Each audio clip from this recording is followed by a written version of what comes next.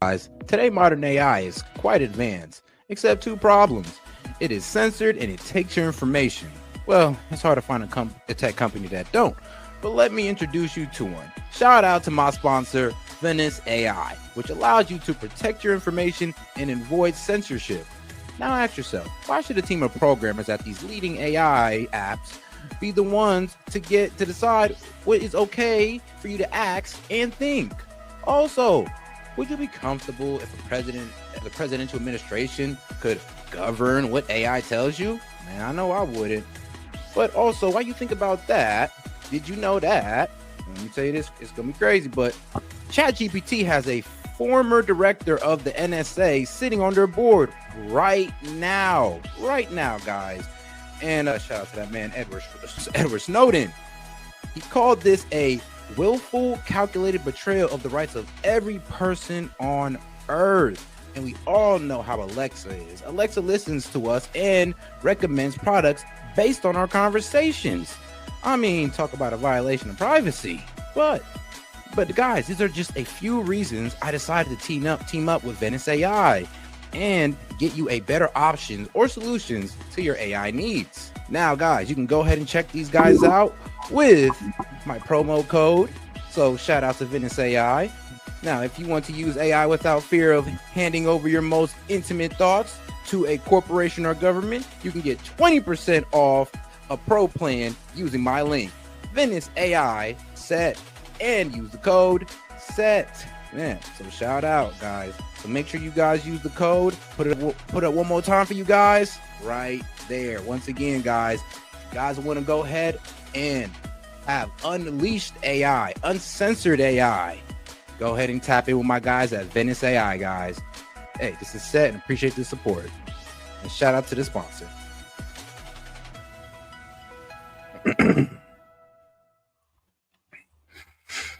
And all right, guys, let's get right into it.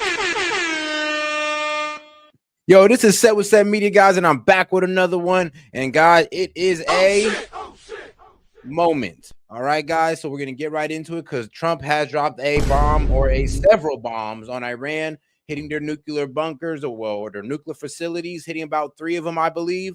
Let's get right into it, guys.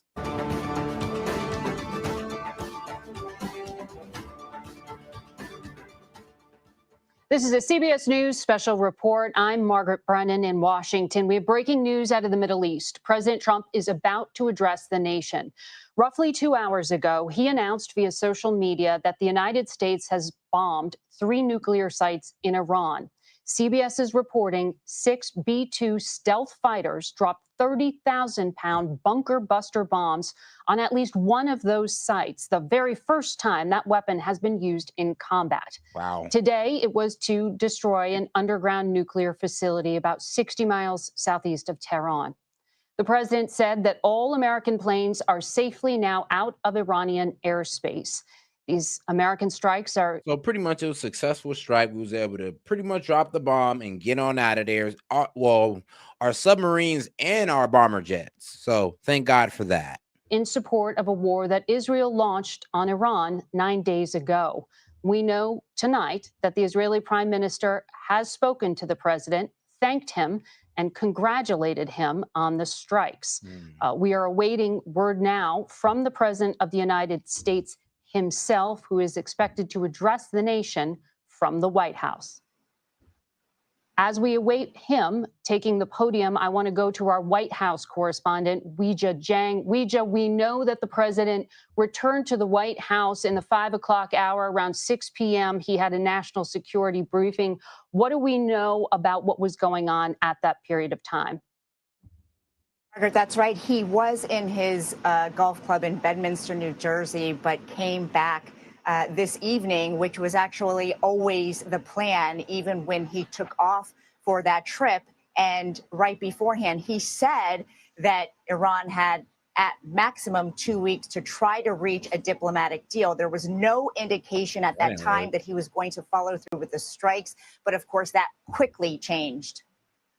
We see the president now. The U.S. military carried out massive precision strikes on the 3 key nuclear facilities in the Iranian regime. Fordo, Natanz, and Esfahan. Everybody heard those names for years as they built this horribly destructive enterprise. Our objective was the destruction of Iran's nuclear enrichment capacity and a stop to the nuclear. Which, if we hear from, Iranian news themselves, that they have this word to say. Yeah, it didn't look like we did too much damage on that. تنها بخشی که در Only سایت part at هسته‌ای the فردو آسیب دیده nuclear این site تونل‌های was- ورودی و خروجی بودند و آسیبی به خود تأسیسات So he's pretty much saying that the main nuclear facility that we was hitting, only the entrance and the exits were damaged. And this comes from Iranian news. Like I say, take it with a grain of salt, because why the hell would they tell us, right? But to be fair, you gotta show both sides. تنها بخشی که در سایت هسته‌ای فردو آسیب دیده این تونل‌های ورودی و خروجی بودند و آسیبی به خود تأسیسات تنها And all right, بخشی let's که get در right back to our سایت man Trump. Nuclear threat posed by the world's #1 state sponsor of terror. Tonight, I can report to the world that the strikes were a spectacular military success. Iran's key nuclear enrichment facilities have been completely and totally obliterated. Iran, the bully of the Middle East, must now make peace. If they do not, future attacks will be far greater and a lot easier. For 40 years, Iran has been saying death.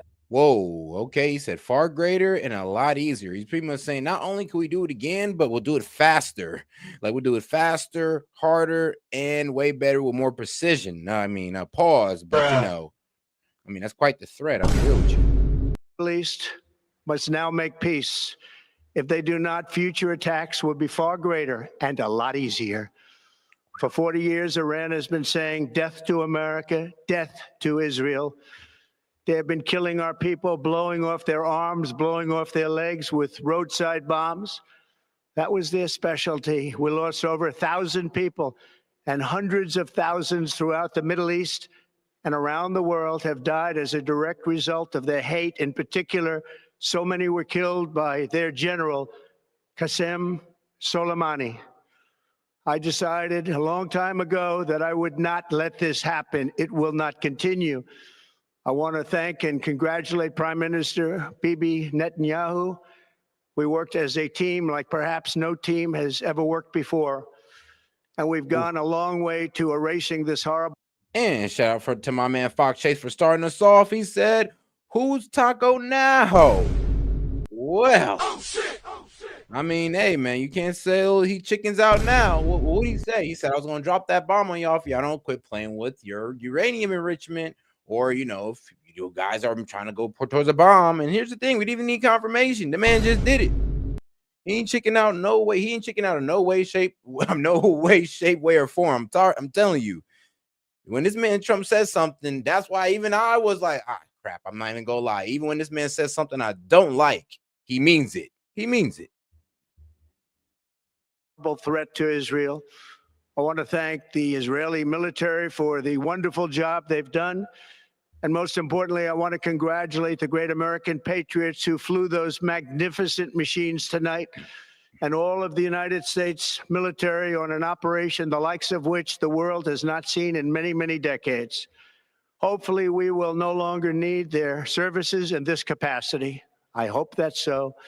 I also want to congratulate the chairman of the Joint Chiefs of Staff, General Dan Raisin-Kane, spectacular general, and all of the brilliant military minds involved in this attack.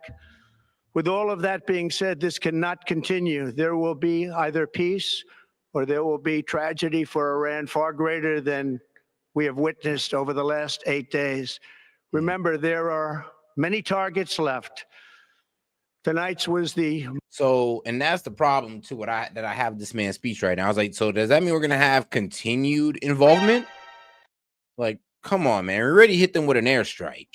At this point, there is already U.S. involvement. We already took one of our guys, flew him out there, and dropped the bomb on these guys. That's U.S. involvement right there. So is Trump pretty much saying that yes, there could be further U.S. involvement? If what? Most difficult of them all, by far, and perhaps the most lethal. But if peace does not come quickly, we will go after those other targets with precision, speed, and skill. Most of them can be taken out in a matter of minutes. There's no military in the world that could have done what we did tonight, not even close. And in a matter of minutes, and that's exactly how it happened. I mean, like I said, they're like they seen the bombers dropped off, and they dipped right out along with the submarines as well. Because trust me, we had also they had naval support as well, just in case something tried to happen to the bombers. I believe, just in case. And shout out to my man Monty, man. He done dropped the baller alert on everybody. Appreciate the support, my man. And he says, love him or hate him, he is your president. I mean, and that's the cold facts about it. And here's the thing, I voted for him. And I was always quite honest with my view of Trump on, I love what he does at home, but his domestic policies could use some work and could be a less, Zion-y, but it is what it is. There's never been a military that could do what took place just a little while ago. Tomorrow, General Kane, Secretary of Defense, Pete Hegseth will have a press conference at 8 a.m. at the Pentagon. And I want to just thank everybody, and in particular, God. I want to just say we love you, God, and we love our great military. Protect them. God bless the Middle East. God bless Israel, and God bless America. Thank you very much. Thank you. All right. That's so. I also want to. President of the United States walking away from the podium there where he had been flanked by the Secretary of State and National Security Advisor Marco Rubio. Now let's get into what Benjamin Netanyahu has said, because he also has some words. So let me go ahead and get over to that real quick. The Secretary of Defense and his Vice President announcing and congratulating the military on what he called spectacular military success in these strikes that were carried out inside Iran earlier today. He said the sites were, quote, completely obliterated. Now, he did seem in those remarks as according to Iran media, that the sites weren't completely obliterated. They just effed up the front and door and the back door, pretty much the exit and the entrance to the facility, and there's been no real damage done. But like I said, it's coming from Iran's media, so you could take it with a grain of salt, or you could take it as factual. It's up to you. Not to completely close the door on further military action. He thanked the U.S. military and said that he hopes that their services won't be needed again.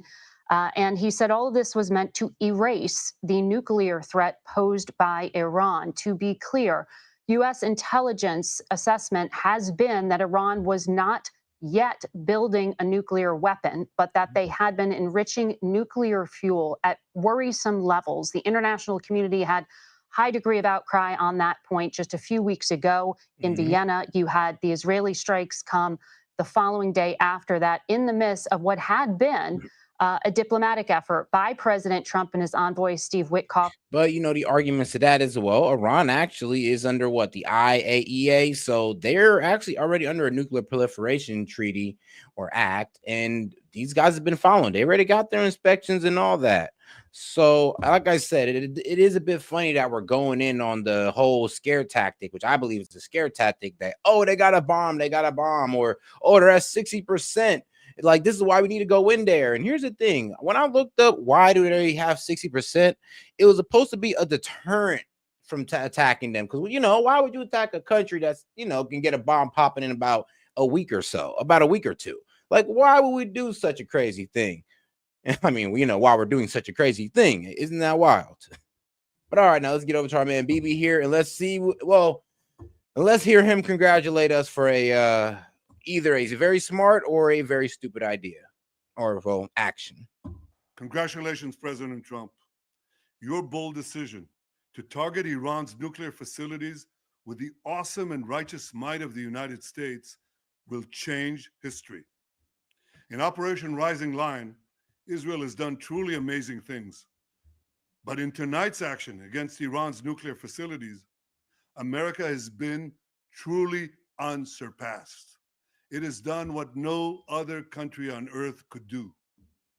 History will record that President Trump acted to deny the world's most dangerous regime the world's most dangerous weapons. His leadership today. All I know is that when we go in there, if we put boots on the ground and there are no weapons of mass destruction, I swear to God, that's what I'm condemning Trump all the way out. Full on condemning. I'm like, nope, we fell for it again. You fell for it again. And now you bushed it. Has created a pivot of history that can help lead the Middle East and beyond to a future of prosperity and peace. President Trump and I often say, peace through strength. First comes strength, then comes peace. And tonight, President Trump and the United States acted with a lot of strength. President Trump, I thank you. The people of Israel thank you. The forces of civilization thank you. God bless America. God bless Israel. And may God bless our unshakable alliance, our unbreakable. You know, a guy who's pretty much committed all types of war crime. Remember this.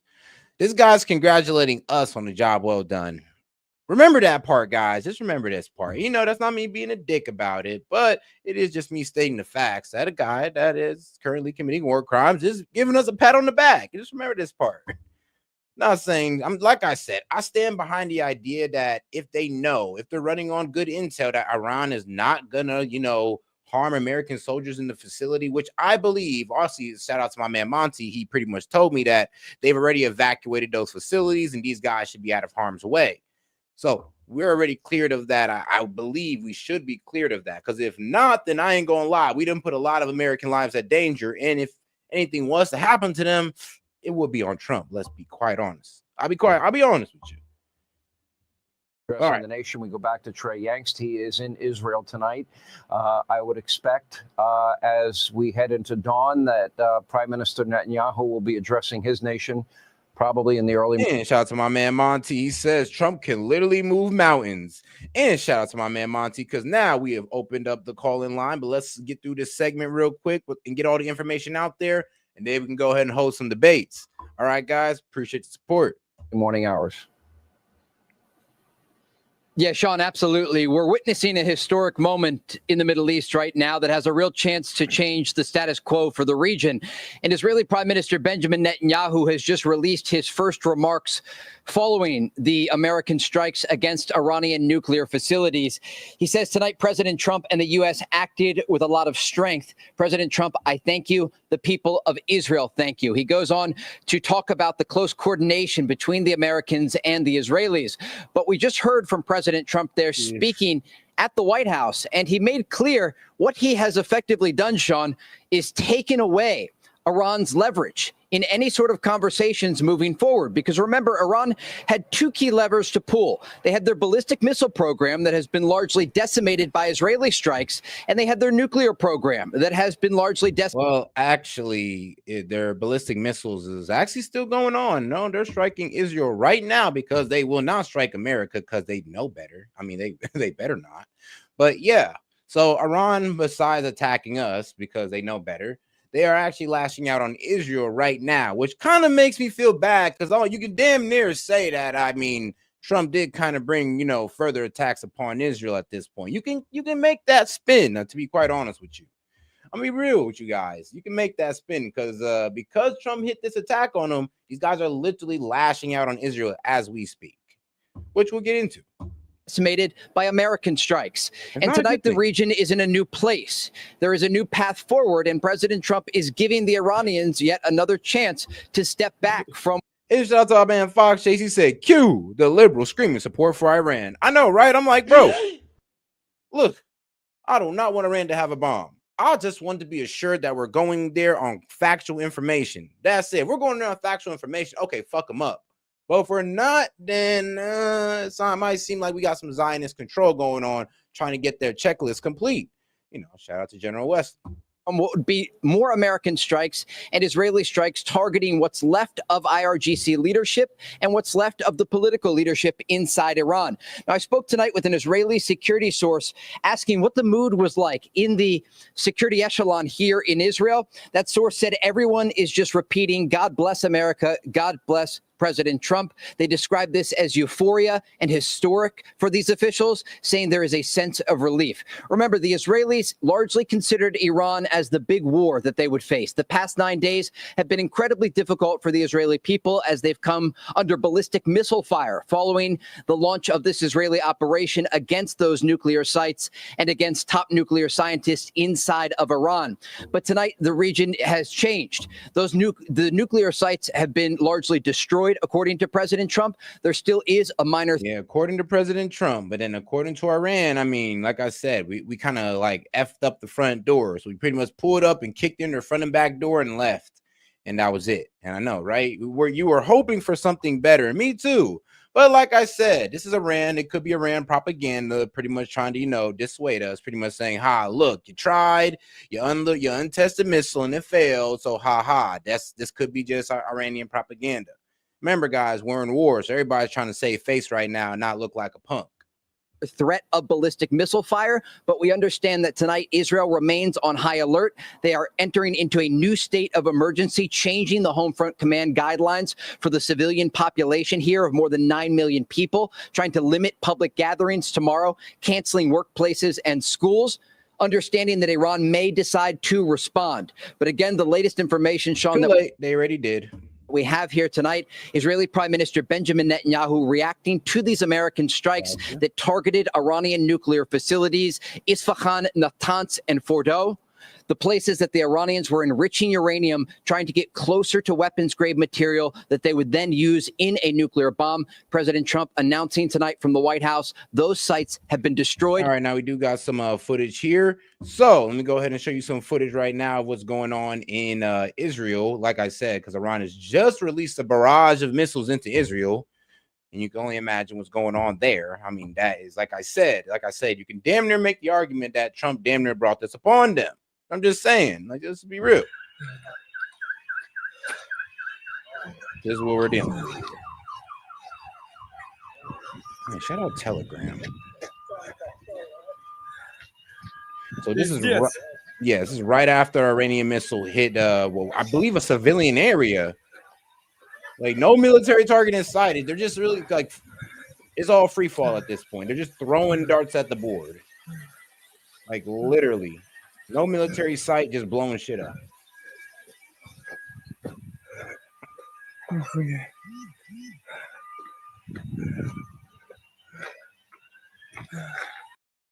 Yeah, it's gotten pretty crazy out there. There's more footage that will be coming in later on throughout the stream. So make sure you guys tune in and double tap that screen and like the video. All right, let's get right back to it. And Iran no longer has the leverage that they had just 24 hours ago going into any future conversations with the Americans or the Europeans across the world. Sean? All right, Trey Yangst in Israel tonight. We'll get back to you. Hey, Sean Hannity here. Hey, click here to subscribe. And all right, now let's see what the left has to say about this. So let's go over to MSNBC. Shout out to MSNBC because you know that, they're not their favorite Trump guys. So let's see how they try to spin this, or hopefully, I mean, I ain't gonna lie. At this point, the left and the right's honestly been in agreement about this whole Iran thing. Now, considering the outcome of this attack, who knows how these guys might try to spin it. They might use this, or they might use like my arguments like mine against Trump. Like, yo, yeah, this our base, half of the MAGA base is not okay with this. We wanted no intervention, period. This crosses that line of intervention. So I am honestly a little bit upset at Trump. But if it turns out well and he's making a master move that I just couldn't foresee, I mean, all right, it is what it is. As long as American lives don't get caught up in it, I am perfectly fine with it. General McCaffrey, tomorrow morning at 8 a.m., Donald Trump announced a news briefing at the Pentagon with his chairman of the Joint Chiefs, General Kane, and his Secretary of Defense, Pete Hegseth. What do you expect we will hear from them? Well, for one thing, I'm sure they're going to reinforce the president's message. I think from a strictly military perspective, this was a decisive, bold, consequential attack. Iran was in a weakened condition. The U.S. had the technology to carry out what is probably a long-term impact on Iran's nuclear program. So I was surprised he ordered the attack. But I think it was in many ways a bold and good move certainly for Israel and to some extent for the United States. Now comes, and by the way, the reason I was surprised, I think it's a political disaster for him. His own party's split apart in the issue. The Democrats oppose it. The American people oppose it. And it presumes there won't be an Iranian counterstrike. I can't imagine why in the next 72 hours, even in their weakened state, they don't come up with a series of moves which should then generate, in my view, commitment of U.S. air and naval forces. This is why I have that view as well. Like, I mean, how is this not going to lead us into a war? Like, tell me, like, guys, please break it down for me, because if they, like, here's the thing, we attack them, they attack us, now we attack them on the ground, and boom, we're now in the whole conflict because we kind of started it. This was with Iran versus Israel. Then it became a 2v1 of Israel, America versus Iran, and now things get out of hand because we said we don't want to get into no conflict with Iran. We said we don't want to be the ones backing Israel. We've all stated this, but here we are doing exactly that. This is why there's division in the MAGA group right now. And it's quite understandable. And there's, the guys who are supporting going like, come on, guys, let's relax. Let's trust in the president. And I get that. I do believe in trusting the leader, but I'm just a bit weary. That's all. What can I say? I gotta like put it out there. To attacking Iran. So we're at war with Iran. And shout out to my man Monty for gifting 5 subs. And he says, open debate lines. You just got to donate. Yep. If you donate $1 or more to the stream, or if you become a member, you can go ahead and hop up on here. We'll go ahead and host a debate. Or if you just want to get your words out or your ideas out there, I'll be happy to host a call. All right, guys, let's get right back into it. Right now. We'll have to see what happens. The other thing I would also assert, though, is you cannot destroy the Iranian nuclear program. You can set it back a year or 10 years, but the people, the technology, the knowledge is all there. The North Koreans, a primitive state, now have a viable nuclear attack capability on the United States. So we're headed for troubled waters. It might be an incentive for negotiations in the coming months, but tomorrow is going to be a dangerous day. Man, it's interesting. You just said we are at war against Iran. It is a sentence that Donald Trump did not utter in his remarks. Do you think he believes or sees the country at war with Iran? And just now coming in, more footage from Tel Aviv, I believe. Because the last footage I show you was a Harfa or Harfia. I forgot. I don't know. It's a place in Israel starts with an H. Okay, I think it's Harfa. I believe that's the pronunciation. This is from Tel Aviv. So yeah, shout out. Now let me go ahead and turn the sound up on here because I did not see that.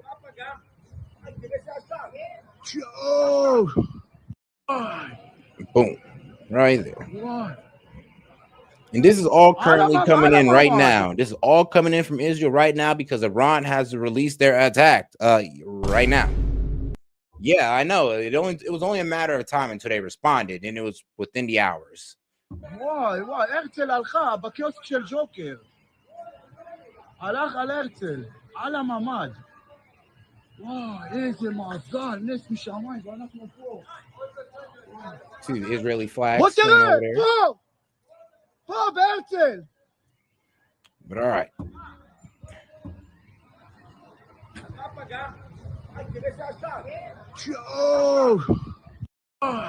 All right, let's get right back to mainstream media, though. No, I think he believes this was a one-off, and he's hopeful that they'll now come back to the negotiating table. I think he's probably incorrect on that. Again, I would assert that the Iranians have very few viable military options, one of which is, however, to close the Persian Gulf, affect the price of oil dramatically, conduct terrorism campaigns against the United States directly or in our allies. Certainly cyber attacks is another possible, even likely outcome of this.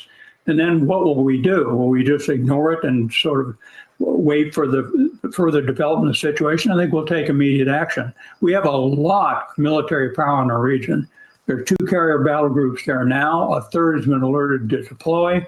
There's a lot of U.S. Air Force aircraft on the ground, not just in Saudi Arabia and the Gulf states, but also in Italy and the UK. So the potential to conduct a significant air campaign against Iran is there. And if they strike us in a significant way, if there's a golden BB that lands on a U.S. Destroyer in the Arabian Sea, then we'll up the ante considerably and almost immediately. What does it mean for the country at large to be, as you said, at war? I mean, that's what I don't like, because we kind of put ourselves in there. So if they attack one of our targets or they attack one of our people, it's damn near Trump's fault. It's like, dog, you kind of put us in it. We had no reason to be in here. Like I said, there's no proof that they were making a bomb. All we got is 60% enrichment, was supposed to be a deterrent, but I mean, look how that worked out for Iran. So it is what it is. And at this point, we kind of made Iran's point to have a nuke, because look what we did. Or with Iran, or on a war footing with Iran. I cannot imagine it will be well received. The Republican Party will rally behind him, I'm relatively sure. And shout out to my man, Dr. Luke. Hey, what's up, Luke? He said, where's the war? Tigers with no claws are soft. Hey, all right, man, shout out. See, you know what? I do love my Patriots, though. Shout out, because they never lose faith. Me, I'm just a bit weird because of what I'm hearing on both sides. But you guys, I love it, man. I love it. Like I said, I have faith in my president. I have overall faith in our army. Like I said, we can beat Iran. It ain't about whooping their ass. Like, I'm not afraid of. We're not afraid of losing. It's just we just know that it's gonna cost a lot of money, and it's gonna go ahead and cost a lot of lives. And here's the worst part: it's gonna ruin Trump's whole economic initiative. So it's damn near we're gonna be put on a back burner. And I'm gonna be real with you, he's gonna Bush it. It's gonna be a Bush moment, and then we're gonna get the Dems again, probably. I hope not. Majority of certainly congressional and governors who are all eyeing future presidential contests. But the American people will wait and see how it comes out. Will we be hurt by the Iranian response? Will this go badly wrong? One thing won't happen. There will be no Israeli ground combat intervention in Iraq. Special ops, Mossad, sure. There will be no U.S. ground troops committed to an assault on Iran. Although if we made up our mind to do it, we could clearly carry out that operation also. So I think what President Trump is hopeful for is very little response and a return to the negotiating table. I'd be dubious that that's the likely outcome in the short run. Yeah, I don't see that happen. I don't know. You're putting bullets on the ground. You know what? I'll give you guys that one. That I don't see happening. Now, consistent air raids, consistent airstrikes until, we hit their target. Yeah, I can see that going down. I can see that continuing. I'm gonna be quite honest with you. That one, hey, keep it rolling, Trump. Keep it rolling on that note. All right, let's get back to Face the Nation while I get pull up some other videos here. He thanked the U.S. military and said that he hopes that their services won't be needed again. And he said all of this was meant to erase the nuclear threat posed by Iran. To be clear, U.S. intelligence assessment had the nuclear threat the only nuclear threat that they have is a 60% uranium enrichment. That is the only threat that they have. Now, there are reports now that came, I believe, last night, where Alex Jones says that, they have the bomb, they have an atomic bomb. It might be already too late. So who knows? Like I said, but that can either be confirmed or denied. As far as the facts go, as far as information goes, they do not have a bomb. Has been that Iran was not yet building a nuclear weapon, but that they had been enriching nuclear fuel at worrisome levels. The international community had high degree of outcry on that point. Just a few weeks ago in Vienna, you had the Israeli strikes come the following day after that, in the midst of what had been a diplomatic effort by President Trump and his envoy, Steve Witkoff, to negotiate with Iran to get them to limit their nuclear program. Those did not result in an agreement, though up until today, I am told the U.S. was trying to reach out. Yet, just a few hours ago, we saw these strikes carried out. I want to go over to the Pentagon now, where our Charlie D'Agata is. And apparently, Charlie, you'll be there early tomorrow, since the president just said there will be an 8 a.m. Pentagon press conference where he will detail these strikes. The Secretary of Defense will. What do we know at this hour? I know Iran is acknowledging and saying that these strikes happened, but that it will not end their nuclear program. Yeah, well, Mark, because I've seen reports too that they've already seen this coming. They've already removed all their important equipment out.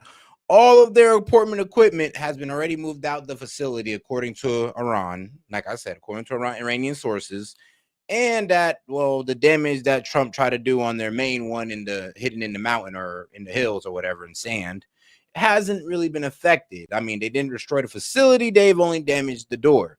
So, I mean, we hit them, but how effective was this hit? And did it hinder them at any way, shape, or form? Because they still got 6% enrichment, and we just hit them. I'm gonna be real with you. We could be looking at a nuclear strike in a week or two, since that's all it takes, right?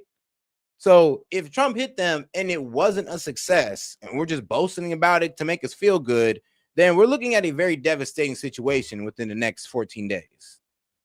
We await that briefing tomorrow. We have had very few briefings here at the Pentagon, so it'll be interesting to see how much detail is shared there. But as it was already... And shout out to my man Fox Chase. He says, now Iran can contract Elon's board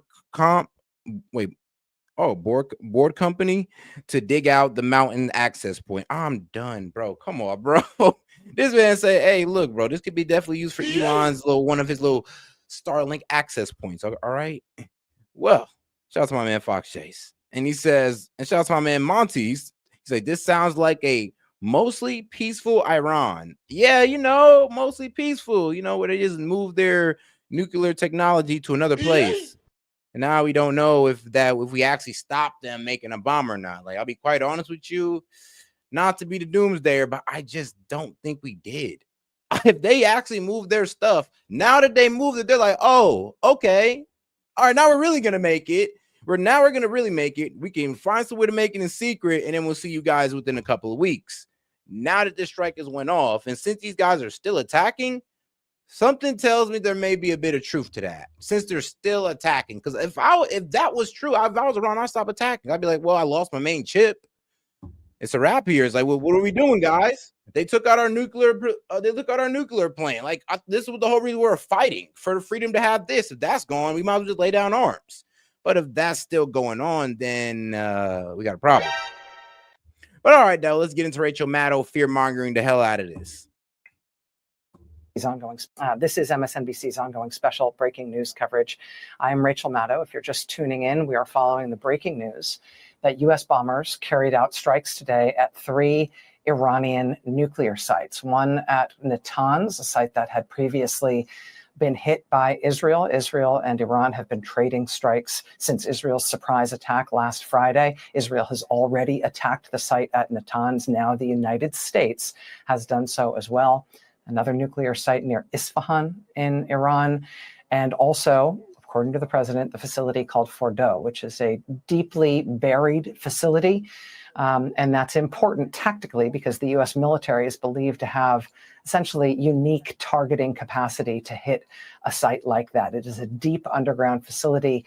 The United States has essentially developed weapons specifically to target facilities like that one. And so these B-2 bombers that have reportedly carried out these strikes tonight in Iran are aircraft with capacity that no other military in the world really has. Now, common wisdom about this president, about the political movement that he leads, is that he is supposedly isolationist, that he is supposedly anti-war. That has never been exactly right. That's always been kind of a lazy common wisdom.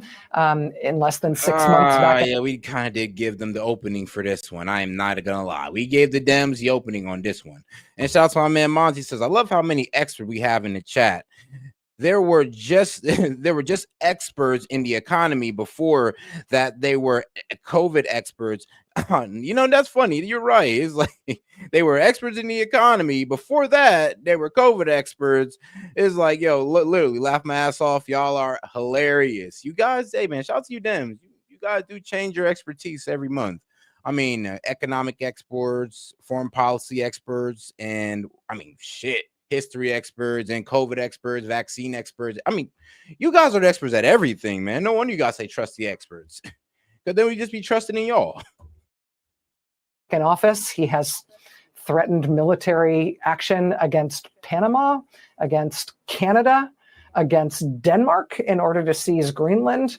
He has bombed Yemen over and over and over again. And now he appears to have entered the United States military into a war in Iran, something that neoconservatives have thrilled to for, I guess, 2 generations now. A lot of commentary around the Trump phenomenon and Trump's politics would suggest that he has risen in opposition to the neoconservatives who have advocated for this type of war since essentially the Iranian Revolution in 1979. But since 1979, the U.S. military has not engaged directly with Iran. But Donald Trump has done so tonight. Donald Trump has ordered U.S. military bombing raids on Iran. We are now in war with Iran. President Trump announced. Nah, you can't really say war until Iran responds or hit one of our targets. And then that'd be considered war. Right now, we kind of just hit them. Right now, they're kind of like our punching bag if we kind of want to or not. And since we're their punching bag, they go make Israel their punching bag. And now, you know, it's like the bully's bullying the bully, and it's like a whole downward spiral of bullying.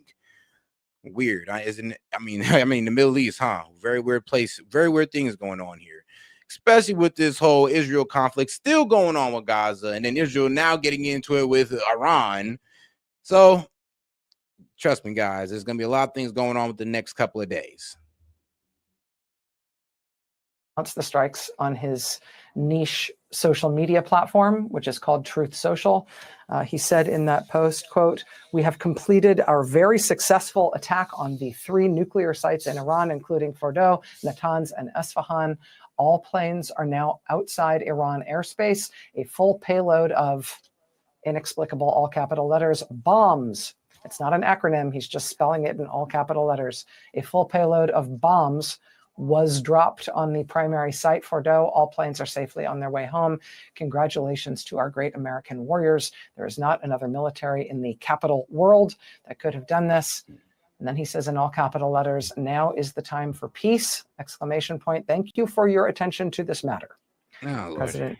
Now, I mean, here's the thing. I think she started crying in this. So let's not go too far, because I hate to see women cry, even if they do look like a dyke.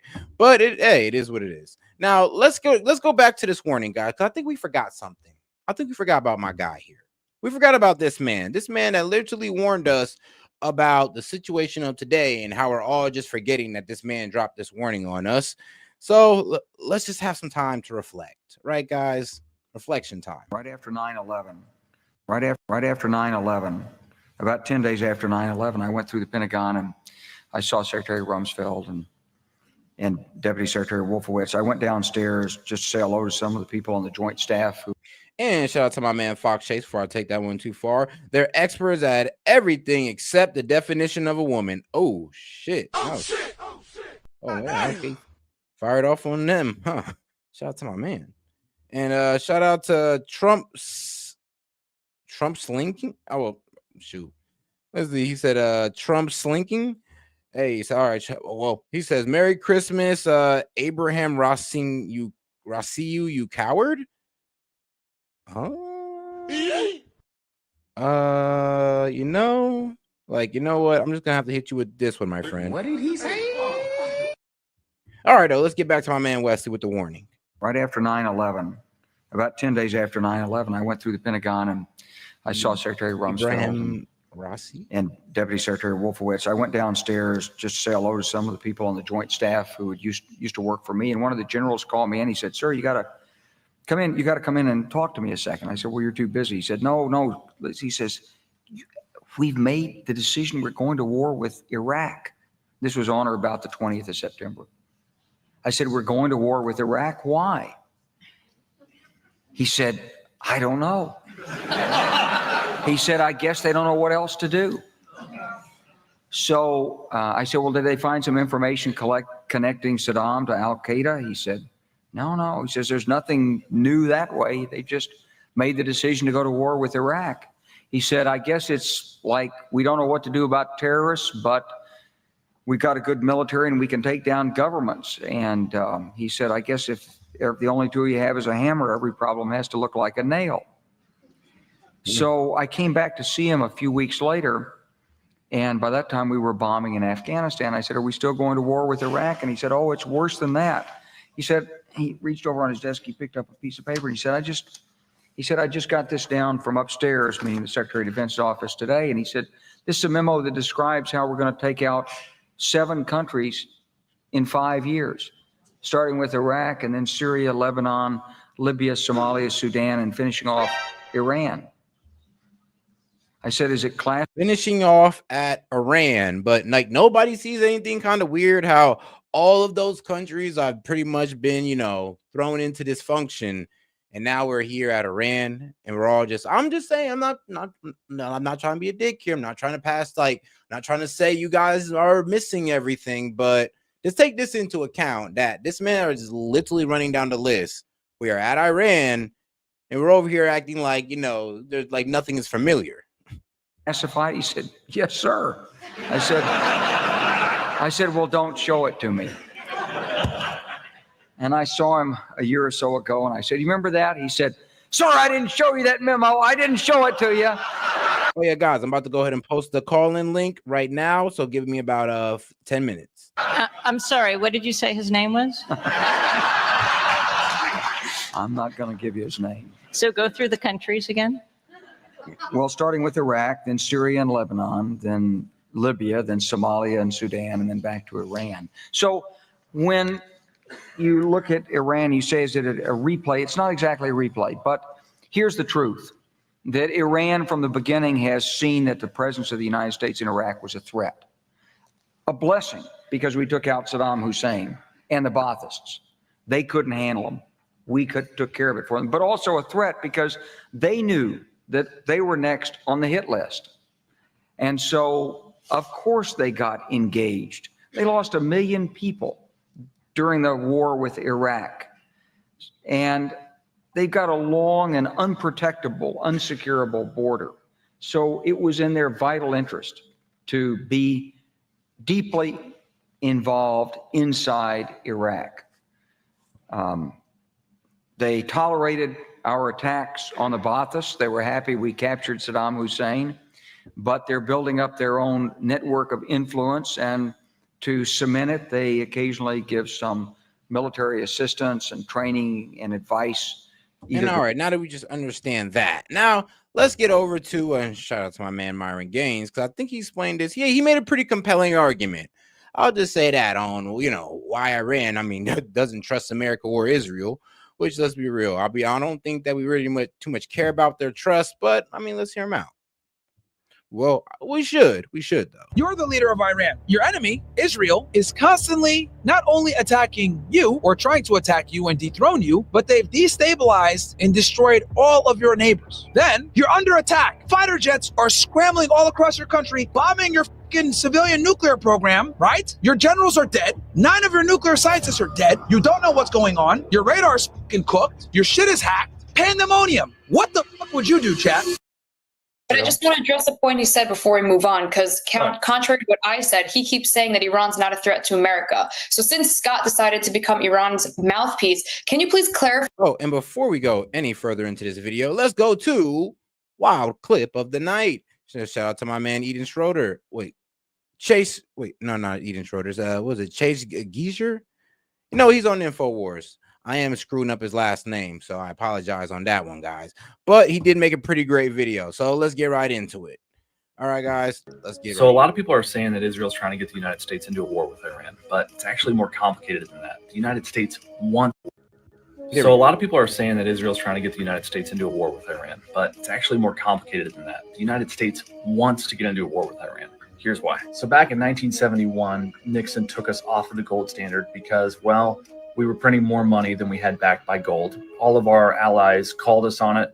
We knew we didn't have the gold to pay them, so Nixon just took us off the gold standard. But since the dollar was no longer backed by gold, we had to back it with something else. So Nixon negotiated the OPEC petrodollar, where he ensured that all the Middle Eastern nations would trade oil using US dollars, which created an artificial demand for the dollar, even though it wasn't backed by anything. This is the reason that we were able to remain the global reserve currency and protect the dollar, despite the fact that it was worthless.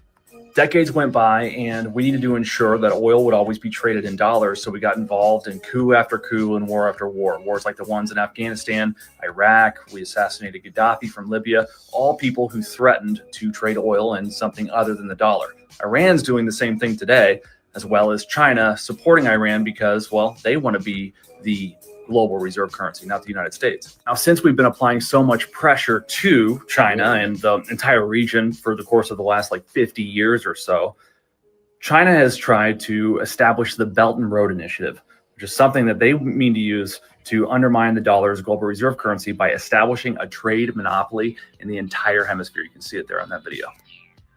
Interesting enough, Bibi Netanyahu, a month before the October 7th terrorist attacks happened in Israel, announced the IMEC corridor, which is meant to go through Saudi Arabia from India and to the port of Haifa in Israel. Now, we all know what happened exactly a month later. There was this terrorist attack, what appeared to be a stand down, which Bibi Netanyahu has used to justify it, basically wiping out every breathing thing in the Gaza Strip. The reason they're committing a genocide over there? Well, it's because you can't establish a trade corridor through the port of Haifa if Haifa, like in this video, is always being bombed by terrorists. So they decided that there was no two-state solution. What they were going to do was just coax them in to commit a terrorist attack and then use that atrocity as an excuse to just annihilate and evacuate everyone from the region to secure Israel for the sake of establishing the trade route to compete with China and save the US dollar. So does Israel want a war with Iran? Absolutely. They stand to make a lot of money off of this. Or, I mean, that's a good argument. It could just be a play for our dollar supremacy. And that corridor. Currency But supremacy. so does the United States. The United States wants this war with Iran because it will be a proxy war with China, which will allow us to establish the IMEC corridor and save the fake dollar for the time being and remain the global reserve currency. So ultimately, all these conflicts in the Middle East have nothing to do with democratic values or religious ideals. They have everything to do with money, money, money.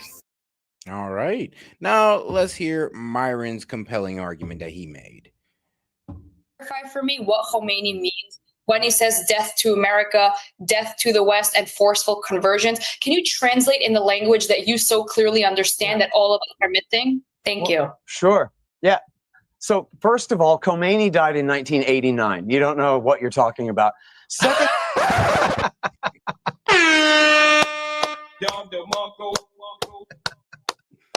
different guy. Let's go!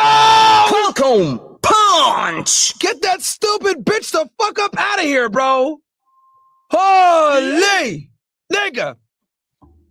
When I first saw this shit, I ain't gonna lie, I watched this shit before. Okay, I'll always admit to you guys if I watched the debate before. This one I watched before, and I also watched the other one before as well. Okay, I didn't watch the Rand Paul part, but I watched this part of the debate. I ain't gonna lie to y'all, bro. When I watched this shit the first time, I almost spit out my fucking. I was drinking like one of those liquid deaths, and you guys know it's like sparkling water. I almost spit that shit out, bro. When I was in bed and I was watching this shit, I just almost spit out my fucking sparkling water, bro. Nigga, absolutely sauteed this bitch. Fatality. Because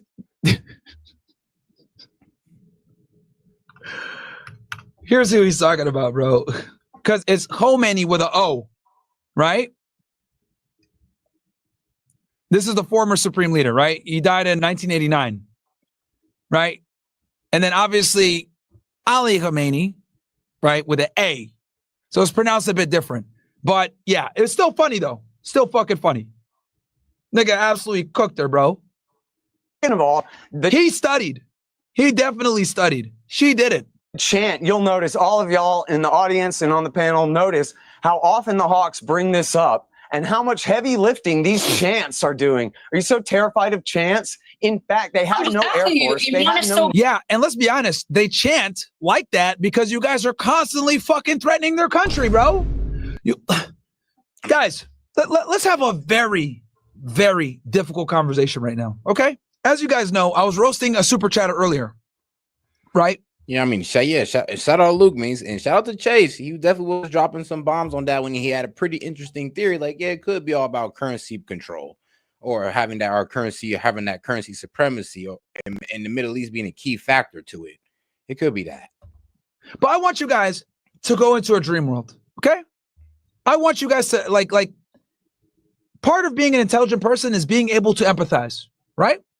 Let's go into this dream world.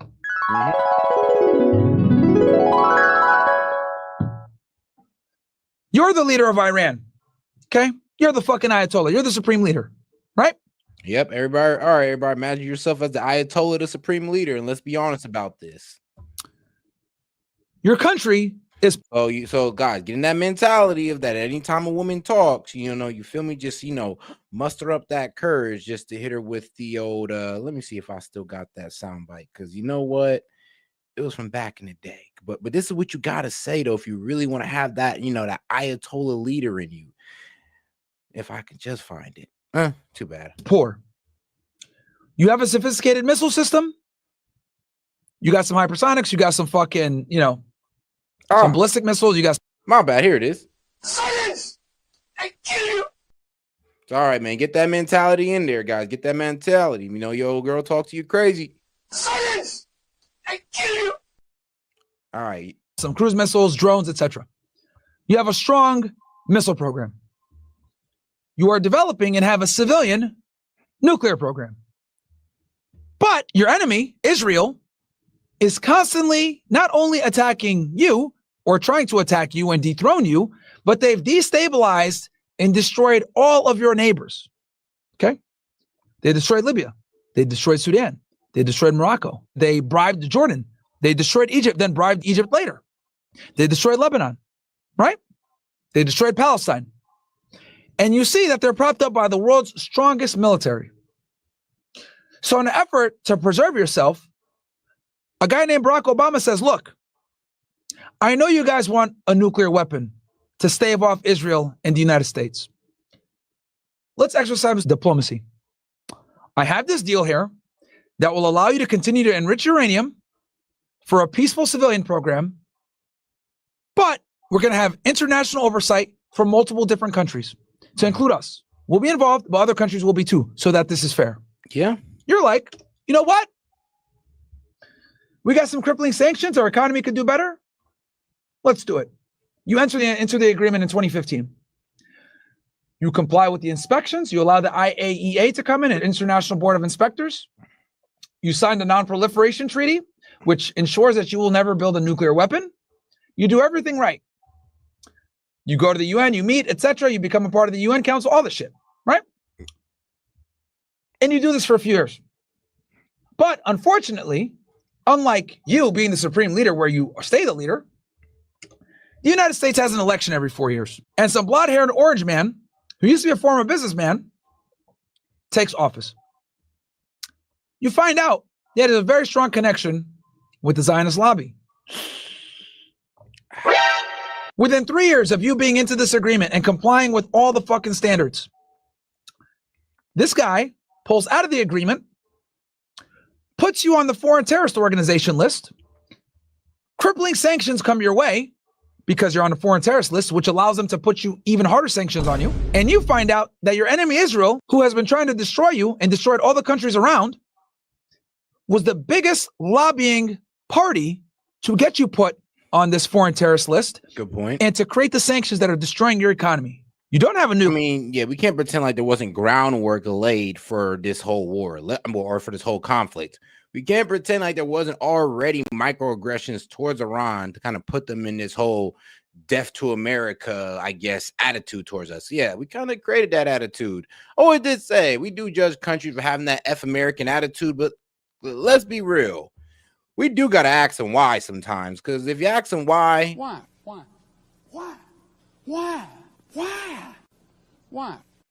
they usually have a good reason. Nuclear weapon, and you know that invasion is imminent.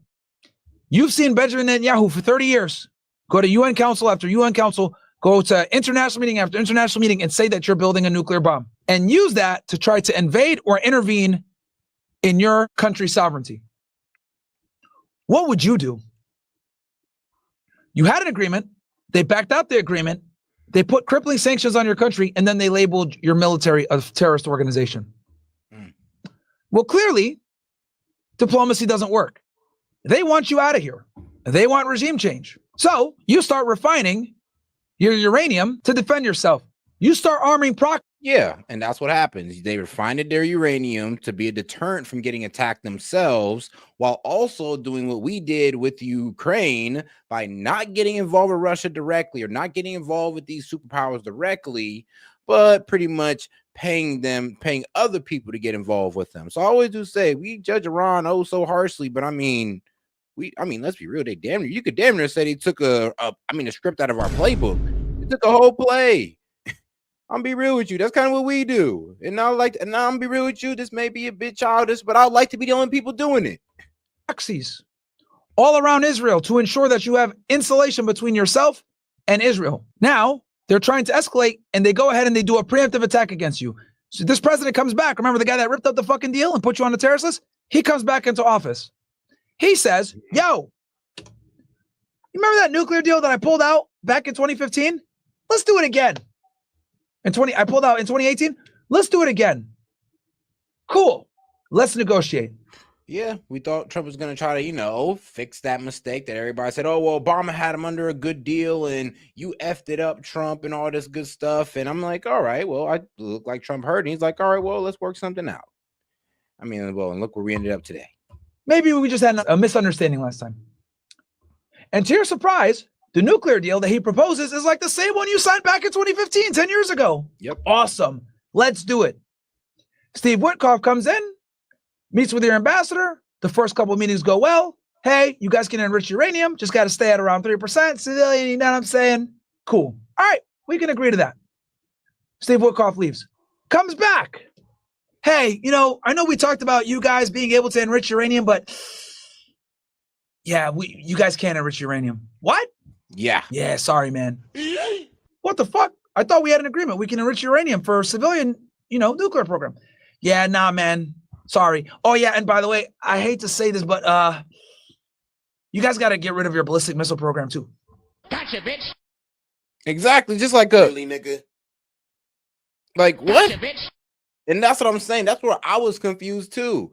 When they first made that proposal, it's exactly what Myron said. It was like, yo, we was working things out. We was going to let them do a little bit of enrichment. We was going to monitor it. Everything was good. And then all of a sudden, everybody's coming out like, all right, they can't have nothing. They got to take everything apart. I didn't know about the taking apart their ballistic missile program or their ballistic missile. That's absolutely insane. You're pretty much saying be defenseless. It's wild, but shoot, if Israel has a right to defend itself, damn, doesn't Iran have the right to at least have the weapons to defend itself? What? So you guys are saying that we can't even enrich it for civilian purposes and we have to get rid of our missiles? So we have to make ourselves sitting ducks and get rid of our only ability to defend ourselves? Yeah, it's kind of how this deal's going to go. We told you guys that we would not agree to anything that would not allow us to at least enrich uranium on a civilian level. Yeah, I know, but... And shout out to my man T. No. He says Iran has had a death to America attitude since the 1970s. This has been decades of this ever since their coup took over in Persia. But let's be real, though. There's been a constant change in leadership since then. So, and at a certain point, I don't think that each and every leader carried that idea. And then let's be real, at a certain point, we gave them a reason.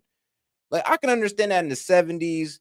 All right, there was really no need for it. But then as we were working up towards a better relation with Iran, it's kind of unfair to throw this at them when they were just trying to be peaceful with us, but we kind of just turned the tables on them. I hear what you're saying with the whole death to America stuff, but it is basically propaganda into leading us into war with Iran because it's almost irrelevant to the conversation. They were working things out with us. They were under a nuclear proliferation treaty. They were doing everything right. I just don't get why we attacked them. Trust me, bro. I really don't. I agreed to that, but I went back. I talked with Donnie and, it was the Israelis, wasn't it? Nah, man, it's just us. Really?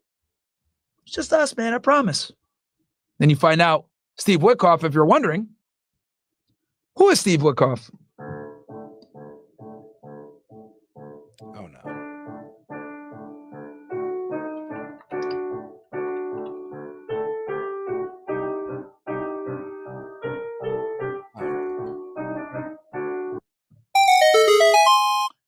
Every single time, chat. This is the guy that's negotiating with, by the way. So first it was Who's the, every single. Let's see. Witkoff, who is Jewish, was born in the Bronx, New York, and was raised in. Okay. He's hinging on the. Oh wow. Okay, yeah, he's hinging on that part. Single time, chat. This is the guy that's negotiating with, by the way. So first it was you can have your civilian program.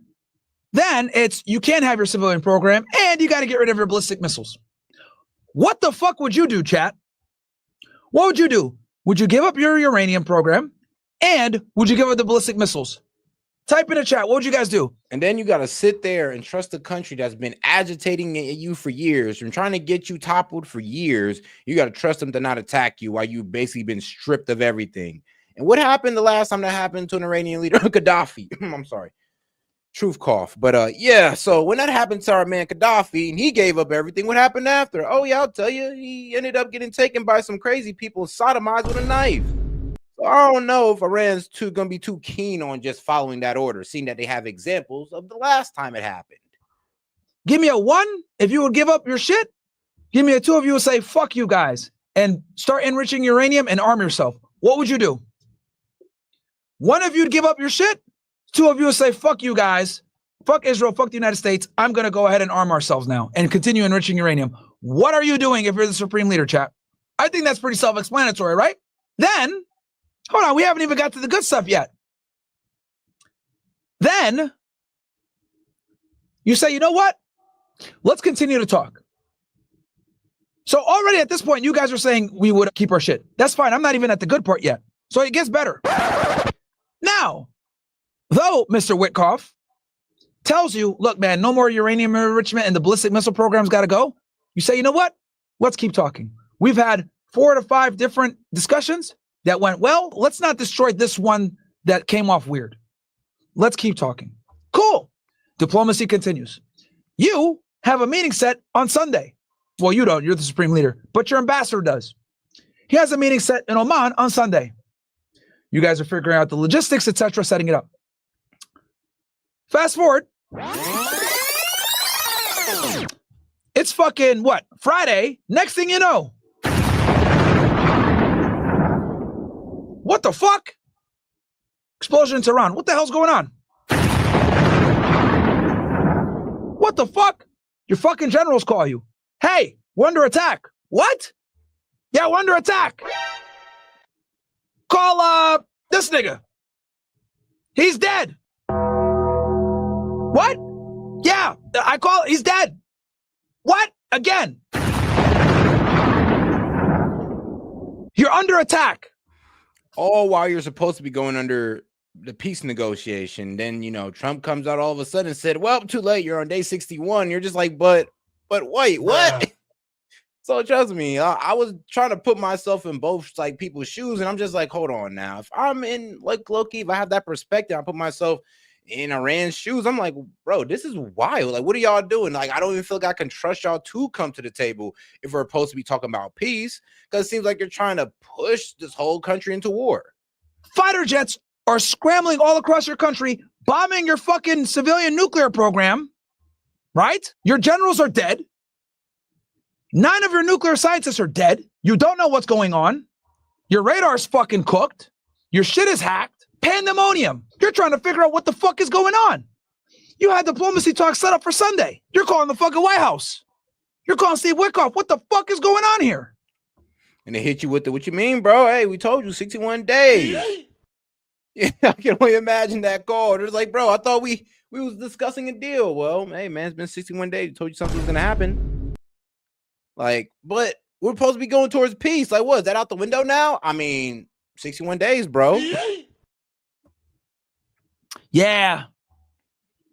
About that. Yeah, man, the Israelis, you know, they wanted. We told you 60 days, bro. We told you 60 days. Didn't we have a meeting in 2 days? Yeah. Sorry, bro. Yeah, we did. Click. Yeah, we did, but that's outside of the 60 days. I can only imagine that conversation. Like, bro, them just being crossed.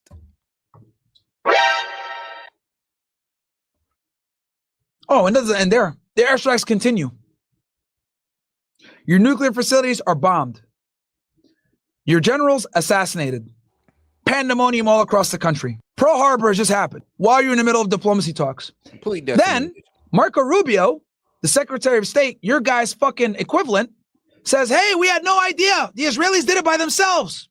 True. Trump says we had nothing to do with it. Next day, Israelis come out. No, America knew exactly what we were doing. What are they talking about? They knew exactly what we were doing. Yeah, baby threw us under the bus on that when they said, yeah, America coordinated. We was in contact with them, man. What you mean? Man, they high-fived us on the way out. I'm like, God damn it. Knew it was going to happen. What? So the people that we were negotiating with knew that there was an imminent attack against us? Yeah. Then Trump, because he's a fucking egomaniac, comes in the next day and says, yeah, we knew they were going to attack. We let it happen. Now, given all those facts, would you guys give up your uranium program and your ballistic missile program? Give me a 1 if you would give it up. Give me a 2 if you would say, fuck you guys. We are going to rain fucking missiles down on Tel Aviv. Which one are you doing? Hypothetically. 1, you're giving up your nuclear program and your ballistic missile program, or number 2, you're going after fucking the Israelis. Which one? And you know what? I kind of want to ask my man, Monty. Yo, Monty, how you doing, big dog? What's up? Man, it's all good. So you heard the whole spiel. What would you do if you were the supreme leader and that was just everything like that just got laid out before you? Hey, here's the thing. I'm not the supreme leader and I'm not chanting death to America. He said 60 days. That doesn't mean scream and cry like a toddler because you didn't listen and you got your ass whooped.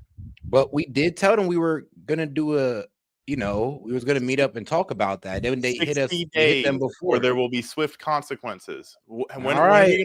Now, I understand the 60-day argument, but then we can never say that we try to make peace with Iran if that's what the type of time we did. We've been trying to make peace with Iran for 40 years. It's not. Have we by destabilizing all their partners? And have we? They chant death to America for a reason now. Hey, they said death to America even when even when Obama tried his appeasement. They said death to America then. We tried every different way, and so what? I don't have sympathy for them. It's not my country. I don't care. America first. So I guess you couldn't put yourself in the perspective. No, I absolutely. So he's trying to argue on emotion, and how would you? No, it's not really an emotion. I'll be honest with you. Yeah. Like, how would you feel? Perspective. Yeah, perspective. I don't have that perspective. I'm not living under a dictator. I'm not living in Iran. I'm not trying to enrich uranium and chanting death to America. So I can't have that perspective.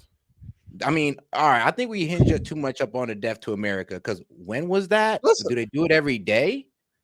Iran. Obviously, we don't know. That's the thing. No. Al Jazeera. If you watch Al Jazeera and you watch different broadcasts, there is propaganda going out every single day, radicalizing Iranians. It happened during Bush's term with Baghdad Bob. Oh yeah, there's no Americans here. While there's bombs going off in the background, they lie to their people, they radicalize their people, and you have generations of people that want to kill Jews and kill Christians. I can agree with you that Israel is getting their nose into shit and starting shit, and we should get away from Israel, yes, and that probably would stop some of it. But I don't make those decisions. I live in the world that we live in right now. They're actively attacking us. Well, if I was the supreme leader, and like I said, I just put myself, because if I was in Trump's foot, if I was in Trump's in his position, honestly, I'd have just put Israel to the side and I'd have waited to get this deal off. I'd have just went with the enrichment, and that'd have been period, point blank. Everything would have been done. But if I was the supreme leader, if I was the supreme leader in Iran, I kind of feel where he's coming from. It's like I literally feel it. I'm be honest with you. I was like, all right, I get where you're coming from at that point. I feel if you're telling me that we got to work with the people that's been trying to destabilize us for years, and you're kind of backing them up, and they're over here pretty much going off a strike, saying, oh, well, they went off this strike. And remember, we did come out saying that, oh, we had nothing to do with this. Then we doubling back, talking about, oh, well, now we're putting our stamp on this. Everything was just funny from the get. That's called a psyop. That's called psychological warfare. We're playing psychological warfare against our enemy. But then, can we ever say we try to have peace with Iran? Then could we? We were playing sneaky. You can be working towards peace and still fighting a war at the same time. Like it. Yeah. That you should be working towards peace. Now, if I guarantee you, if on day 59 they had struck a deal, none of this would have happened. None of this would have happened. Trump does exactly what he says he's going to do. And I mean, here's the thing. Okay, no, on that point, on the day 61, I hear your point on that. It's a little extreme. I do hear your point. Yeah, I hear your point, but because then even to bring it back to the what about the deal what about where we switched up? Wouldn't be fair to your argument, because you are right about the 61 days, but it does seem like we intentionally pushed them past that 61 days when we came with them and said, all right, you could have a little bit of nuclear proliferation. I mean, a little bit of nuclear enrichment. It's all good. Then we came back and said, no, you can't do it at all. And you got to take down your ballistics program. I'm just like, we were asking. It kind of sounded like we were asking for it. The way I see it set is, if Iran wanted peace, they would have figured it out on day 3. I mean, they did. And that was peaceful to them. I mean, is it not peaceful for Iran, for them to be like monitored, and we just look over their nuclear program and make sure that they're not going towards a bomb? That was the deal. Iran they went back and said, nah, F that. Take your missile defense down and take down your nuclear program. Like, so Iran is the old saying: if you give them an inch, they take a mile. If you give them an inch, you can do it for peaceful purposes. Now, mind you, they say on one hand, we were doing it for peaceful purposes, yada yada yada. We didn't go above 3%, but suddenly they're at 60%. So yeah, they're showing you what they're showing you the fake grocery stores in North Korea. Meanwhile, in the background, they got another site that's developing weapons. But they had I'll say this, due to the aggression in the area and due to the fact that we've tried to overthrow them, they've tried to go at Israel. It's been like I said, it's mudslinging on both sides. The 60% was supposed to be a deterrent, but now we're being led into it because of it. And then here's the thing, it don't even make sense on his face while we're going in, because if we know they're 2 weeks away from it, why the hell are we going in? That's why it's supposed to be a deterrent, because they can make it like within, who knows, a week or two. Not anymore, they can't. We don't know that. The way Iran's speaking, they're saying that they moved it out. And of course they're going to say that. That's what I'm saying. We won't know. That's the problem. We won't know. All right, you know what? In 2 weeks, if nothing happened, then cool. But if 2 weeks and these guys are still going at it, if we're not bombed, Loki, man, I ain't gonna lie. If we're good in 2 weeks, then yeah, then we're good. But if it is true, and Iran was able to get all their stuff out there, and they're doing it somewhere else, then they are definitely now making a bomb for sure. Now, for sure. I mean, yeah, for sure. And then we'll go kill that too. Yeah, we'll go find that one. We'll go drop a bomb on that. And I mean, like I said, it's like, who knows how far this will go. The point is I don't think we're going to get into a ground war unless everybody starts trying to jump in. This is going to be a warheads on foreheads mission. It's going to be a nice until they surrender. It is going to be a 2-on-1. I'm not even going to lie. It is a 2-on-1. But all right. What are you doing? Hold on. Shout out to my man Vladstein. He says we were allies with Iran in the 70s before the Ayatollah. Before the Ayatollah, exactly. And we can go back to that. I want us to go back to that. Yeah, I mean, we could go back to that. We let them have some nuclear energy and, I mean, some missiles, like not try to strip them bare and then leave them out there with their worst adversary in the Middle East, having all the missiles and nukes. Do them like we did Japan, take everything away from them and pay for their defense. Oh, we ain't doing that for them, though. Come on. Oh, no. Think about that. Bro, the neocons, no. I know it's a great idea, bro. It's a great idea. But the neocons is going to lose their shit spending taxpayer dollars on Muslims, bro. I wish I ran things because that's how I would do it. Because it is a great idea. I'm like, yeah, that would be smooth. I mean, shoot, but give them protection, and then we can make sure they're only doing nuclear energy. So you do have a point, but oh no, they're not going to ever do that. For some reason, we want Iran's regime toppled. Now, I'm not sure if it's for the best or is it for the worst. I think also to what your last video is saying, honestly, if this is all about currency and holding our dollar, people do not understand the implications behind what was just said there. They want to hold our dollar strong. That means you don't go hungry. That's what that means. That means Americans don't go hungry. Yeah, and that's why I said I could believe that. Like currency control is like for the betterment of everybody. Yeah. Like sometimes I don't even mind a duplicitous action on when they say, oh well, to keep our dollar. I'm like, well, we can't let the dollar fall. We all broke here. So yeah, don't argue against your don't take my dollar out of your own like, mouth. Sorry. Yeah. Like unless we go to go back or something overnight, sorry though, we gotta let them have it. We gotta give it to them when it comes to anybody threatening it. Like it is what it is, and it is trying to take food out of everybody in America's mouth when they threaten our dollar. Yeah, I think we all know what the fuck anybody would do in that situation. Boom, boom, boom. Oh wow, this guy's wild. Wild shit. This is what you get for all your evil deeds. Yep, I think what we would all do, nigga. Now again, okay. Am I sitting here condoning violence? No. Am I saying I hope fucking the Israelis die? No. But what I am saying is I have the ability to not be a fucking retard and put myself in their shoes and see what's been going on. To be a good negotiator, you must negotiate from the position of your opposition so that you know what they're thinking about as you're making your proposals. Exactly. I agree. And that's exactly... I am saying everything that I said with all of that in mind. I know how weak Iran is. They don't get to make demands anymore. Man, I mean, unless they try to, you know what? They don't. They really don't. And like I said, if we're just going off of what these pro-Iranian guys are saying, they're saying, oh no, Iran's actually together now and they're united and all this good stuff. But then you hear the protests. It's like, here's the thing.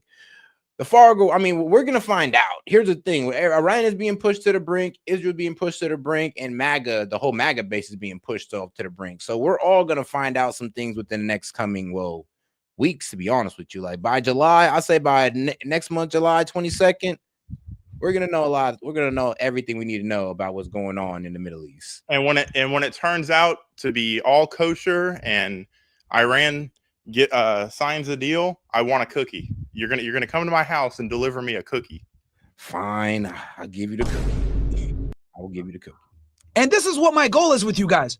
I want you guys to understand the other side. We understand the Western side. We hear that in our media all the time, but they rarely ever tell you the other side. So look, man, our foreign policy is retarded, and we let the Israelis put us in really bad situations. And if we actually want to work towards peace, we can't be doing dumb shit like this and letting a rogue country like Israel, who doesn't give a fuck and is currently doing a genocide, we can't have them leading our foreign policy because they are.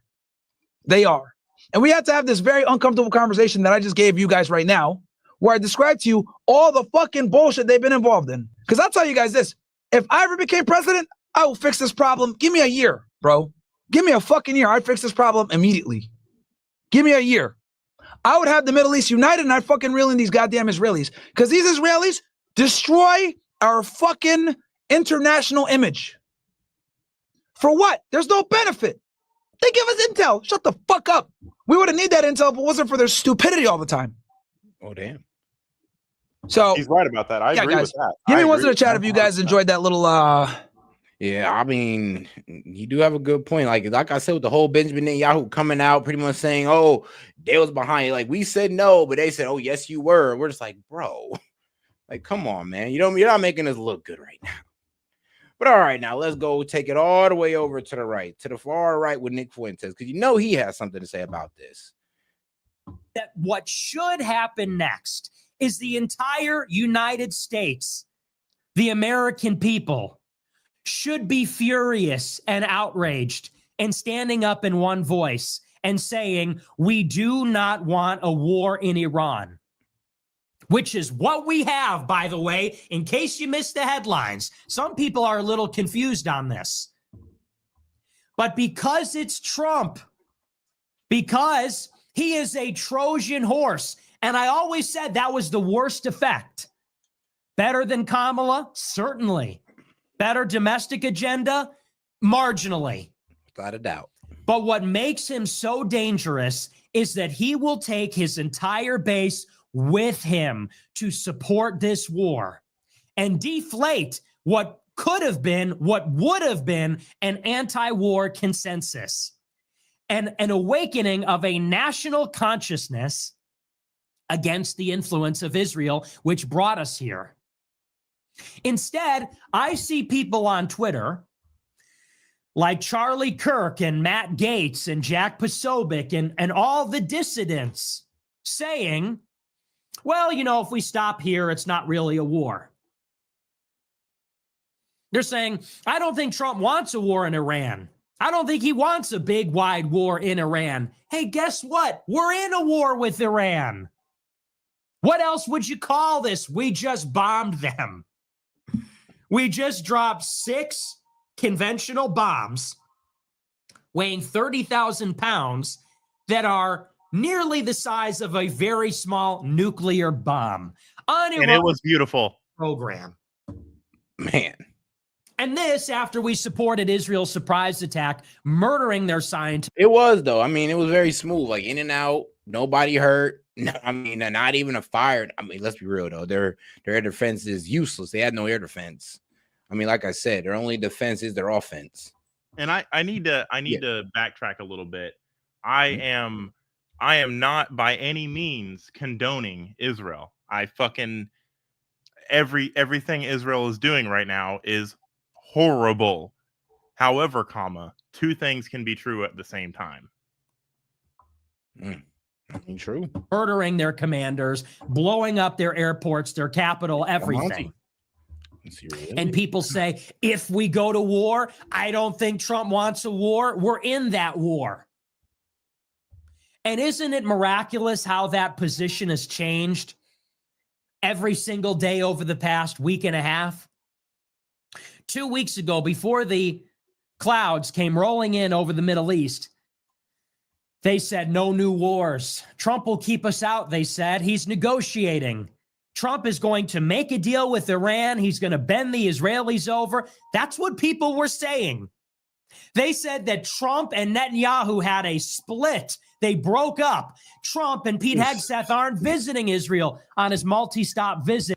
All right, now, and it does look like Trump says he might be responding to the attacks on Israel within 48 hours. So we are in a... Because I did tell you that, Iran, they immediately respond back and just by unleashing on Israel. Yeah, good God. Like, what do you, we have the bigger stick. We have the bigger button. We have the bigger bombs. But I think they're trying to, with us.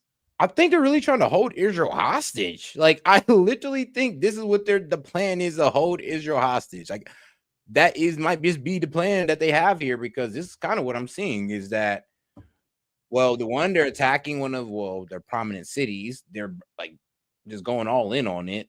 And it doesn't seem like they're going to attack any of the U.S. targets. So like I said, it seems like they're just going to barrage on Israel. And let's see if are we going to step in for Israel? Because we stepped in because of their nukes, right? I have 2 goals for all of this. When all of this is said and done, I hope Israel's military gets destroyed. I hope Israel's fighting force and attacking force gets destroyed. Like this is playing well for me, honestly. I do not want them to be able to continue stirring the fucking pot. I do not want someone that says death to America to continue trying to get towards death to America. I hope they take each other out. I hope a lot of people do not have to die to get to that point. But I'm tired of it. I care about my country, my neighbors, way more than I care about a country 3,000 miles away from me. And I'll be real. I'll be honest with you. I share that, but I don't know. It just seems so silly to start this over their nuclear enrichment program that's already been it's already being inspected and all that good stuff. And then we just sound like hypocrites bombarding them with this. And then and I'm be real with you, I mean, I get the whole death to America thing, but if that's all we can really say every time we bring up the hypocrisy between Iran and Israel, it's not the best argument. It's not just them saying that though, Set. It's them putting their money where their mouth is, literally. I mean, all right. Let's be real. Iran has attacked him. Okay, so yeah, several times. So is Israel. Now, let's be real here. Let's be real. When it comes to them supporting, now, what about are you leaning on the proxy argument or? Yeah, I'm leaning on the proxy argument. Iran is not stupid enough. They thought if they just didn't directly attack us that we wouldn't do shit. They've never met Trump. But Iran's proxies are Iran. It's just like us sending Blackwater out to go do something. That is America. I get it, man. I do get it. It's just that, like I said, look. When it comes to the whole, like I said, death to America and the proxy stuff, let's be real. I mean, it makes sense why they'd have proxies when we've had proxies against them. I mean, let's be honest. Now here's the thing. I'm not saying that it's right. I'm not saying that they should be able to do so, but this is why I feel like we should be able to come to the peace table and not hold one thing over the next guy. Because, I mean, let's be real. We may not say death to Iran, but we say it in other ways here. I mean, if we wanted, here's the thing though, Set. If we wanted to kill Iran, we could have that whole country dead in 48 hours. I mean, shoot, that's true. That is true. Great restraint while they're attacking our boats, while they're blowing up our barracks, while everything's going on. We haven't. And mind you, Trump has been through this once before. Iran did attack America. I forgot what exactly the circumstances were, and I thought he was going to go level them then, and he didn't. So this isn't just he's a warmonger. He's seen 12 years of this while he's been getting national security briefings on Iran. He's already seen it in his civilian life. But we still have no proof that they've been going towards a bomb. They've been under nuclear enrichment for a while now. So all those points I feel are mute, and we are trying to start a war with Iran, in my opinion, just because, well, here's the thing. Why didn't we just let them have their nuclear enrichment program? Why don't we just cut it at there and just go back to the Obama years? Why do we come back and just tell them, oh, no, and we can't just use the argument of, well, they chant death to America? Also, I'm not making anything up. Everything I said about Iran is completely true. They definitely bombed the no, I didn't. So wait, did I say that? No. So, I'm sorry. I have a chat. Okay, I saw the chat. Callers making shit up. Now I'm not making anything up. I'm nah. He's being 100. No, that's he's being factual. I just gonna argue with his fact. So. I get what you're saying, Set. Like it's like the screaming toddler. Oh, they can't really do anything, so why take them seriously? Am I close? Yeah. I mean, but then again, hold on. I would say this: it's not even like why take them seriously. It's why are we so antagonistic towards them? Like, I don't think we've been antagonistic. Yeah, we kind of have. Like, let's be real. Like, bro, what's more antagonistic than telling these guys, bro, you cannot have no nuclear enrichment and you got to give up your ballistics in a region where they feel like they're in danger of Israel, who has nukes and ballistics. That's wild. That's wild. I'm pro-American as hell, but even I could sit there and be like, yeah, no country's taking that. We gave them an unreasonable deal on purpose. I don't think it's unreasonable for, like, with their track record, mind you, they fund terrorism. So a lot of the people that died, I know, but we fund terrorists against them though. So I get that they fund terrorism, but we can't like sit there and hinge on the atrocities when we were trying to make peace with them. Like, and we were. So we can't just sit okay, you know what? I get it. Yes, they fund terrorism, but we do fund things against them. But when it comes to this peace deal, we kind of do gotta, like, if we're ever gonna be at peace with them, right? We just can't be like, F you guys fund terrorism. You can't have no nukes or no ballistic missile system. They would look at us and be like, dog, you fund Israel against us. Why don't you take away your shit too? We're gonna look at them like, how dare you? There is a historical precedent for this. All right, what's up? We fucked Japan up. We dropped the sun on them twice and told them you can never have an offensive military ever again. To this day, they do not. They took the deal, and we protect them. I mean, that's true, but let's be real though. Japan and Iran is like two different situations. They didn't were do in the the same population, situation. They military have, capacity, like all that good stuff. I get it. That's not but we can up for debate. But the foreign policy structure has been tested and it does work. True, you are right. Like we did demilitarize Japan and it worked out. Would Iran be willing to take that type of deal though? They face China. They face threats all over the world. You know, it's like I said, it's a good idea. It is a good idea. I'm not even gonna lie. If we can get something like that going for Iran, sure. But that would be taking Iran into submission. I literally think that would require a regime change in some type of way.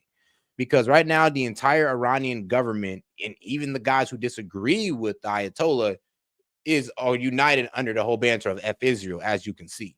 Because they're not even worried about us. I really don't think they're worried about us. They're like, all right, cool, you did a couple bombs, great, but we're still going after Israel. We thought that was going to stop them. They said no, it's still about Israel. So at a certain point, I kind of want America to step back and be like, look, it almost seemed like we tried to direct their attention to us, and they're still going at Israel. At a certain point, I just got to take Iran's actions for what it is. It's just, it don't even got anything to do with us. It's just F Israel for some reason. For their history. Yeah. Which I know somebody probably says the reach, which I guess, but hey, I'm just going with the facts are being presented, and so is Monty. We're making arguments. Now, shout out to my man Vladstein. He did say it's not flipping a war. It's the same as these people calling everyone Nazis. This is called a power move. If we would have acted on Hitler in World War II, we might have prevented World War II. Yeah, I mean, that is an argument. We'd have got in sooner in a war on the size of fascist state Israel. All right, hold on now. Let's go ahead and bring in my man, Guest Dude. Now, Guest, before you take off, right? We're going to go ahead and finish this video real quick, and then we're going to have you take off, right? All right. To the Arabian Peninsula. They said Trump made peace with the Houthis without even notifying Israel. He's negotiating with Hamas to free an American captive. The rhetoric, they said, the rhetoric is so good, said Kurt Mills. Kurt Mills, the genius who said just trust Steve Witkoff and trust Trump because of their rhetoric, their framing of the issue. Idiot, dummy, fool, hello. You might be a nerd, but you're not smart. That was the first position. No new wars. Trump is going to navigate a way out of this. He's going to make a deal. He's working against the Israelis to resolve this with diplomacy. The second that Israel started dropping the bombs, it went from no new wars to, well, we should stay out of it. Remember? And of course, we're in it. We've been in it for a long time. They said, well, we should stay out of it. Then when we shot down Iran's missiles over Israel, people said, well, we should stay out of it offensively. Stay out of it, but not defensively. We're very much in it and we should be in it, but offensively, we shouldn't be in it. Then it went further and it said, well, once Trump said he was considering bombing Iran with American air power, they said, well, you know, hey, Trump always said he would destroy Iran's nukes. So, you know, if we got involved in that way, that's fine. Then when it became clear that that's what we would do, people said, hey, but it isn't regime change. It isn't boots on the ground. At least it isn't. And that's what they're saying tonight. America has bombed Iran. America's bombed their nuclear facilities with 6 massive bombs, struck 2 others with 30 missiles. And people are saying, well, but he doesn't want regime change. Well, but he doesn't want a wider war. Let's see what he does next. I mean, it doesn't matter. We're in a war. I'll tell you what's going to happen next. Iran will retaliate. What do you think is going to happen next? What happened after Israel bombed them last year? Twice. They retaliated. What happened when we attacked them 5 years ago when we killed Soleimani and attacked them in the Persian Gulf? They retaliated. What do you think they're going to do now? What do they have to do? At the minimum, there's a risk. They're going to be firing missiles at American bases. They might close the Strait of Hormuz. I mean, no, that's actually what they're gonna do. They're gonna try to they're threatening us with higher gas prices. Threatening the world with higher gas prices is, I mean, come on, bro. We just got out of the Biden era. Like, we just got out of Biden. Like, can we get a damn break? We got to this bullshit through appeasement. We should have done this 25, 30 years ago. Like, this, I don't understand. Oh, you know, fucking everything's gonna go to shit now. I mean, we wouldn't be here if we didn't fucking tell them, oh, you know, just sit in the background and be good, little Iran. We'll give you billions and billions of dollars. Like, man. Now, yes, dude. All right, what you gotta say, man? What you gotta say, big dog? Yeah. I'm gonna be blunt. I've had a little bit of time to assess the situation. Obviously, the information is still relatively new, but looking at it as it is, this was a strategic geopolitical fuck up from the Trump administration of the highest order. Obviously, we're entering into a war. It is a war. There is no other thing to call it. It's a war. On the side of Israel, who is by no uncertain terms a fascist state, and we've already discussed that. I don't use that language to just, oh, that's a fascist, that's a Nazi, that's a fascist. No, I'm using Mussolini's definition from his initial essay outlining what fascism is, and Israel meets the criteria for a fascist state. So we're entering into a war on the side of a fascist state with the basis of, oh, that other country over there, they fund terrorists. Meanwhile, there are terrorist organizations inside of Iran that most likely are funded by both CIA and Mossad operations. On the premise that, oh, they might get a nuke. Okay, we didn't go to war with North Korea when they got their nuke. We haven't stopped Pakistan with their nuclear enrichment and their 3 facilities that are still pumping out nukes, despite the fact they didn't sign the Nuclear Non-Proliferation Act, or treaty, I mean. So they're still making nukes to this day. Bin Laden was hidden by the Pakis for 10 years, and we've done nothing about that. And we're still allied with the Saudi Arabians who funded 9/11. We're not the good guys in this one. And I'm tired of this. I'm tired of this crap. I spent 10 years wearing the uniform and the flag of this nation on my damn sleeve. And I'm tired of this blind faith in the American government and, oh, my party's in charge, so it's fine. But when the other guy's party's in charge, that, oh, they're doing the bad thing. No, we've been doing the wrong thing for decades.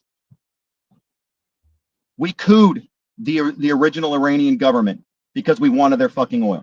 When the coup didn't go our way, that's when they started chanting death to America, because they realized we tried to coup them and they got mad about it. And we were still allied to the Israelis, who had been funding part of that. Mossad helped assist in that operation. And they've had a valid beef with us because we tried to topple their government the same way we installed Saddam into Iraq, the same way we put bin Laden into power in Afghanistan. All right. We're not the good guys here. This entire region is a hotbed of tribalism, sectarianism, and religious strife that we keep sticking our nose in over some black goo that comes out of the ground. And it's getting tiresome playing like it's not. I'm tired of people trying to obfuscate it and trying to put this weird political language over the top of it. It's a game that is being played for oil. It goes back to the British Empire when they held those territories, and it's the same as it is today.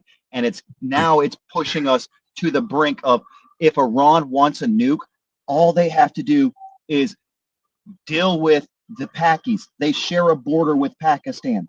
They already have alliances. They already trained their navy together with each other. This is just the WMD lie of 2003 all over again. All right, now hold on. Before you go off again, guys, I want you in here. We're gonna hear out this debate real quick, and I want y'all guys' thoughts on it. But I mean, hey man, yes. I mean, you came in hot as you always do. Yeah. Their report made it clear that Iran has gone from a 3% uranium enrichment to 60% now. You need to get to 90% to make a nuclear bomb. For medical research. Yeah, well, hang on one second, mate. I can explain all that. Hang on one second. So there's clearly been a massive acceleration in their uranium enrichment program. Then it comes down to trust, whether you trust Iran not to take this further to the 90%. Let me explain. I would say that. Well, let me finish my question. So the Atomic Agency, I saw one of the people from the agency on Christian Amanpour's show yesterday, and he was saying that in his estimation, he'd seen nothing to suggest that this was going to happen anytime soon. We've got this clip. If there was some activity which was clandestine or hidden or away from our inspectors, we couldn't know. What we informed and what we reported was that we did not have, as in coincidence with some of the sources you mentioned there, that we did not have any proof of a systematic effort to move into a nuclear weapon. Now, I thought that was significant, Scott, because certainly I could see. Well, hang on. Let me finish. Let me ask you a question. You know, I thought about this a lot before saying anything after the Israel attack, and concluded that I could see some justification for it based on that report. That clarification made me less certain of the justification. However, I mean, yeah, low key. I mean, and if you wonder who that guy was, I believe he's one of the guys who worked for the honestly worked for the committee on the IAEA. So he's one of the ones actually going out there, making sure these countries are, you know, following the rules of the nuclear proliferation and their nuclear enrichment and all that good stuff. Make sure to follow the rules. Iran passes every time. But he does admit that, well, if they're hiding something from us, then yeah, we're not going to see it. But what we have seen and what we have been able to look at, it doesn't show that Iran's progressing towards a bomb. So, and that's coming from a, you know, an unbiased observer. In the report itself, it then talks about Iran constantly lying and obfuscating. You know. Thank you. I wanted to say director, but yeah, he said the director. I thought he was just he was on one of the seats there, but yeah, the director. Probably hiding stuff, not letting inspectors see stuff, and so it comes down, like I said earlier, doesn't it come down to a question of trust? Why would you trust the Iranian regime as far as you could throw them when it comes to potentially creating a bomb?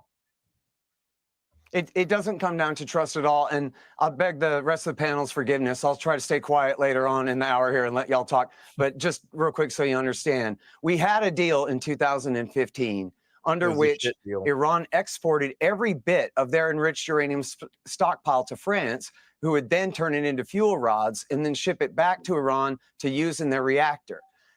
Now the nuclear reactor produces plutonium waste, but they don't have the facility required to reprocess plutonium to get all the impurities out to make weapons fuel. So they had no plutonium route to the bomb. The Russians would come and get the plutonium out of their reactor when it was full and time every couple of years or whatever. Now, their uranium route to the bomb, because they were exporting every bit of their enriched uranium out of the country, was they have this arbitrary timeline breakout period. They call it the breakout point, that it would take them 1 year if they decided to withdraw from the treaty, kick the inspectors out of the country, and begin to enrich weapons-grade uranium. It would take them a year to have enough to make one bomb with.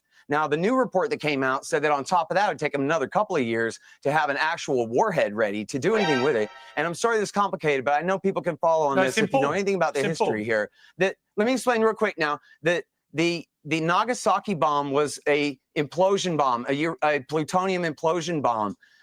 which is the type of bomb that can be miniaturized and fit to a missile.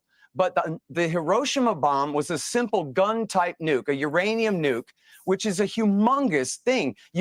Iran could never fit that on a missile or deliver it to Israel or the United States in a million years.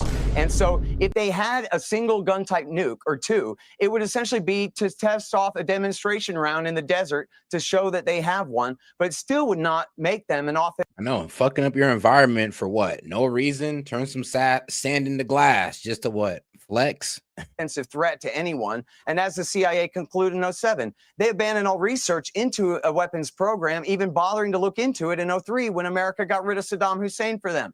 And so the fact that they've had now, I'm sorry, get to your point. Donald Trump left the treaty or the agreement in 2018. Now, Piers, it's complicated, but according to the agreement, Iran is allowed to stop abiding by some of the restrictions in it if America breaks our side of the deal. They actually are still within the larger agreement, even while ceasing to abide by some parts of it. Now, that 60% enriched uranium stockpile that they built up is clearly, just as it was in the Obama years, is clearly simply a card to play in negotiations to deal away. That uranium is there to give up if they can get America to back down and lift the sanctions. That's all it is. If they wanted to make weapons-grade uranium, they could have made weapons-grade uranium. They weren't doing that. They're getting closer because it's a card to play in negotiations. And now and one last point, and then I swear I'll stop, and you made this point. Nothing changed. Tulsi Gabbard, the director of national intelligence, says nothing changed. They did not break out toward a nuclear weapon. There was no casus belli here, even if you accepted the premise that you could launch a preemptive war to prevent them from getting a nuke, which is a whole other argument. But even if you accept that premise, nothing had changed in Iran other than the timeline, the arbitrary timeline of Trump's demand had expired, and you hear Trump and the rest of the hawks trying to conflate having a nuclear program at all with being on the verge of achieving a nuclear weapons capability. And this is what George W. Bush called shorthanding it. In other words, they just imply a bunch of lies because they can't explain what they mean. Okay. And so this whole war is just I want to bring in we haven't heard of it. Hang on. I mean, Beam's creatine is that was it right there, guys. Shoot, who want to tackle that one first? I mean, I was trying to stay out of the technical with it, but that guy covered it pretty heavily. I mean, building a nuke is not an easy process, but it's also a process that is relatively easy. It's kind of a weird back and forth. If Iran wanted one, they've been doing it. They've been on this program's path for 30 years. We did it in less than a decade in the fucking 40s. I mean, we're a little bit smarter than Iran, so. No, we're not. I'm so tired of the low grade. Let's just assume that everyone who isn't American or Western is stupid. The Iranians are smart people. Most of the math we used to design the nuclear bomb came out of Persia. So let's not play that game. They're math geniuses. Most of our stars are still named Persian names. Now, I do like to call Iran the Germany of the Middle East for a reason. Like the thing is, this war, and again, I saw a couple people in chat, oh, one attack doesn't count as a war. It's a war. Get over it. If it's not a war, then Trump just committed war crimes. You get one or the other, guys. It's either a war, and it's an undeclared war, and it's a technical war, or it's not a war, and Trump just killed civilians with precision missiles or bombs in this case. So killed civilians. Hold on. If it's not a war, what the hell was 8 years of Obama doing drone strikes on fucking? Again, you love. We already got into this before. You love your whataboutisms. Whataboutism. You can ask anyone around these parts. I've been here a long time. I don't do party politics. Both are wrong. I shit on both sides. I shit on all the sides. Obama should have been tried for war crimes. He should have been tried for multiple crimes against constitutional violations. He killed American citizens with assassinations. So the whataboutism doesn't work. Obama was bad, but if this isn't a war, If this is not a war, Trump just killed civilians with precision bomb strikes. Not according to American precedent. So, well, I wouldn't say civilians. Which goes back to my original argument. America's not the good guy anymore. We have the bigger stick, so yeah, we get to define what the good guy is. Okay, so you are a Machiavellian person who believes in pure pragmatic evil if necessary. That's imperialistic dogmatism of the highest order that results in only one end for humanity. That's no different than Stalinism. That's no different than Maoism. It's whatever ism you need to attach to it at the time, as long as the ends justify the means, we're fine. I have the big stick. I dictate the future. But what happens when somebody shows up with a bigger stick? Then we make a bigger stick. That's how life has gone on for 2,000 years. Like, that's not the way you can continue functioning as a species that is, over the last 100 years, developed thermonuclear warheads, biological weapons, genetics weapons, chemical weapons that can wipe out whole populations. I just looked it up today. 7 million killed by COVID. That's an oopsie daisy event. What happens when we develop one that's actually intentionally designed to do some damage? It's not. Have you ever heard of mutually assured destruction? And when you have sociopaths running countries, what happens when they don't give a damn? Who are using pragmatism and have bunkers to hide in? No. All right, hold on, guys. The argument holds no water because we've had sociopaths running the countries and they've tried. Usually because there are enough people with pitchforks outside of their little compounds to keep them in check. Yeah, we still have the pitchforks haven't gone away. The point is, and again, you're diverting from the initial point. This attack was a geopolitical strategic fuck up of the highest order. It either just dragged us into a war on the side of a fascist state, or we're not in a war and our president just committed a... I'm sorry, but do you get national intelligence briefings every morning on what's going on in the world? I forgot that memo. Did we forget that Trump also gets surrounded by a bunch of people that lie to him on a regular basis? His cabinet has people that are consistently screwing him over. Did we forget the first term where almost his entire cabinet was against him and actively trying to prevent him from red buttoning? I'm sorry, maybe his intelligence briefings aren't the best. Or maybe did we forget that George W. Bush was basically the Chihuahua poodle that was being led around by Cheney's ass for 8 years? I'm sorry to say that just because he's getting intelligence briefings from who gives those intelligence briefings? The CIA and the NSA. They don't have a vested interest in screwing over the president, like putting a bullet into one of them in Dallas, Texas. Now, all right. Now, Monty, I'm gonna go ahead and let you respond to that if you want to, or we can just move on to the next video. I mean, the idea. I mean, it's been going around every single day since this started. Oh, he's going to get us into World War III. This is all horrible. Everything's going to die. Doom and gloom, doom and gloom, doom and gloom. Meanwhile, we're letting terrorists who have a stated objective to kill us continue thriving. And we fund terrorists that have a stated objective to kill them thrive off of our taxpayer money. So you're not operating on any kind of principles or ethics whatsoever. My only principle in ethics is making sure my homeland doesn't get attacked. And sorry, it hasn't gotten attacked through our doctrine. So I'm pretty sure we just had a terrorist attack right around the election that involved bombs blowing up. Multiple, actually. So what are you saying? We're not currently reaping what we sow. We've had terrorist attacks in the last year.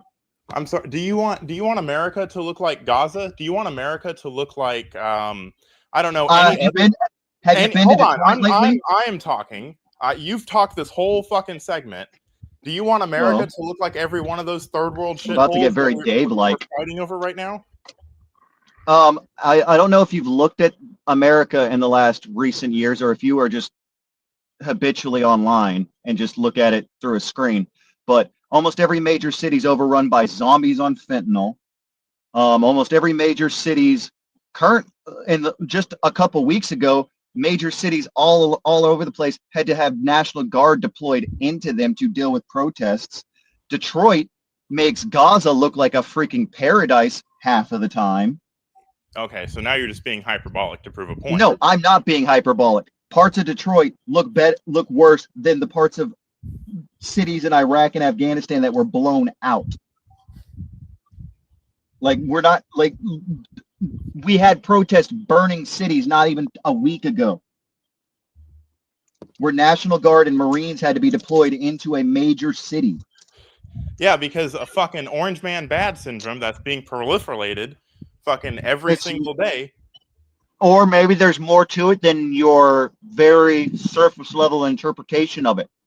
It's where there's a bolstering nationalism boiling up amongst Hispanic, specifically Mexican American people that are tired of being put in the middle of a situation where we're not. If they don't want to be in the middle, they can get the fuck out. Like, goddamn. That's the best way to not be in the middle. Oh my God! It's like it's not yours. It's almost like you forget what the word "middle" means. Middle of they aren't safe in their home in Mexico, so they left. They came to America. That's not our problem. That's not. Hold on. That's not our problem. We're not a fucking women's shelter for fucking every country that wants to fucking complain. But we are the salvation angel for Israel whenever their little wings get clipped because they're being douchebags and committing genocide. I didn't say fucking defend Israel. If you fucking were listening, I said I hope Israel's fucking whole infrastructure gets blown out in this fucking war. So the only reason we're over there is because of Israel. The only reason Iran hates us is because of Israel. The only reason we have any beef with Iran is because we're allied to Israel. Because we should take the word of radical extremists as to what they get to decide. Your definition of radical extremists, they're stating their points. You need to take their points at what they're stating. They're and stating their where points they're coming with from. planes in our buildings and bombs in our cities. I don't want to listen. I don't care. Except we're allied with the country that flew the planes into our building. We're not bombing the country that flew the planes into our building. This is the second country in a row, the second, mind you, that we're going to start a war with that had fuck all to do with those planes. Yet we are still allied and giving huge amounts of weapons to the country that funded it, and actively committed one of the largest missions in the Red Sea that the United States has ever participated in to help them beat back one of their enemies. So we're actually militarily allied to the point of sending our Navy to risk their lives and our pilots to risk their lives to protect the country that flew those planes into our buildings. Your logic makes no sense. Okay. So All right. Why are we still allied with Saudi Arabia? If you can give me a solid enough argument why we haven't done the same things to Saudi Arabia when they've had terrorist attacks when they funded the largest terrorist attack in human history.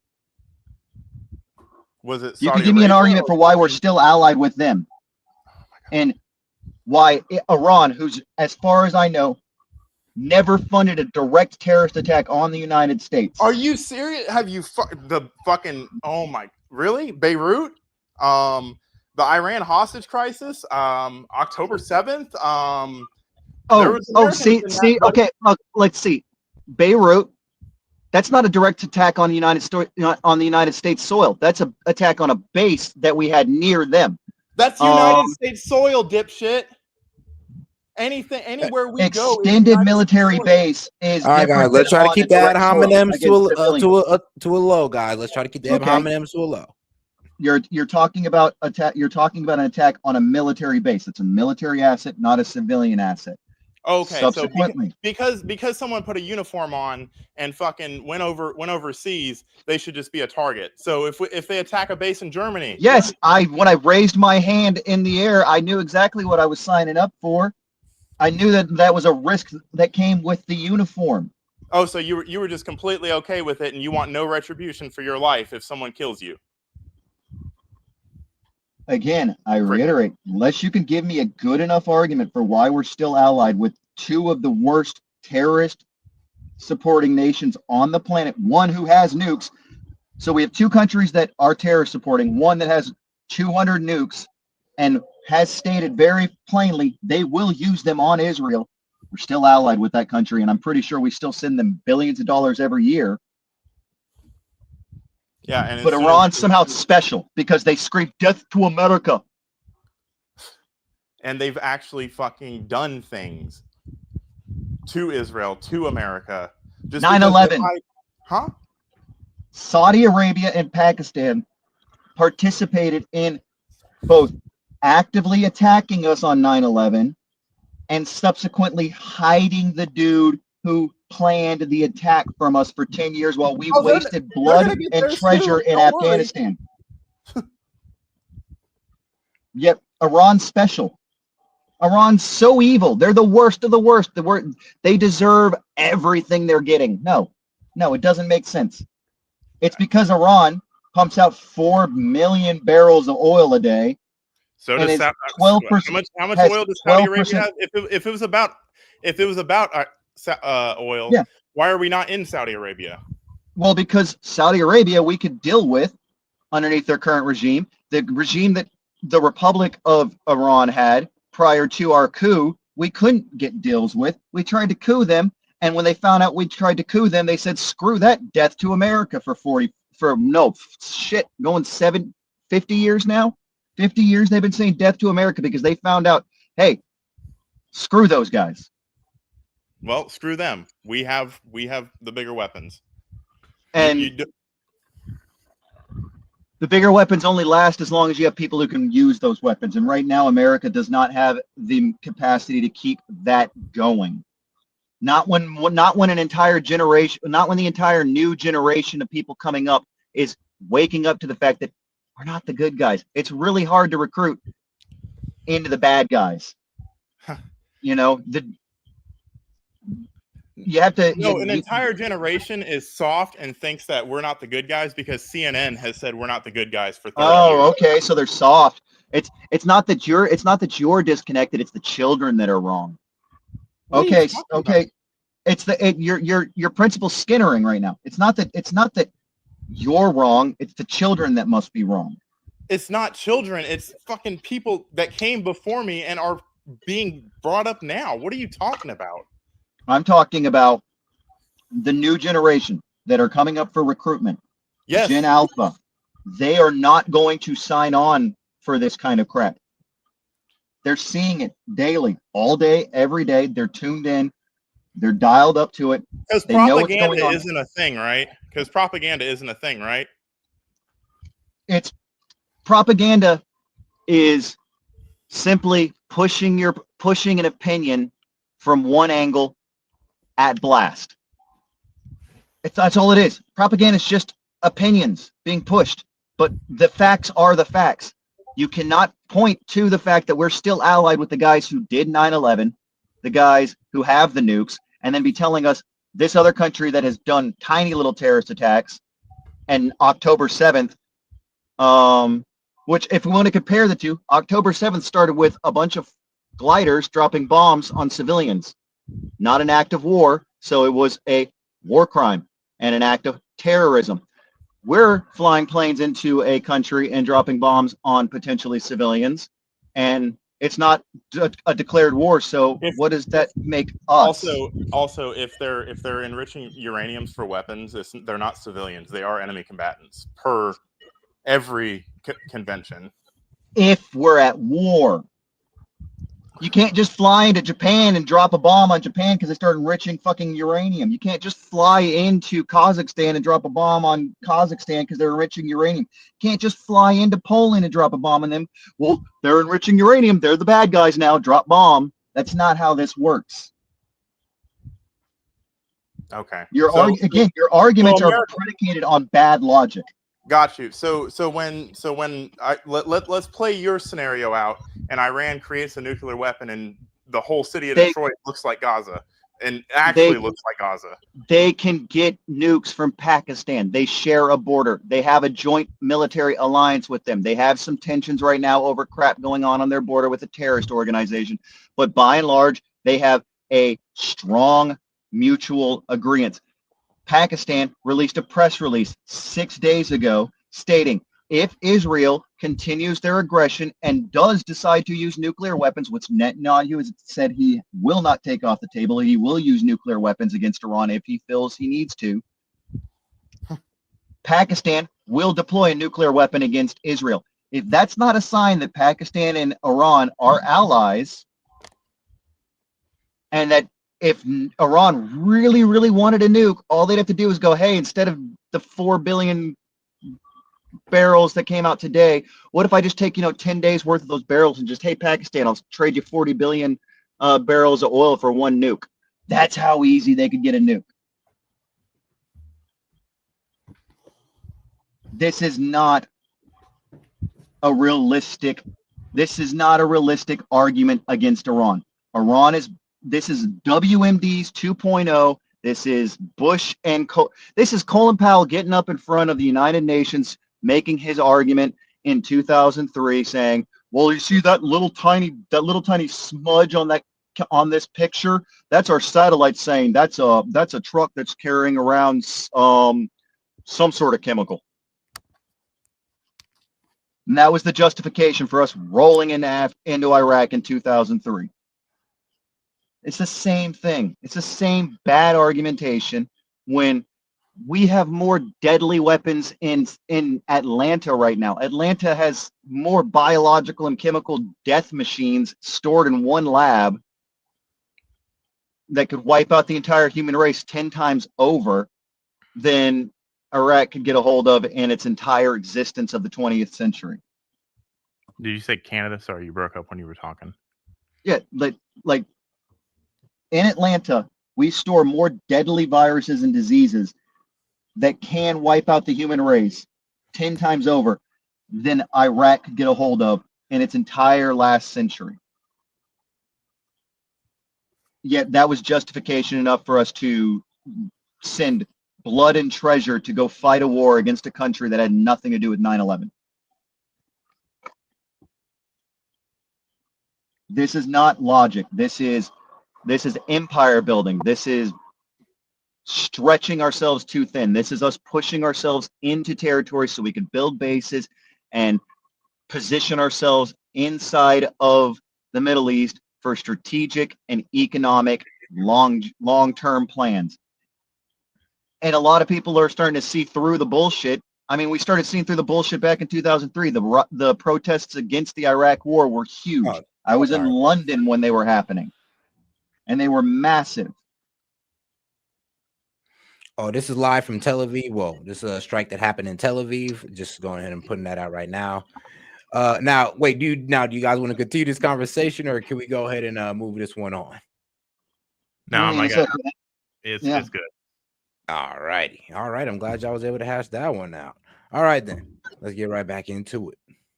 Special Report, Brett Baer. We bring in the host of Special Report. Brett Baer is with us. Brett, thank you for being with us. I did have a conversation when you were breaking news live right here on Fox. I got some. And all right, guess dude, we got somebody else actually come. So shout out Skip. He says, "Let me take this. I'm a vet, 31 years service." All right, Skip. Let me go ahead and we'll show you how to go ahead and hop in here real quick. Some details as well. Go to my main page, hit the post tab, and you should be able to click on the link to go ahead and hop into the StreamYard, and you should be able to get in here through that. Or I'm gonna give you a visual demonstration in a second. Again, you got on the air immediately, and the fact we had initially discussed at length and in great detail the issue of maybe 2 bunker buster bombs being needed for this Fordo facility. It ends up 6. It ends up that the Israelis had only gotten 75% of the other 2 nuclear sites that they had been attacking on a regular basis. And Tomahawk missiles, the president reporting tonight, they were totally, all 3 of them, obliterated. Incredible news. There's history tonight here. Yeah, Sean, it's a historic night. It is. We'll see what the battle damage assessment is on the ground from Iran, but the Israelis are ecstatic. You saw that in the prime. And guys, if you are a member or have donated at least $1 to the chat or more, well, to the stream or more, all you have to do is go ahead over to my main page as Set Media Reacts and go ahead and go over to the post tab in between the playlist and the membership tab. Click on the post tab and it will take you right here to the link that I posted about an hour ago. Right there. You can click on that and you'll be able to go straight to the backyard of StreamYard. All right, guys, let's get right back into it. And that's how you get it done, my man Skip. Appreciate the support, my man. Hopefully that's good enough to get you in here. All right, let's get right back to it. Minister's statement saying that this is a pivot point, he believes, for the Middle East. The fact that there were 6 bunker buster bombs from those B-2s, 30 Tomahawk missiles from the U.S. submarines hitting the Isfahan site, the Natanz site, and Fordo. We talk a lot about Fordo being the most protected, and that's where a lot of those bunker busters were focused. But the Isfahan site, believe it or not, is also really deep, I'm told from experts who have been looking at it for years, and that's where they stored the highly enriched uranium. I think there's going to be a real question about what goes forward, what happens next. I've been in contact with some of our allies, leaders in the region and other countries in the region. And one said this to me: Iran will have to respond. They have to save face. Their capabilities have been degraded, but they're not impotent. That's important to realize, that while the president is saying that this is a tremendous success and he believes they have been completely obliterated, the history will show that the Iran leadership will not go down without swinging. What that swing Brett, looks like, I can add some we've seen the color missiles. to that. Yeah, go ahead. No one could argue, I think, by any objective measure that this phase of this operation was a complete success. But there is a part 2, and they did game out all of this. And as you and I both know, there have been many, many meetings where these plans have been discussed in great detail. And part 2 of this, though, is to protect American assets on the ground in the region. And that means people, and that means specific locations. They are prepared for any retaliation. And the president was very clear, unambiguous in his statement again tonight to the Iranians what the consequences will be if they, in fact, try to retaliate. Yeah, and I think that that's really important because in the region, as you and I know, strength matters, and that's what talks over there. Peace through strength, but strength first. And look like Skip, you accidentally kicked yourself out. Just go ahead and click on the link and come back in here. And, if you, I think you can just deny access to your video, but you can give access to your microphone. That should be better. I think that that's the signal the president was sending. If any U.S. citizen, any U.S. base, any U.S. facility comes under Iranian attack, all bets are off as far as this being a limited type of strike. And you're right, they have a lot of plans going forward if that's the case. One of the questions is, what does the opposition on the ground look like? How does this all develop? That's not something that I've heard that the U.S. is really focused on. Regime change, while it may be tangential, is for the Iranians to decide, much like the president delivered that speech, Sean, in Saudi Arabia, which he said, we don't want you to be our image. We want you to be your own countries, but we want to do deals with you. And we want to change the face of the Middle East and how it operates. But I think you are very wise in cautioning people, and I did this all week, and remind people that there's no such thing as a military operation that does not have great risk associated with it. At the end of the president's statement tonight, it was striking when he did thank God for the safety and the safe return of our troops and just being appreciative that it was successful. There's always risk associated with it. There's always risk of retaliation.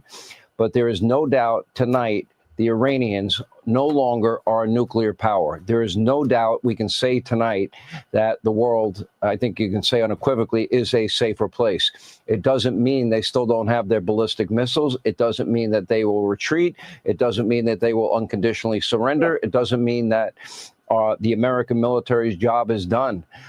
They will protect American assets, interests, and people that are in the region. That has been made very clear, and the president made clear the consequences. So they do so at their own peril. They didn't listen to President Trump the first time. Let's see if they learn something before they strike back or attempt to. Yeah, I just am really struck by the operational security, Sean, of all of this. The fact that, Iran really, the intelligence said, wanted to strike Israel first. And then the president came forward and said, let's negotiate, thinking there could be a possibility for a path for negotiation. But he said 60 days. On day 61, Israel attacks first, changes the dynamic, really hits them hard, takes out the surface-to-air missiles, opens the door to the possibility. All the while, the president's saying you could get back to the negotiation table. All right, now we do have a breaking video. Well, grounds for impeachment. I mean, I knew it was coming because I seen the Dems in the chat talking about it. I'm like, yeah, if these guys are talking about impeachment, they'll look for impeachment under any fucking rock they can. It's literally orange man bad. That's all it's ever going to be. Exactly. And I mean, they're throwing it over because, a president's starting war without Congress. And I'm like, yeah, but it's happened before. No war has been declared since World War II, for the record. So that's what I'm saying. It's like, calm down, guys. Like impeachment, I don't know. You might want to find a different case, but they're doing this because they know that it's divisive among Trump's camp. So since they know it's divisive, they're like, well, maybe we can actually get this out because there's a lot of people on Trump's side who is in complete disagreement with this, and it's a smart strategy. I'll be honest. Joining us tonight now, Dems, they love playing on disorder and dysfunction. Joining us live with congressional reaction to tonight's U.S. strikes is our very own Chad Program. Chad, I'm sure you're hearing from all of your congressional sources tonight. I'm dying to hear what they have to say. Well, Sean, there have been two members from the Democratic side of the aisle who've called for impeachment. Alexandria Ocasio-Cortez, the Democrat from New York, has just put out a statement saying this may ensnare us in war for, quote, generations. And clearly there are grounds for impeachment. Sean Casten is a Democrat from Illinois, and he says this is an unambiguous impeachable offense. We've also heard, this is not a partisan issue necessarily. There are some Republicans who have some reservations about this. Thomas Massey, the Republican from Kentucky, who has a resolution that he hopes to bring. I am going to have to try. I'm going to play into Yes Dude's point on this one. It might just be a war crime then. Like, it's either we're declaring war, it's just a war crime because we did attack a facility that was, underneath the protection of the the IA, it was the IAEI, the EI. So attacking a building, attacking facility protected under that is a war crime. They're not protected under it. They're inspected by it. There is a difference, first of all. Second of all, Iran is already at war. We are allies with Israel. So we don't have to declare the war. We can enter it as allies to our neighboring, or as support to our ally. So the fascist state. Do what? The fascist state. It doesn't matter what superlatives you want to use. They're our ally. Iran is not. Big fancy superlative. Okay, let me break down fascism 101 real quick. Is the state above all else in Israeli doctrine? Yes. Is service to the state mandatory in Israel? Yes. Are the citizens secondary to the state? Yes. Is the state considered a mystical entity? Yes. Because they see the state as being a gift to them from a god and their chosen land and the land of their chosen people. I said while you go off on your soapbox? Did you hear what I said? I said it doesn't matter what superlative you give it. The fact we're allied to a fascist state proves we're not the good guy, though. It just goes back to my original point. But how many states out there are fascist? Just right now, off the top of my head, Israel, is the only one in the world that meets the standard of a fascist state. North Korea teeters real damn close to it, but it's weird to categorize North Korea because of the fact that it is its own branch of communism that broke off from Maoism in the 1950s. So it's a weird state to really wrap your head around. The state doesn't actually exist. It is effectively just the land of the Kim family. North Korea is not a country. It is just the estate of the Kim family at this point. So it's not even really a state. It is just the legal property of one family. Okay, bud. So do you know how alliances work? Like you were in the military, so you know how alliances work. Yes, I'm aware of how alliances work. The concept of NATO, Article 5 of NATO. Yes, last I checked, Israel's not part of Article 5. No, Article 5 protected NATO state. No, they're not. You're right. They're not. However, that is the doctrine that the United States has fucking taken up with and Israel. We could have easily, when we saw that they were becoming a fascist state, because they weren't always, they'd been teetering on the edges of it, but in the last 20-ish years, especially underneath the Netanyahu regime, have become a totalitarian fascist state. They arrest and detain illegally anyone who protests against them within their own country from any other of the other parties. They shut down all communications. They control the state media that challenges them internally. No, but hold on. Now, I do want to get into your AB option, though, of like, why do you think this is a war crime? It's either a war crime because we haven't effectively legally declared war. We did a surprise attack, and if that facility was predominantly civilian, It's we not dropped civilian. bombs on a It's not civilian if they're making weapons with it. It's a fucking weapon. Okay, if you're not at war with them, we're not allowed to go to Germany and be like, hey, Germany, you know that Kalashnikov, that HK facility that's right there? We're not at war with you, but we really don't like the fact you're making HKs. We're blowing up the HK facility. They are at war with our ally. That's all it takes. That's all it takes. Then just say we're at war. Stop dancing around the fact that we're at war. This is a war. No, this is an airstrike with bombs. Then you have no principles. You don't even understand linguistics of these things. You don't understand the topic at hand. You are a sycophant. I'm a sycophant. All right, that's not a ad hominem. That's an assessment of your argumentation style. For the record, you are sycophantic. You are aligning yourself purely as you've so keenly said multiple times. Everyone else is if they're against Trump, it's orange man bad. If they're doing X, Y, and Z, it's orange man bad. All of that. You are to the point where orange man can do no wrong. And that is sycophantic mentality that leads to sycophantic logic and inability to see the problem at hand. So we are at war. If we do an airstrike on an enemy of an ally who is at war with that enemy, we just got pulled into a war, which makes us what? At war. Or we aren't at war and we bombed a civilian facility, and that civilian facility is now blown the hell up. And by definition, meets the definition of a war crime. All right, now, yes, dude. I'm sorry, but your second opponent has arrived. Skip, what's going on, my man? Any timed out again? Oh my God! I know he made it in there. I heard him too. All right, well, we'll wait till we come back on. But okay, guys, we're gonna keep it pushing on that note. I ain't gonna lie, you guys' conversation right now. It's entertaining. I'm not even gonna lie, guys. It's very entertaining. We were doing this before in voice chat. So, for the record, no ill will intended. I have a very intense argumentative style, and for once, I'm not stuck arguing with Dave, who only has 3 sentences that can come out of his mouth. I can knock it down from 5 to 3 if you want. No, you're good, man. Like you bring valid stuff. It's just the logic you're using isn't branching correctly. It isn't linking up. All right, now Skip.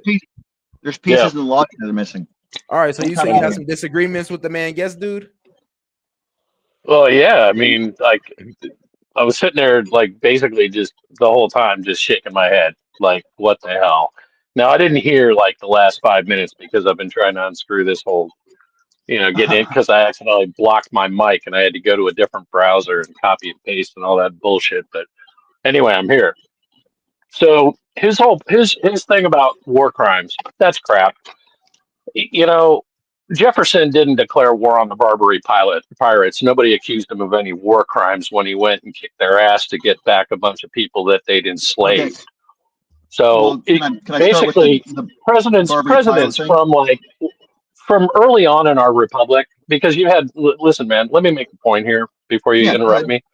I just wanted to bring up the Barbary pirates. I studied them pretty closely. From early on in the history of this republic, there have been military actions taken that did not rise to the level of a declared war, that it were in no way war crimes.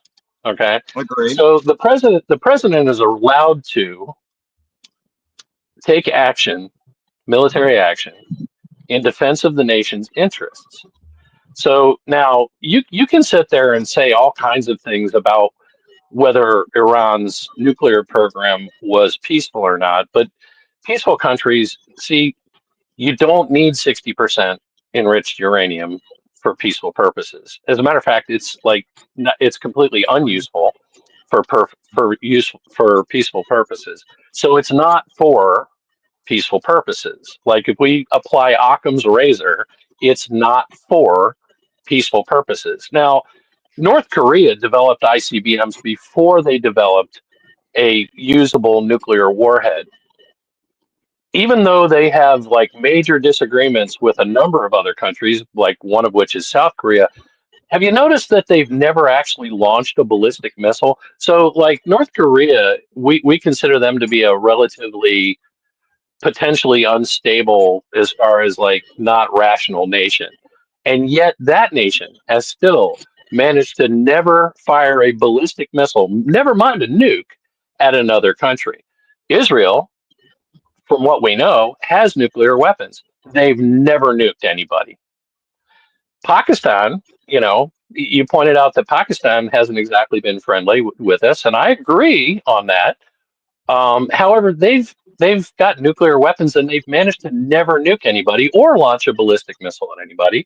Same goes for India.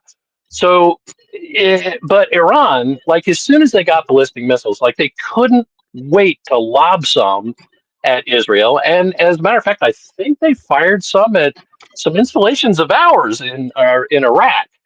So your logic there, like you've got a regime that is really, really like not rational. Like they do things that, like as soon as they get a more powerful weapon, they can't wait to use it.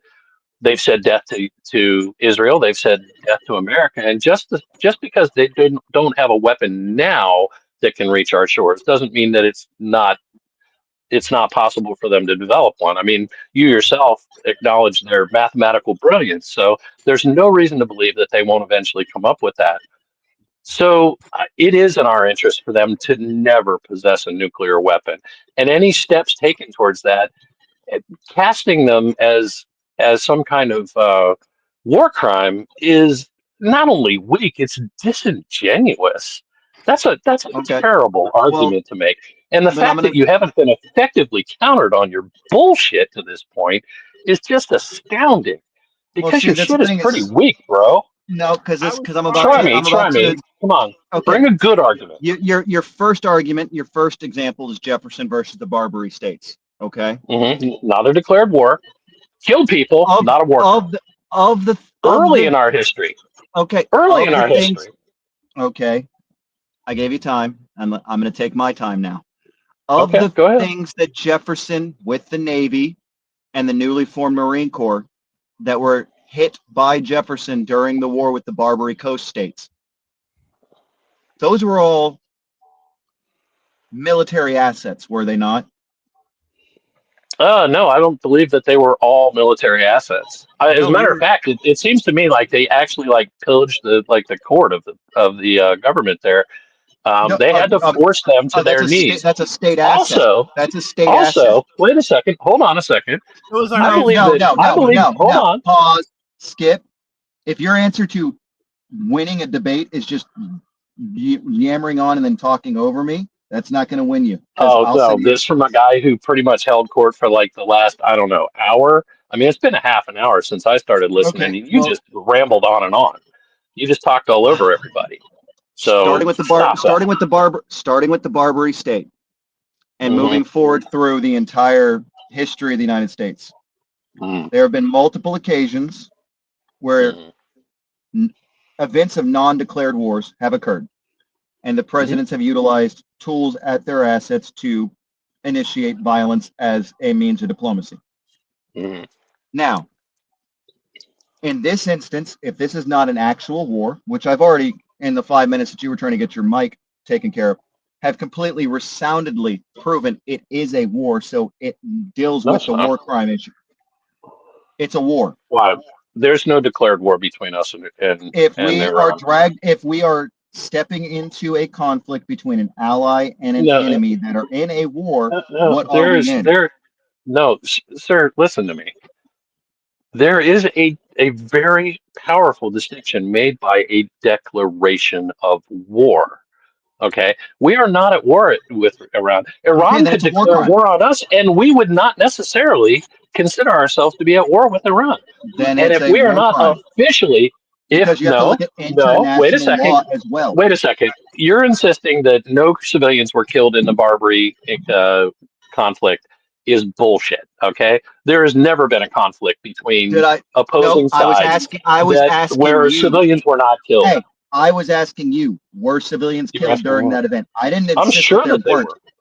Okay. Yes, you did. You said they were all military assets. No, I said military. Jefferson only engaged. The boats were military assets, and I said a state facility was a military asset. But if civilians were killed and a war was not officially declared, that's a war crime. It was the Marine Corps' first forced landing. All right, guys, hold on. Time out real quick. I do want to have Monty make a little bit of side commentary on the side here, but also shout out to Fox Chase. He says Iran making threats to Trump like he ain't got 34 felonies. Found out. All right, Monty, go ahead and give your comment, and you two can resume the argument. Yeah. So your assertion that it can only be one or the other. All right, let's follow that into that. That you just said that the Barbary pirates, while there were civilians that died, that even if it wasn't a military asset, it was still a state asset. The uranium enrichment facilities in the state of Iran are state facilities. McDonald's doesn't own them. Just about to make my point on that. If civilians are killed and there isn't a declaration of war between two states, if state A and state B, if state A does a military action against state B and it is not a declared war, and civilians die in that, it is a war crime. There is a declared war, though. Israel declared war on Iran. Then at this point, if we are stepping in to aid Israel, we are at war. France aided us and didn't declare war. No, that's not true. International law. You can't just unilaterally declare that that's a war. It requires an act of Congress to declare war. Okay. So now the War Powers Act gives the president formalizes our Constitution's one thing, but a war crime can be handed down by the international courts and be said that's a fucking war crime. You know what? Good luck making that argument in The Hague, bro. But you know what? It's boring here because there are a lot of other arguments that are much more interesting than that one, because that one's so now that's a pure straightforward analysis. It is something that America has been violating for the better part of the last 75-ish years now, since we came out of the tail end of World War II. Listen. You want to make this a centerpiece of your argument, and the fact of the matter is you can sit there and say that all day long, and it carries zero weight. It carries zero weight. The whole rest of the world is not beating the drum for The Hague to prosecute a bunch of Americans for shit that's happened over 70 years. It is a geopolitical strategic failure of the Trump administration was my initial thesis argument. I stated this was a geopolitical Why is this why is it a failure? Now we already know that the international courts were absolutely willing to charge Netanyahu with war crimes and crimes against humanity. And now we're stepping into a war alongside them. And the first act of that, because we didn't properly declare or we didn't do things in the proper channels or something, that gives the international courts the grounds to go, all right, cool. Okay, all right. Hold on for a second. Let me insert listen something. to me. Okay, listen to my I point. listened to you. I've listened to a bunch of your shit. You haven't heard my point yet. The geopolitical strategic issue, the geopolitical strategic issue is now if Trump gets hit with one of these, it makes diplomacy on the global scale extremely hard for the Trump administration for the remainder of his what credibility does the International Criminal Court have? Let me ask you that. I mean, honestly. It makes it impossible to just land in a country that actually follows those rules. Like if you go to a country that has that, like technically Trump violated the international court. Okay, but a lot of what you're talking about is moral authority, which, you know, what you can sit there and call something a war crime and you use that to diminish the moral authority of whoever you're accusing. And I'm talking about the international law. Hold on. You know what? International law has really, like, what force does it have? Can you enforce it? Okay. So international law, I mean, there's two schools of thought on international. Okay, hold on. I'm asking you what moral authority the International Criminal Court has, and you're apparently attributing great moral authority to it. But I'm wondering. Hold on. I'm not finished, bro. I'm wondering what kind of moral authority they have when I never really heard them banging the drum to go after the guy who planned October 7th. Oh. So it's bullshit, bro. It doesn't mean anything. Okay, so Netanyahu can't go to the Hague. The international court deals with state when you're talking about it's not authorized by, like, we don't participate in it. The international court only goes after state level diplomats who would otherwise be immune within any other channels. So when you're talking about the geopolitical, hold on a second. Who's going to come to the United States? So hold on a second, dude. Come on. Time out, guys. Hamas claimed to be a government, so that he was supposedly like part of the Hamas. Hold on, guys. Do I need a moderator? But they are by everybody to 3 minutes here, or Palestine's not a recognized state. All right. It's not. Doesn't have a seat in the UN. It doesn't have a seat on the international courts. No. I think that's weak. I think you're making excuses now. No, I'm telling you what the international law is. I don't give a shit they want to prosecute. They want to prosecute who they want to prosecute. They don't want to go after Hamas. They do want to go after Netanyahu. I don't think that equates to a lot of moral authority. No, it comes down to very simple. The court makes a decision, and if the court hands down the decision, now the UN is left with a decision of, okay, how do we enact any kind of action against that? I believe that the International Criminal Court has actually convicted people and imprisoned people who were not part of a legitimate. To the Hague. Who usually were small not little countries. Yes, in but Africa first they put out a warrant. Asia. First they put out. They say that somebody's accused of a crime, and they did that to Serbians who didn't have, like, they weren't legitimate state actors. They did lock those people up. Okay, for genocides, for ethnic cleansing. So that's not. So what you're saying doesn't hold. No, that was the Hague. That's not the same level of the international court that I'm talking about. I'm talking about the international court that handles state actors, diplomats, heads of state. No, I don't think that the ICC is limited that way, bro. I think you're barking up. I think you're making shit up. No, the levels of the ICC are compartmentalized that way, in the high level of the ICC that went after Netanyahu and Putin in the last couple of years that makes their international travel challenging at this point, and technically the United States violated the ICC's warrant because technically the U.S. is not a member of the ICC. It does not even recognize the ICC. You don't know that? I get that, but what I'm saying is, so how do you violate something when you're not a signatory to it? When you're talking about international law, it becomes very there is no such thing as international law. Is a misnomer. Listen, I mean, as far as international relations goes, there's two schools of thought. There's realism and there's liberalism. And liberalism believes in international institutions. No, there's and wants to legitimize there's a third. You're missing the third. Realpolitik, and realpolitik tends to outweigh religion and liberalism every day of the week. The realpolitik. I do want to get in the middle of this here because now I do think this debate might need a moderator because people are enjoying it, but they're not really liking how you're talking over each other. So I am going to give you guys 3 minutes to, for rebuttal and reply. So we're going to first start off with Skip, and then we're going to go to Guest Dude. But I do want to start off on this argument, if you guys don't mind, that because I know that Guest Dude, you don't agree with what Trump's doing with Iran, but Skip, you do, right? Well, I feel like, well, let's put it this way. I'm willing to argue for it at this point, yeah, because I think that there's a window of opportunity. There was a window, or there existed a window of opportunity in which to take action, and that allowing Iran to acquire a nuclear weapon would be catastrophic. Like, people are saying this is going to start World War III. It's not. As a matter of fact, it probably prevented World War III. Because as soon as Iran got a functional nuclear weapon, they would use it.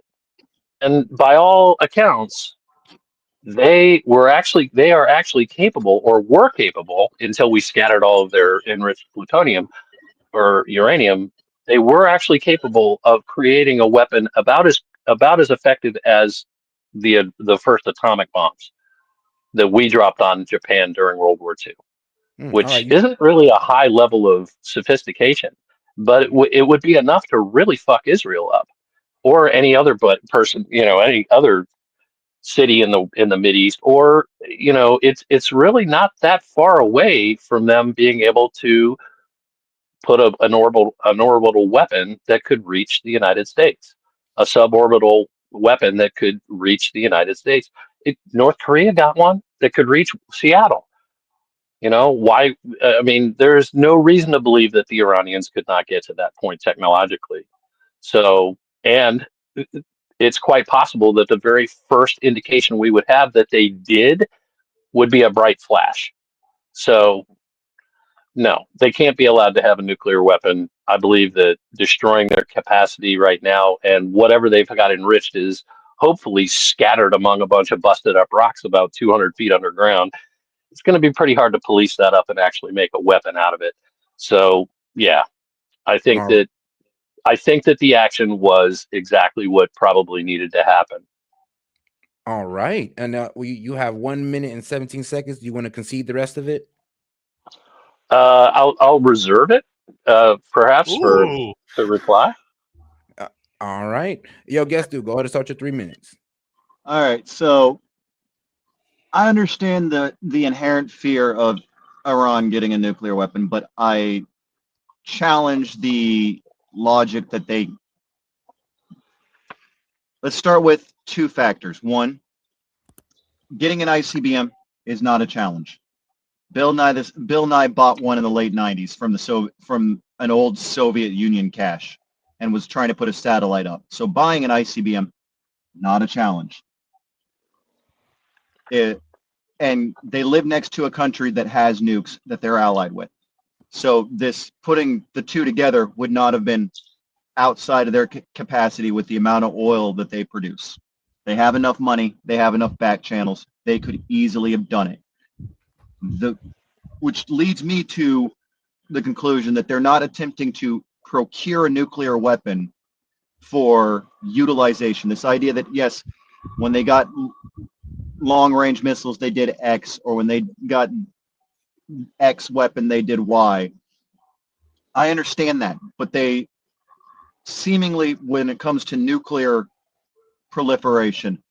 They're following the logic of the second we have one or are close enough to one, they are in a negotiation position. Just like North Korea has been in a much better negotiation position on the global stage since they've gotten their nukes. They are holding, they're trying to get that card, and they know that just buying a nuke and just buying an ICBM is not enough for them to do that, because just having one nuke and one ICBM, that could be destroyed easily. They can have some spec op team or CIA operation or X, Y, or Z thing happen where that nuke is destroyed or lost. So having just one that they purchased isn't the answer. They want to have the means to produce and show that they have the means to produce and test and utilize a nuclear weapon so they can be equal on the playing field for negotiation reasons. The risk is definitely there. There is a extreme risk of them doing something insane with it. 45-second warning.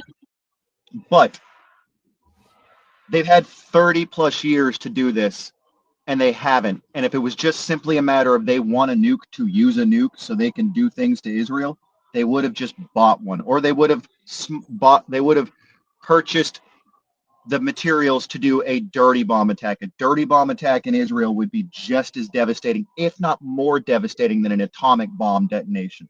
And they could have easily handed one off to Hamas and done a dirty bomb attack in Jerusalem at any point. And all righty. And now, Monty, did you want to do you want to have a 3 minutes as well, or do you want to give it back to Skip?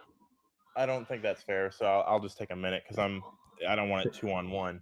All right, take a minute. All right, go ahead. So my whole thing is my understanding of this would be that they would not just buy a bomb. You're right, and they would want their technology to be in a point in which they could hit the United States and Israel simultaneously, because it is a crazy regime and they believe death to America, death to Israel. So they're not gonna show their hand until they're ready to go, and that means doing as much damage to America and Israel simultaneously through their technological advances that they don't have yet.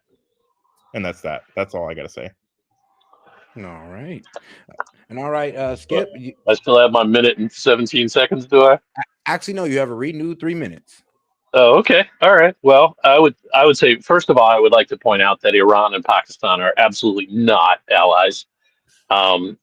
Pakistan is a primarily Sunni country. As a matter of fact, every year in Pakistan, Shia are murdered when they're on pilgrimages. And Iran complains loudly about it. Not only that, but they also have a lot of problems because the Baluchis, who occupy space in Iran, Pakistan, and Afghanistan, have been a sore spot because they're a pain in the ass for the Iranians. They're also a pain in the ass for the Pakistanis. And they both bitch at each other because they say the other side isn't doing enough, and they're harboring Baluchi separatists who are fucking with the other country. So no, they are absolutely not friendly on many levels. And their relationship is kind of strained. The logic about they only want one for negotiation is basically fabricated out of whole cloth. It's their cover story. It's their no, let me tell you this when you're about to throw them off the bridge. Now, they did warn that they were going to do something this week, actually, the past few days, which I think just had a wrench thrown in it, which may have they were implying that they had some kind of epic weapon that was going to be remembered for generations. That may have actually been a dirty bomb, because they've been using conventional warheads, and just packing a bunch of crap around it, a bunch of radioactive shit around it, wouldn't be that hard. And except now their radioactive shit is mostly scattered underground. So that's going to be a little bit difficult for them. The other thing is our intel, you mentioned, I heard you earlier talking about the intelligence community, and you're saying our intelligence community, and then you say our intelligence community says that they weren't, and then later you actually basically said our intelligence community couldn't be trusted. And I believe that that's what's just been proved, and that the Israeli intelligence is so good that they can actually kill a nuclear scientist in his bed without even damaging any of the other apartments. So I think that the Israelis probably, the information that they have about what Iran was planning on doing and how capable they were of getting it done is probably a lot more accurate. And I think I'll count on their stuff. That's all I got. And all right. Can I step in on that one, just on that last point? Yeah, you want to go ahead and take a minute, or just no? So I would say that while I agree with most of what you just said, I would say that Israel is, they do have plans to destabilize Muslim countries in the Middle East, and we have been playing into their hand. So it's hard to say whether that intel is credible. Now, do I believe that they could gather it? Absolutely. Do I believe that they would share it with us if it wasn't positive in their favor? That's a little bit more debatable, but all right. Now let's get over here to the super chat. Shout out to my man Maine. He says, Iran declared war. We didn't, LMAO. And shout out to my man Fox Chase. He says, Iran should ask North Korea for help at this point. I'm like, oh shit. And shout out to my man Maine coming in again. He says, Bill Nye is a cuck. Oh, wow. Wow. And all right. Now, guess, dude, you ready to take your 3? Yep. All right. So, all right. Yeah. Going to the conversation about Iran and Pakistan. Yes, I'm fully aware the freedom front that exists along the Pakistani border and in Afghanistan. I spent 3-something years in the Kandahar region, down in Helmand province. So I'm very familiar with the shit show that organization is capable of. And I'm aware that, yes, and since about the middle of 2024 up till about April of 2025, May of 2025, the tensions between Iran and Pakistan have gotten more sour. But I'm also aware that I believe it was 6 days ago, the Pakistani government put out a press release stating they would utilize a nuclear weapon if Israel utilized a nuclear weapon against Iran. They would nuke Israel. So that does not sound to me like, yes, they have strained relationships, but they are still very much allied in their disdain of Israel, to the point that if Iran was like, hey, give me a nuke so I can hit Israel, Pakistan's going to be like, cool, here's a nuke, hit Israel. That's the point that I'm making is, if this was all about just getting a weapon, they're neighboring a country that is not signed on to the Nuclear Non-Proliferation Treaty, produces nuclear weapons, and has 3 facilities to do what they need to do to continue producing nuclear weapons and material. If Iran was just about getting the weapon and firing it, they would. Now, this idea that they want to get some large quantity of these weapons to try to bring total death to America, even the Russians barely had the capacity to pull that off. And that it was at the height of the Cold War. Like, they would have had both sides, both the United States and Russia, built up the stockpile of ICBMs and bombs that we did, because we knew a large number of those weren't going to reach their targets and they weren't going to do the job, and we were going to have to saturate bomb with nuclear weapons. So Iran is nowhere near the point where they have the capacity to reach out and touch us with enough nuclear weaponry to do anything of harm to us. Yes, they could very well nuke Tel Aviv, nuke Jerusalem, but if they were just about nuking that, they could have purchased the weapons from Pakistan, got themselves some black market ICBM, retooled it, re-rigged it, and fired the damn thing off already, which tells me this is a negotiation point. Yes, it's fabricated from whole cloth by their bullshit, but it does point to them being about the negotiation. If it was just about the weapon, they would have just done it already. And all righty. And all right, now, Skip, before you go ahead and reply back to that, I do want to play this quick video on news coming in from Tel Aviv. Yeah, Trace, right now, air raid sirens are sounding across Tel Aviv amid incoming ballistic missile fire. We've not yet seen any of Israel's air defense systems active.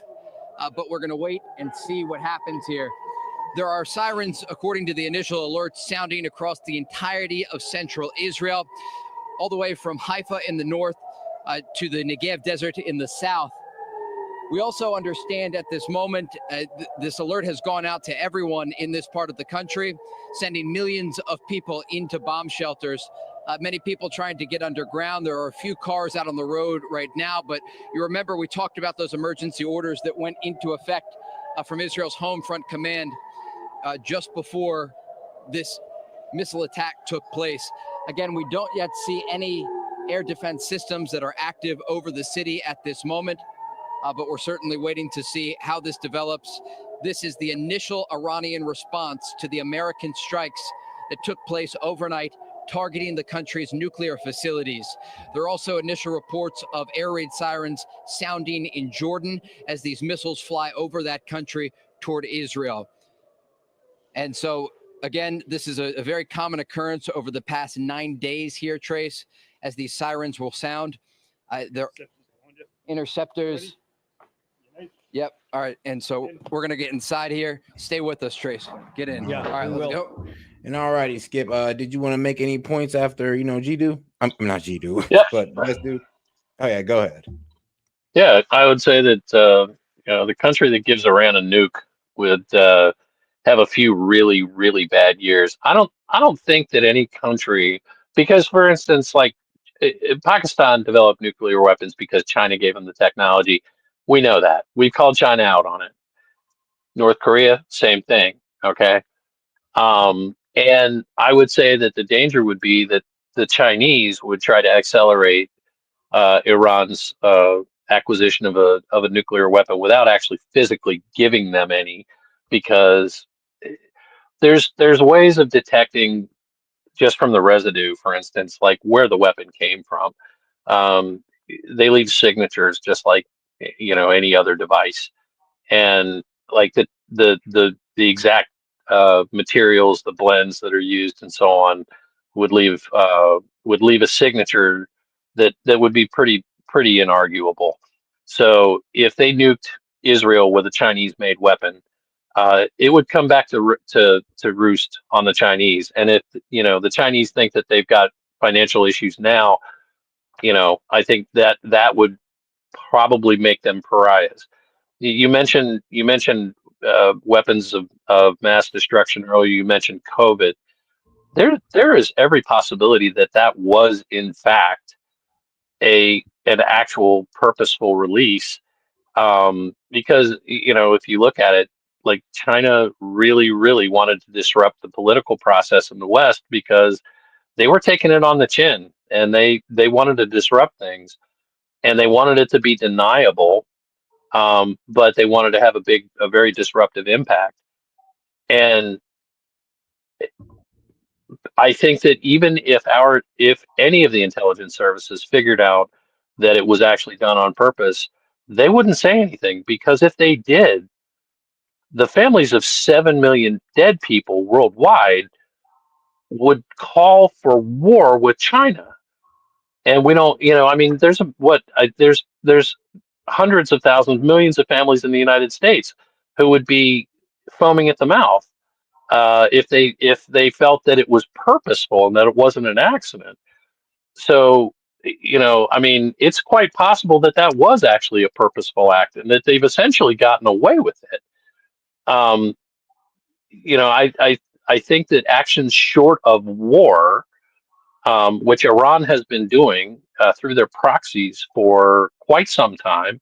There's a reason why they're called the world's leading sponsor of terrorism, and trying to cast anyone else, any other country that's involved in this, like Israel or the United States, as a terrorist regime is just completely laughable. But everybody knows that Iran has been fielding or funding those groups all around the Middle East, and destabilizing Sunni countries in Shia interests. That's the real fight. All right, in time. Guess, did you have a reply for that one, or? All right, so I'm gonna keep it narrowed down to it's laughable that the United States and Israel have funded terrorism or have absolutely acted. Laughable. No. going all the way back to just the preliminary organization of Project Paperclip. The formation of the Green Berets was founded on a structure of reactivating SS battalions to put them behind enemy lines inside of the behind the Iron Curtain. Going all the way back to 1946 and 1947, we were willing to reactivate SS battalions to disrupt Russia. Oh, and jump is that ahead. all? Jump ahead. No. Jumping ahead over the next decades.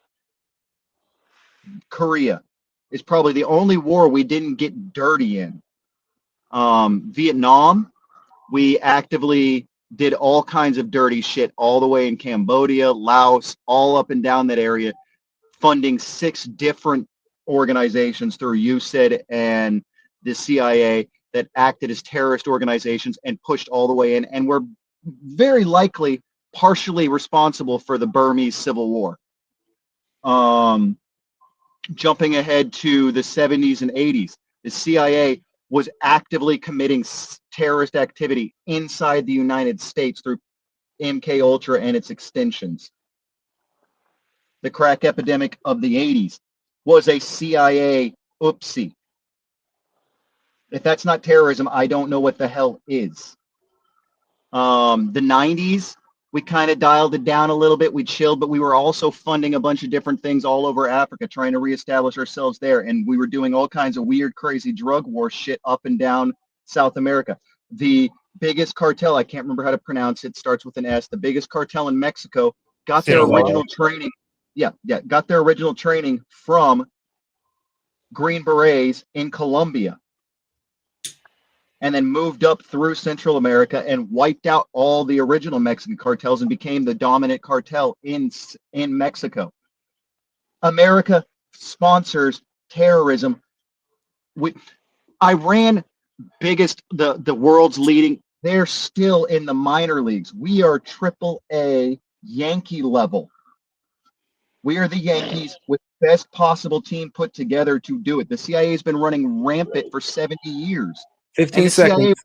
The CIA was absolutely nothing more than the merger of the top echelons of the SA's and SS's intelligence agencies with the OSS's intelligence agencies, the merging of two eagles to form an extension of the Nazi government into perpetuity through Project Paperclip.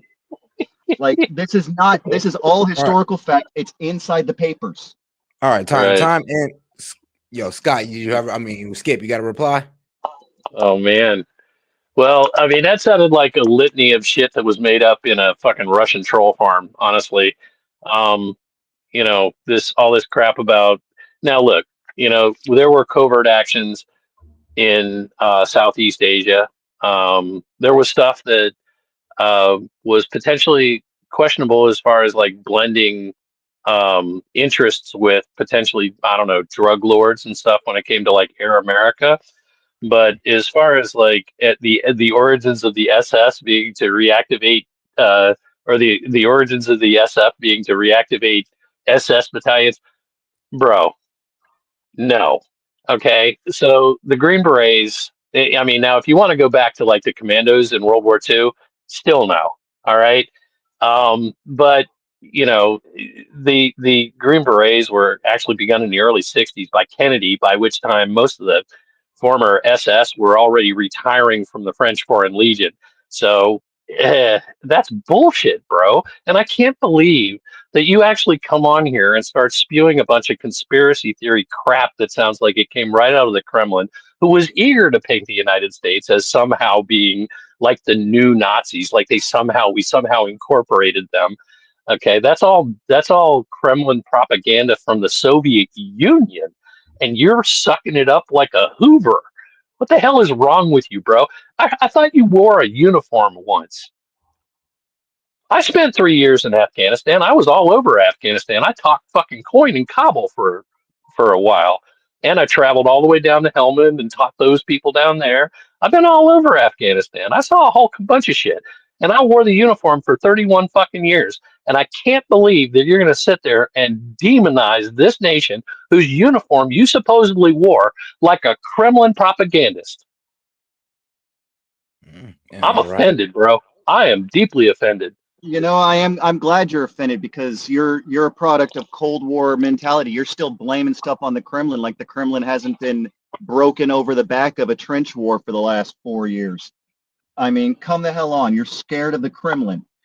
Not scared of them, but you're buying their stories. They made all those stories up, and you swallowed it. You I swallowed didn't make it. all these stories up. These are actual. No, they made them up, and you read it and believed it. No, that's not historical facts, bro. The SS had nothing to do with the special forces that were formed in like 1960. All right, now Skip, let's let Guest Dude explain himself established on your after accusation things of calling the learned. Kremlin. Whoa. Okay, and I'm going to need more than 3 minutes because this like here's the thing. All right, guys. All right, guys. So Skip, let's go ahead and let Guest Dude explain himself because you did make a heavy accusation on my man. So let's give him his 3 minutes. Now here's the thing. Okay. After World War II, we took in the Nazi intelligence agencies. The Nazi intelligence agencies gave us intel, and we merged together Army intelligence at the end of World War II with Nazi intelligence. They then assisted in reactivating behind enemy lines inside the Iron Curtain SS battalions. The techniques learned from that were written down by Army psychological operations and later utilized to develop the techniques that would become core to the Green Berets behind enemy lines establishment of freedom fighters and insurgencies on our behalf. That is the foundational buildup. We learned from what we did in the resistance with the Maquis. We built up on it with Nazi intelligence, reactivating SS battalions all along the Russian front, and then we adapted that further. And we took these techniques through. This is historical fact. The evidence.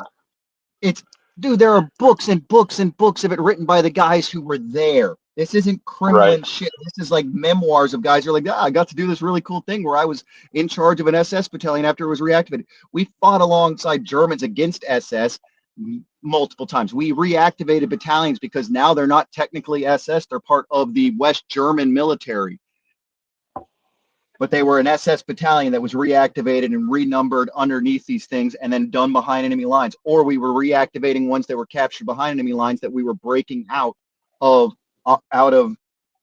Soviet-controlled POW camps and then reactivating them and letting them run rampant all over the Iron Curtain, gathering intel and data for us and things that became useful to us to build our NATO defense pact and against the Warsaw Pact. That's weird.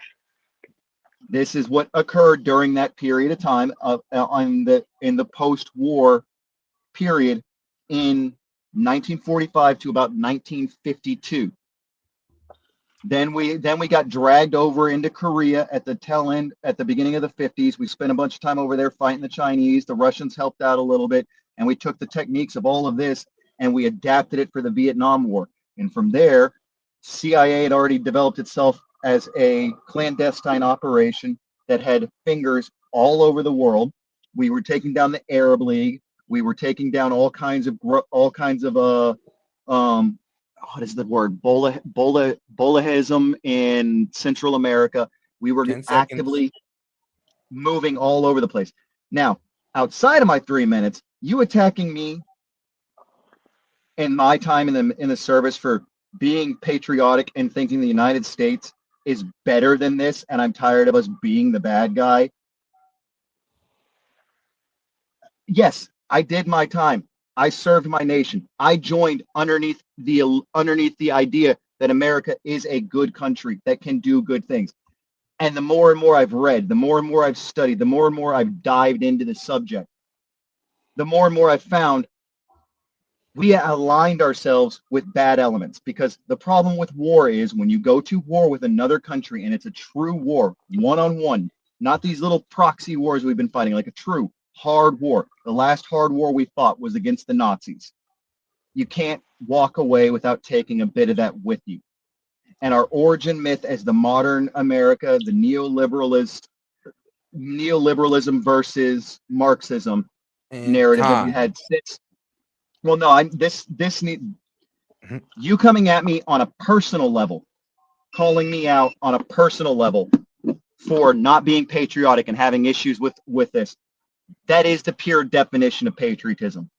I have issues with America not meeting its damn standards, not living up to its principles, and not being what it can be.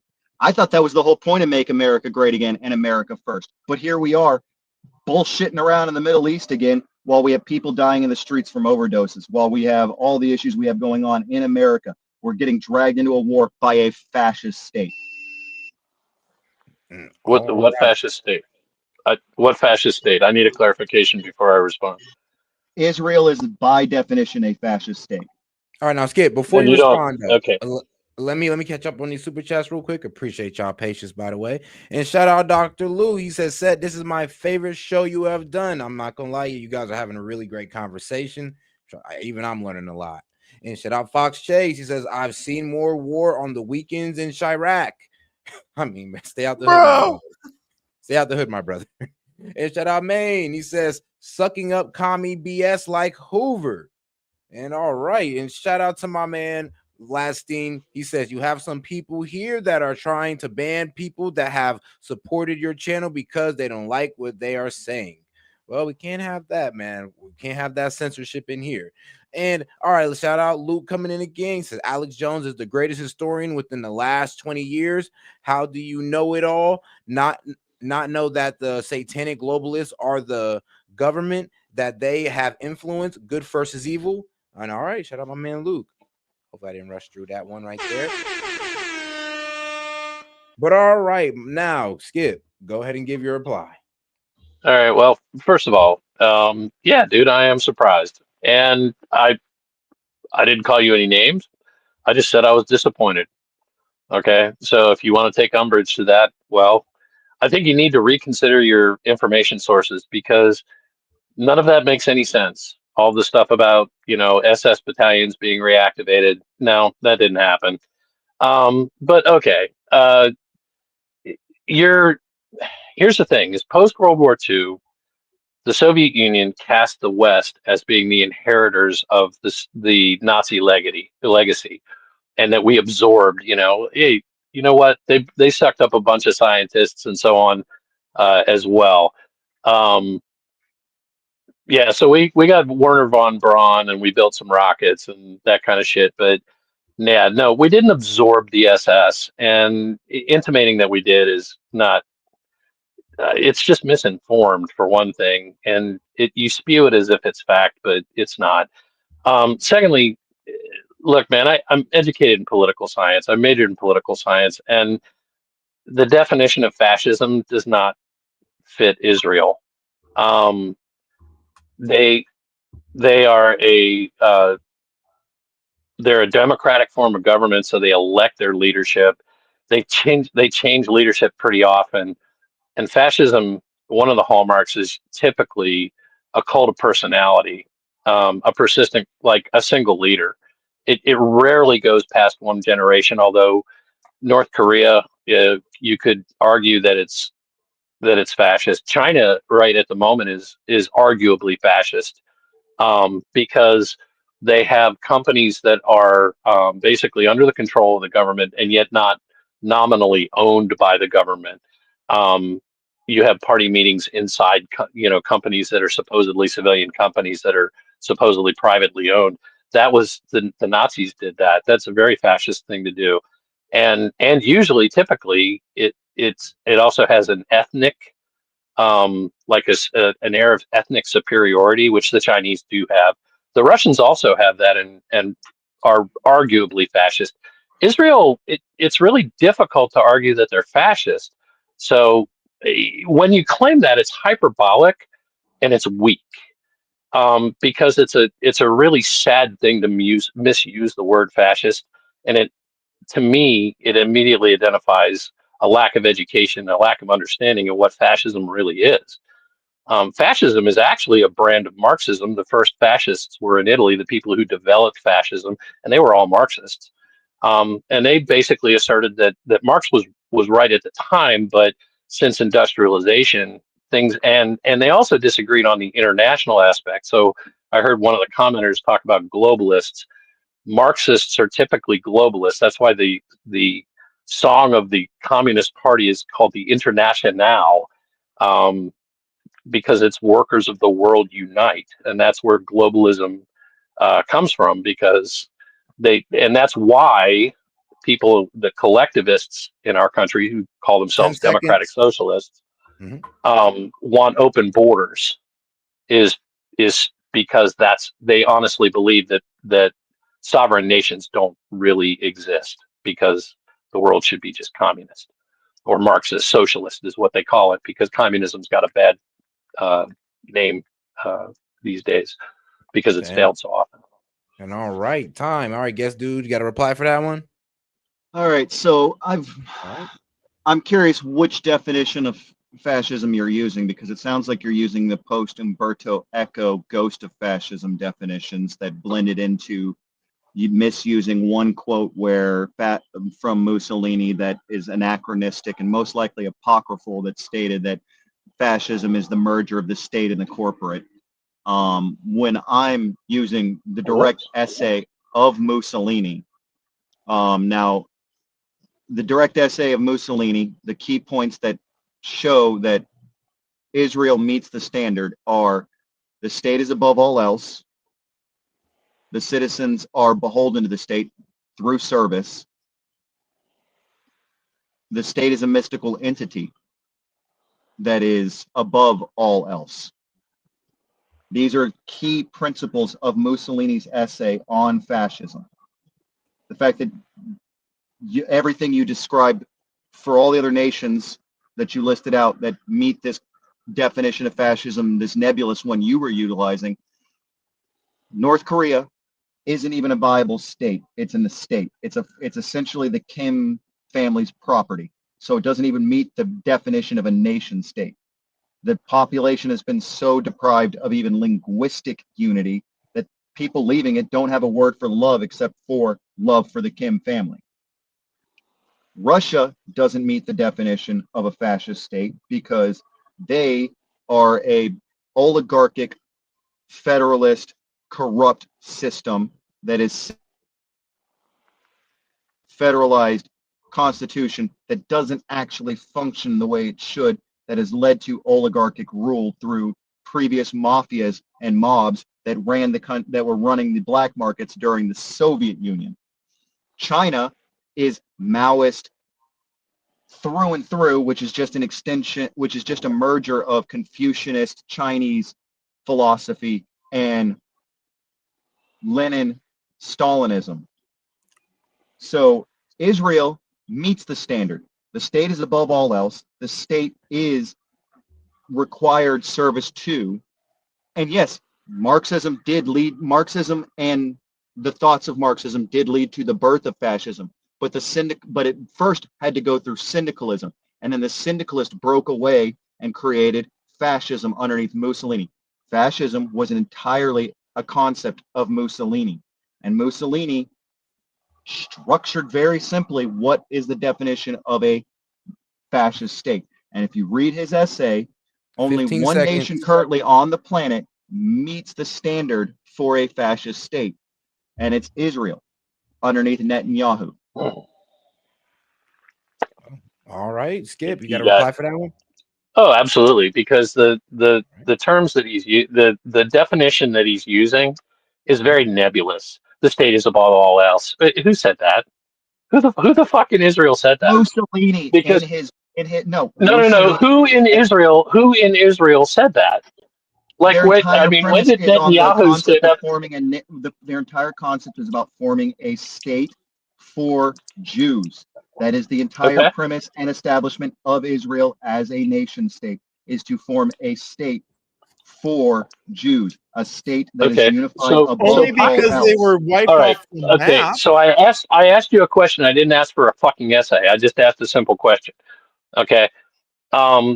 This I asked who said the state is above all else, and you give me this bullshit. Nobody said that, okay? And this mystical bullshit is no. It's look in Russia, for instance. I've literally seen video of Putin going into a nominally private company and essentially firing people. Okay, so when the government is so involved in private businesses that they can literally go in and tell them what they're going to do, that is reminiscent of fascist Italy or fascist or basically Nazi Germany, which it could be argued that there were significant differences between Nazism and fascism, but they were very, very similar. They were national socialists rather than international socialists, which is why the communists hated them.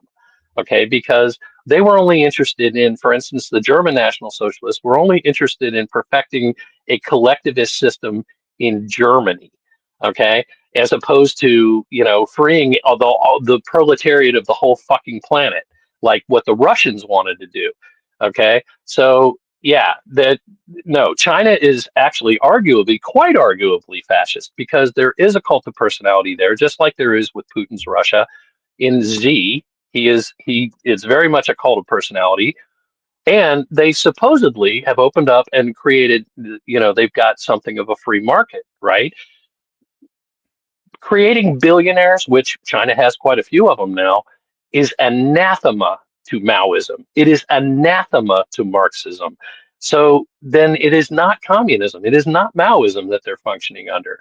And yet the fact that they can go in when somebody gets a yacht that's a little too ostentatious, that they will then bring him up on charges, and the charges that they filed against one of those billionaires who had a too ostentatious of a yacht was abuse of the people's property. So how do you charge that, huh?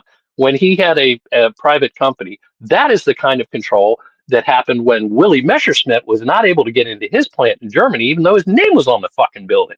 Okay, so don't sit here and fill me with this crap about China being Maoist. They're absolutely not Maoist at this point. You cannot create billionaires in a Maoist system. So just even saying that is just ridiculous. And arguing that North Korea is not a nation state, well, by the strict definition, they absolutely are. They have a government, a sovereign government that is able to maintain their borders, and how they treat their people is immaterial to the definition of whether they are or not. Okay, so you could argue they're a failed state, but you can't argue that they're not a state. And arguing that, like I said, man, the hyperbole of, and you're misusing the word fascist, and you're basing it on some like nebulous concepts that are not quantifiable, that you argue that the Israelis have said that they're, it's all, no, actually what they've said their highest value is God. Okay, so it's not the state, it's a religious thing, and that is also anathema to collectivist ideologies like communism. Okay, so dude, like, bring something that's solid, will you? And all right, now, guess, do you got something for that one? Yeah. All right. So I'm going to start with this first. It's not nebulous. I'm reading directly from Mussolini's own words, the definitions. I'm not arguing that the words aren't there. I'm arguing that how do you quantify those things? How do you quantify the spirit? Huh? How do you quantify that? So you can apply it to anybody and say, oh yeah, by assessment, by your personal fucking opinion. No, I'm talking about things that are observable and empirical, buddy. Except you're not doing that. Every observable example you gave of fascism could be applied to radical nationalism, Theodore Roosevelt, and a few other aspects of other societies that have decided to do nationalist projects for nationalist reasons. None of those are fascist. Putin going in and taking over a corporation is not fascist. Billionaires existing underneath a Maoist system is not fascism. And no, North Korea is not a nation state because they don't have a nation. Yes, they do. No, they don't. They have a... Okay, if they're not a nation state, then just walk across their border and see what happens to you.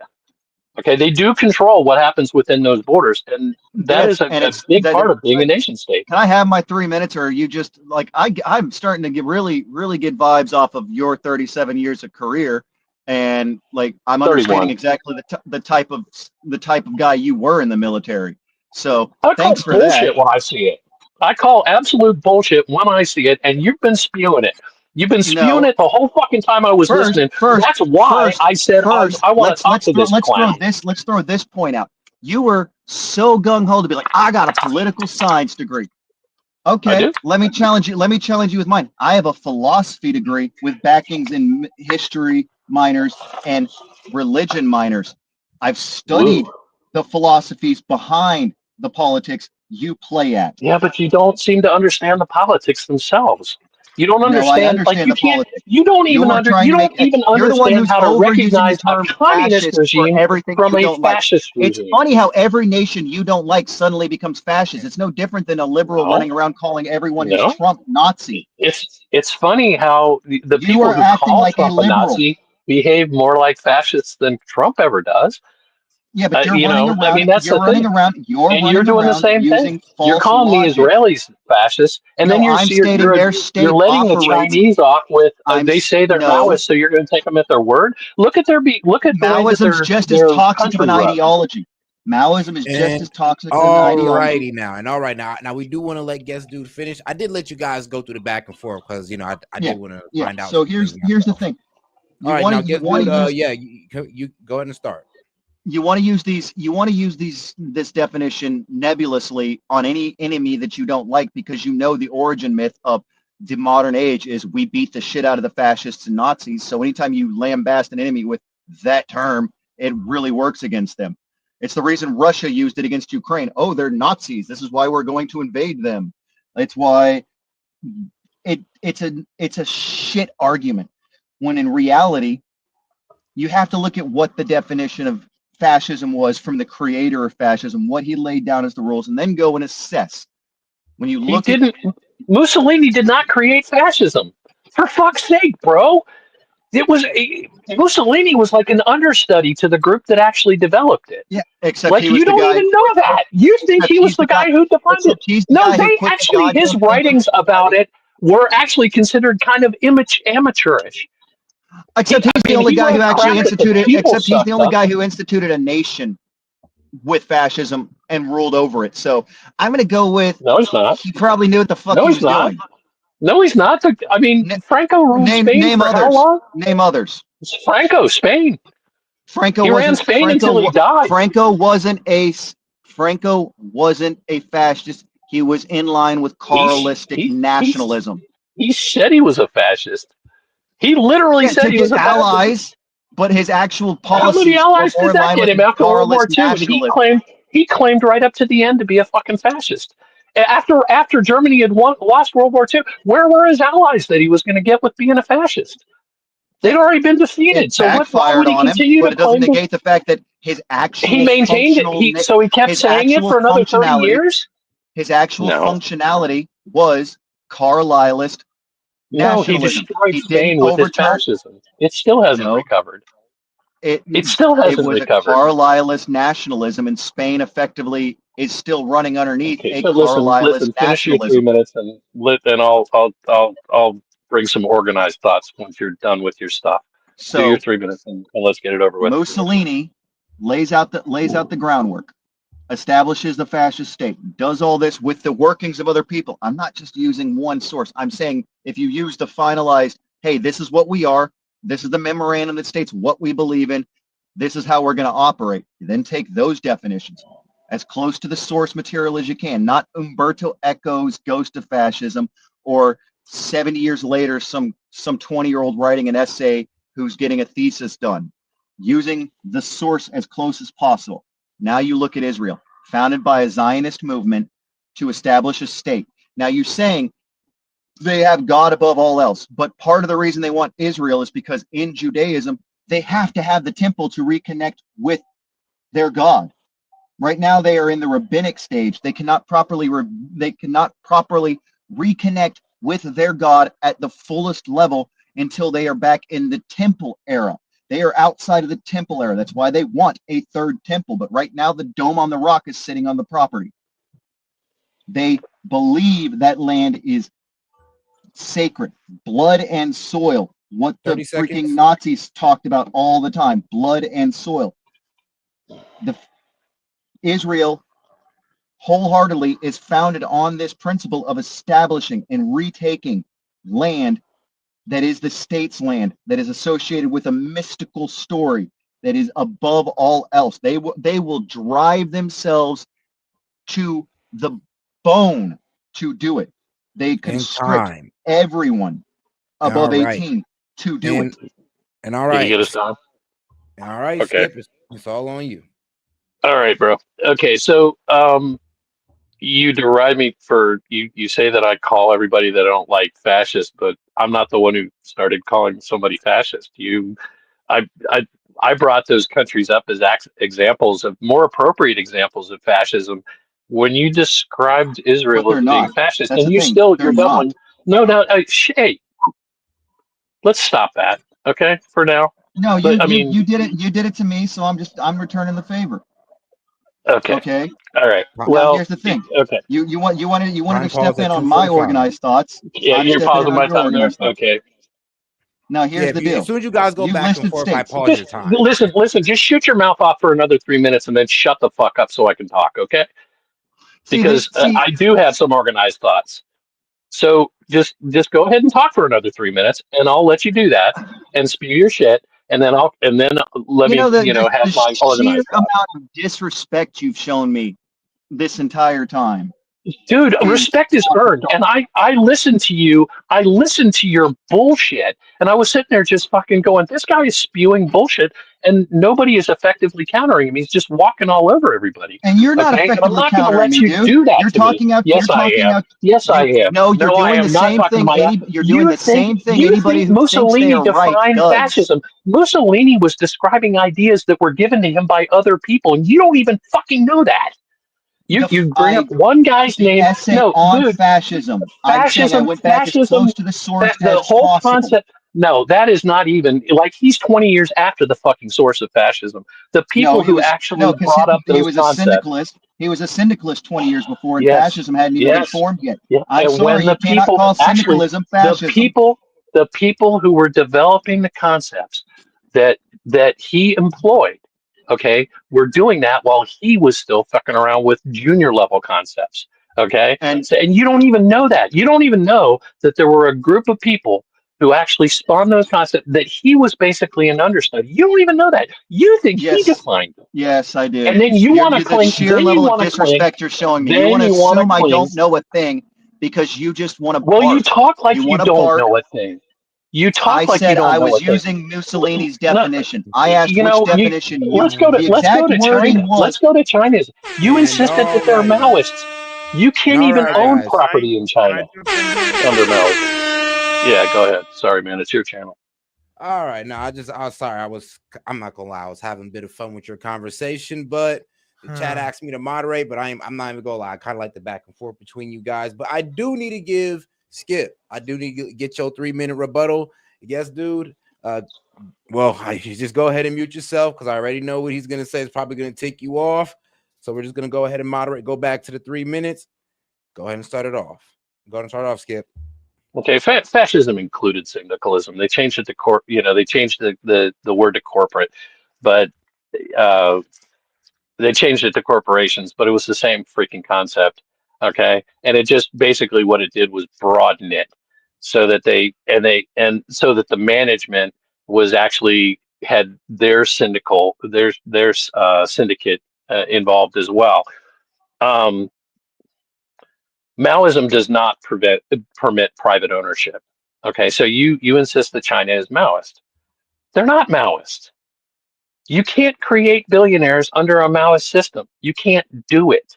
Okay, so a system that blends government and business so that they're basically government can control the economy, and it's now the difference. You could argue that they're not fascist because fascist is national socialism.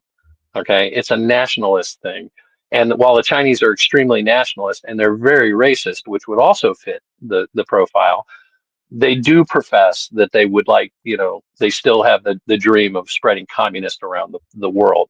But they're not a Maoist system. And insisting that they are, you say that I disrespect you, but bro, you say stupid things like China is Maoist. And I can't, no, you can't, no, but even if you could argue that they're not, if you want to argue that they're not fascist, you cannot possibly argue that they're Maoist. You can't argue that they're Leninist. You can't argue that they're really Marxist, because Marxism abhors a billionaire. And they've literally created a system where they've created like dozens, if not hundreds, of billionaires. So that just doesn't. So when you say something that's that far out there, then yeah, I lose respect and I start to treat you accordingly. And yeah, maybe some of that is from 31 years of serving in uniform, but they didn't pay me to assuage people's feelings. They paid me to call bullshit when I saw it. And I see bullshit. Okay. I see a lot of weakness here and a lot of made up crap. And I see what I'm starting to think is some anti-Semitism because of all of the very mystical things that you latch onto about Israel that really, dude, I mean, come on, man. You're ascribing powers and things that I don't know, man. It seems like you got 30 seconds. There's something a little bit more there than an honest political evaluation. Okay. So declaring, I did not bring up the fascism though. You brought it up by declaring Israel a fascist state, which is absolutely ridiculous because they just don't fit the profile. Government doesn't control private business in Israel, although they do have some state-owned businesses. But then again, so do we, having to do with certain. Well, we did anyway. Like for instance, Springfield Armory at one point was actually a government-owned armory that made weapons. So time. Okay, I'll shut up. All right. All by the rules. Hey man, appreciate you, Skip. And all right. Hey, shout out to Skip and Gessie. You guys been pretty good. You guys been pretty good. Participants. Honestly, the whole night. Even though you guys had y'all back and forth, you guys been pretty good. Yeah, right, go ahead. Gessie. I'm trying. I mean, like I said, at least it's not Dave. We can actually have a civil debate, which is fun, even though it's getting a little heated here and there. But okay, it's a spicy civil debate. Yeah, it's got that tingle to it. But okay, so here's the thing. I'm thoroughly aware that under Maoism you can't have private property, but I'm also thoroughly aware that underneath Stalinism you couldn't have private property. At any given time, the state can step in and go, yeah, those billions of dollars you helped accrue, that was just for the party. We're taking it. That still applies Maoist systems of governance over the entire structure. And like I stated, Maoism is a Confucianist, legalist blending of Stalinist Leninism. It's always going to have these weird little intricacies that allow them to meld and mesh and change as necessary, predominantly to benefit the Han Chinese and then subsequently go out through the rings of the population. But without going too in depth with the dynamics of Chinese racial mysticism that they have embedded for the last 3,000 years.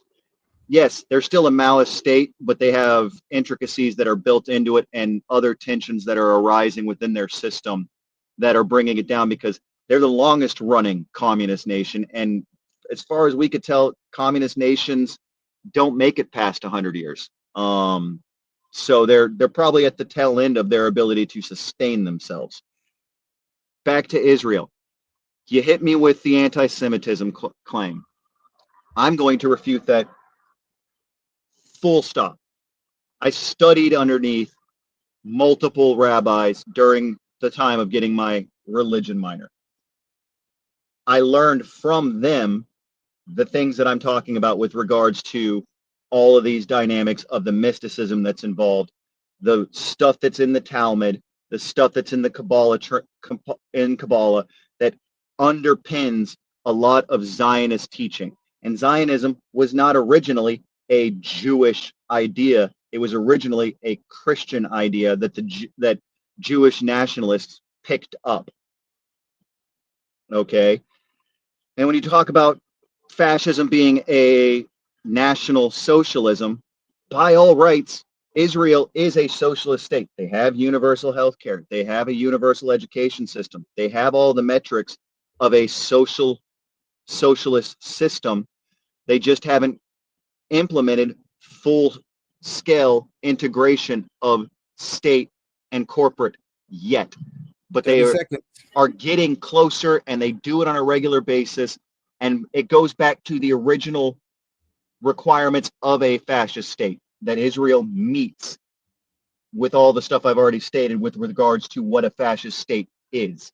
Israel meets that, and me stating that does not mean I'm anti-Semitic. It just means Israel is stepping down a dark path and has been for the better part of 20 years now. And time. And all right, Skip, it's on you. Okay. Well, having social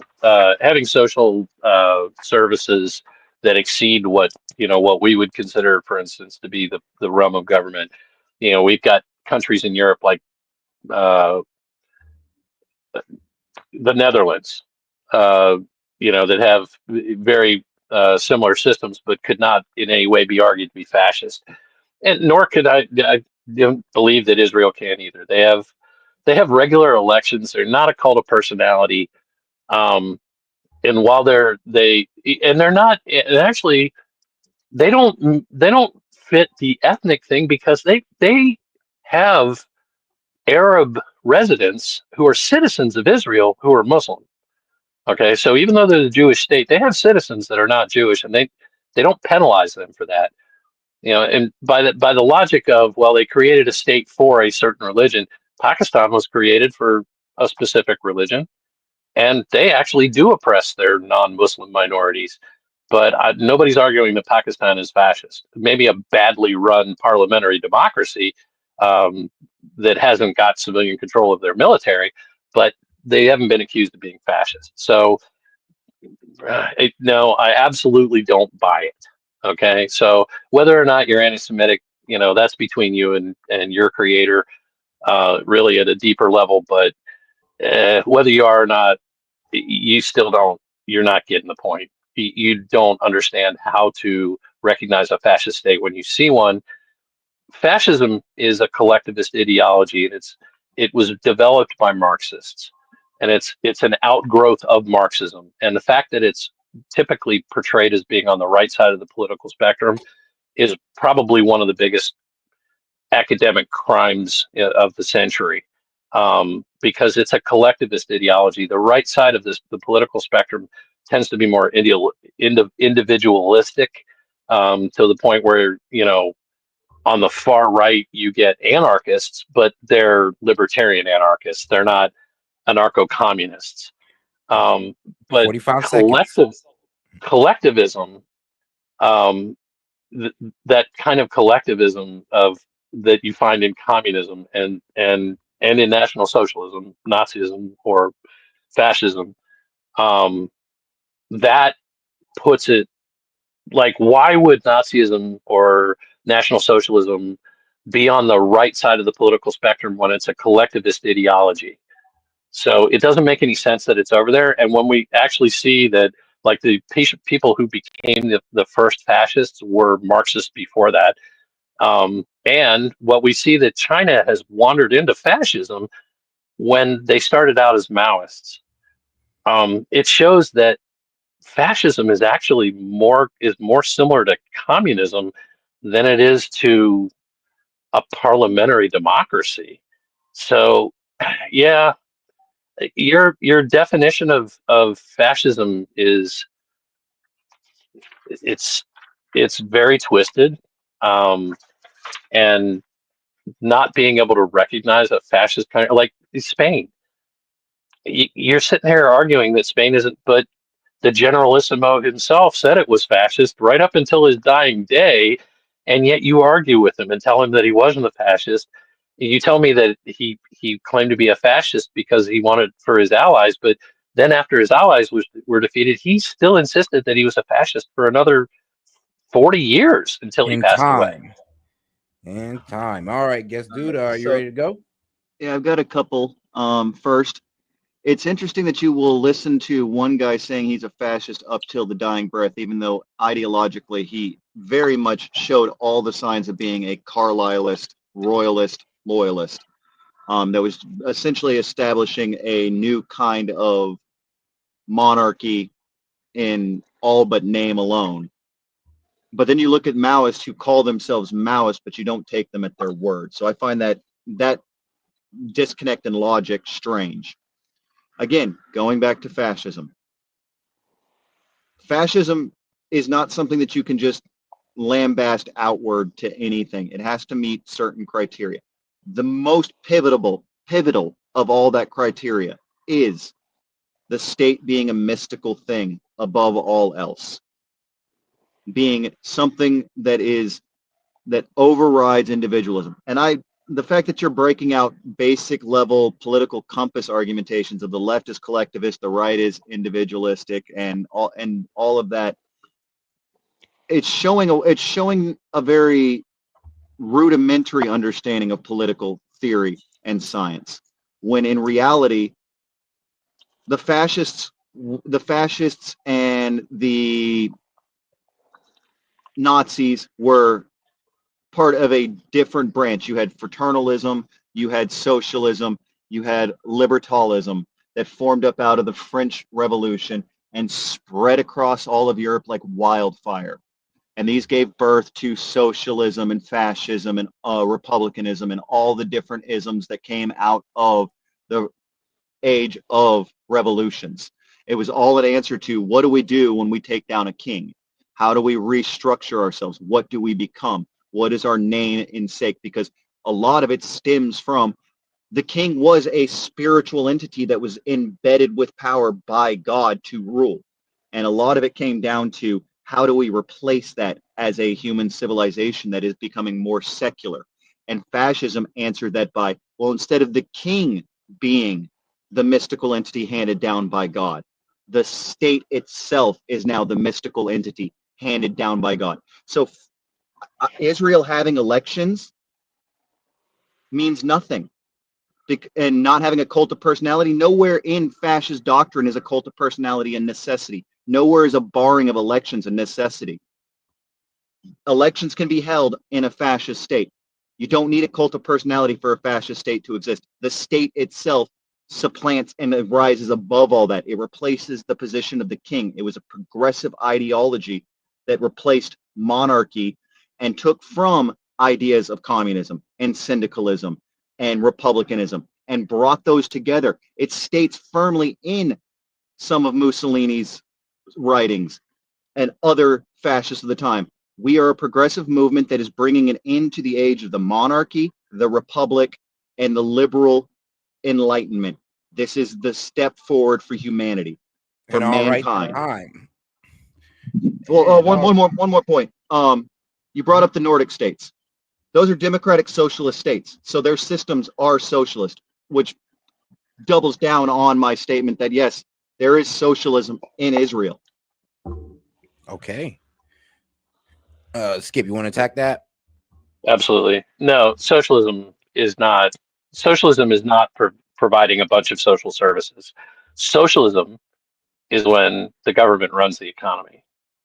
Okay, so I mean, really, it's when the government controls the economy. I gotta like pause literally you on that. As a socialist, no, it's not always when the government runs. It's about control over productions of means and control over structures of production, which means. Okay, listen, man. I respected your 3 minutes. I know. The last two times, I literally muted my own microphone and I shut the fuck up. Okay, so I gave you that. I gave you that respect, and I would really ask that you save your comments. And I sat here and took notes so that I knew what I wanted to address. Okay, so that's what I'm going to ask you to do. If you would, please.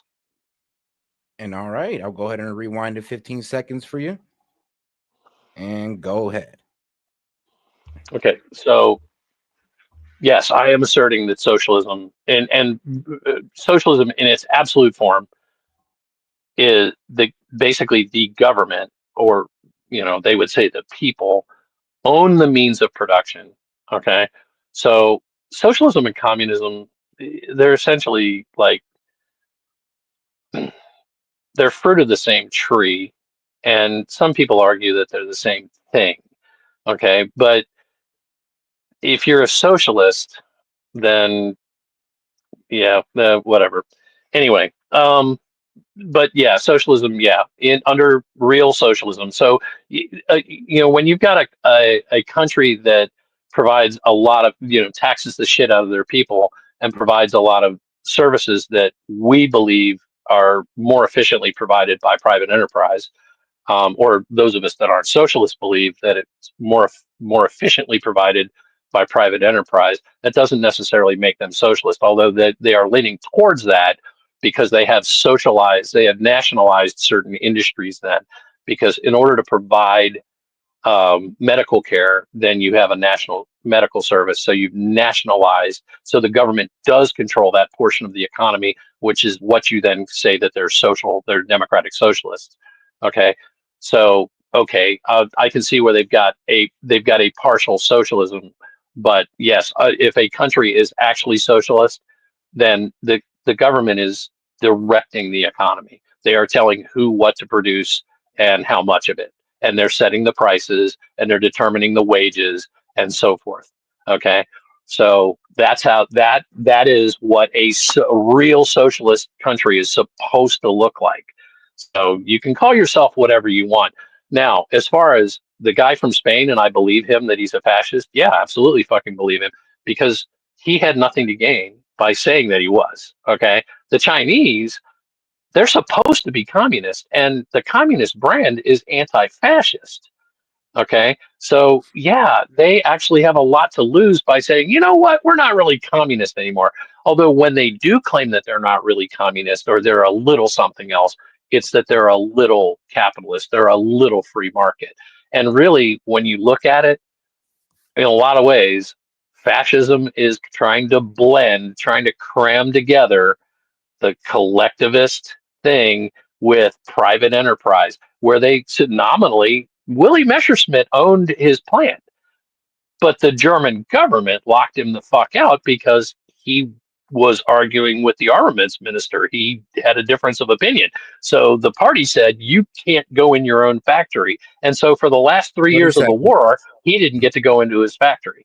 So yeah, that was, but nominally he owned the business. You have people who supposedly own businesses in China. That is not Maoist. Okay. But yet the government tells them what to do when they want to. And that is fascist behavior, not communist behavior, because the communists just outright own the shit and nobody owns anything of their own. So you come up with these bizarre arguments, and then you want to tell me that I'm being rudimentary. Yeah, I'm kind of breaking things down for you a little Barney style, but come on, man. You can't claim sophistication when you can't figure out why the Chinese would not say that they're fascists, why they're going to insist that they're Maoists. Go ahead. Right. Socialism is just diet communism. Okay. And So all right, it is. It's fruit of the same tree. Well, Marx talked about it. Here's the thing.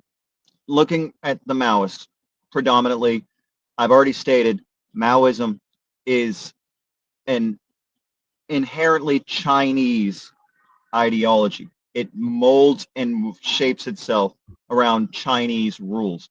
So to understand it, you have to understand the full dynamics of Chinese systems. So it's a subject that would take up another 3 hours easy for us to be able to dive the full depth of, to understand the Han dynamic, the rings of heaven outside of the Han system, understanding why Beijing is the capital for the reasons it's the capital, understanding the history of the heavenly kingdom that led to the Hans restructuring themselves as such a hard-lined group that were willing to let Mao do the things he did to establish a nationalistic state under Maoism.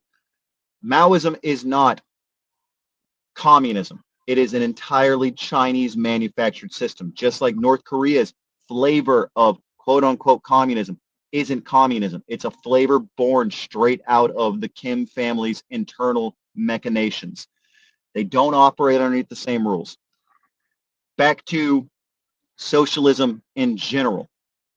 Okay, you have layers of socialism, you have layers of socialist thought, layers of socialist school. But going to the idea of the state owning and operating, or a nation owning and operating, all of that evolved out of Republican thought.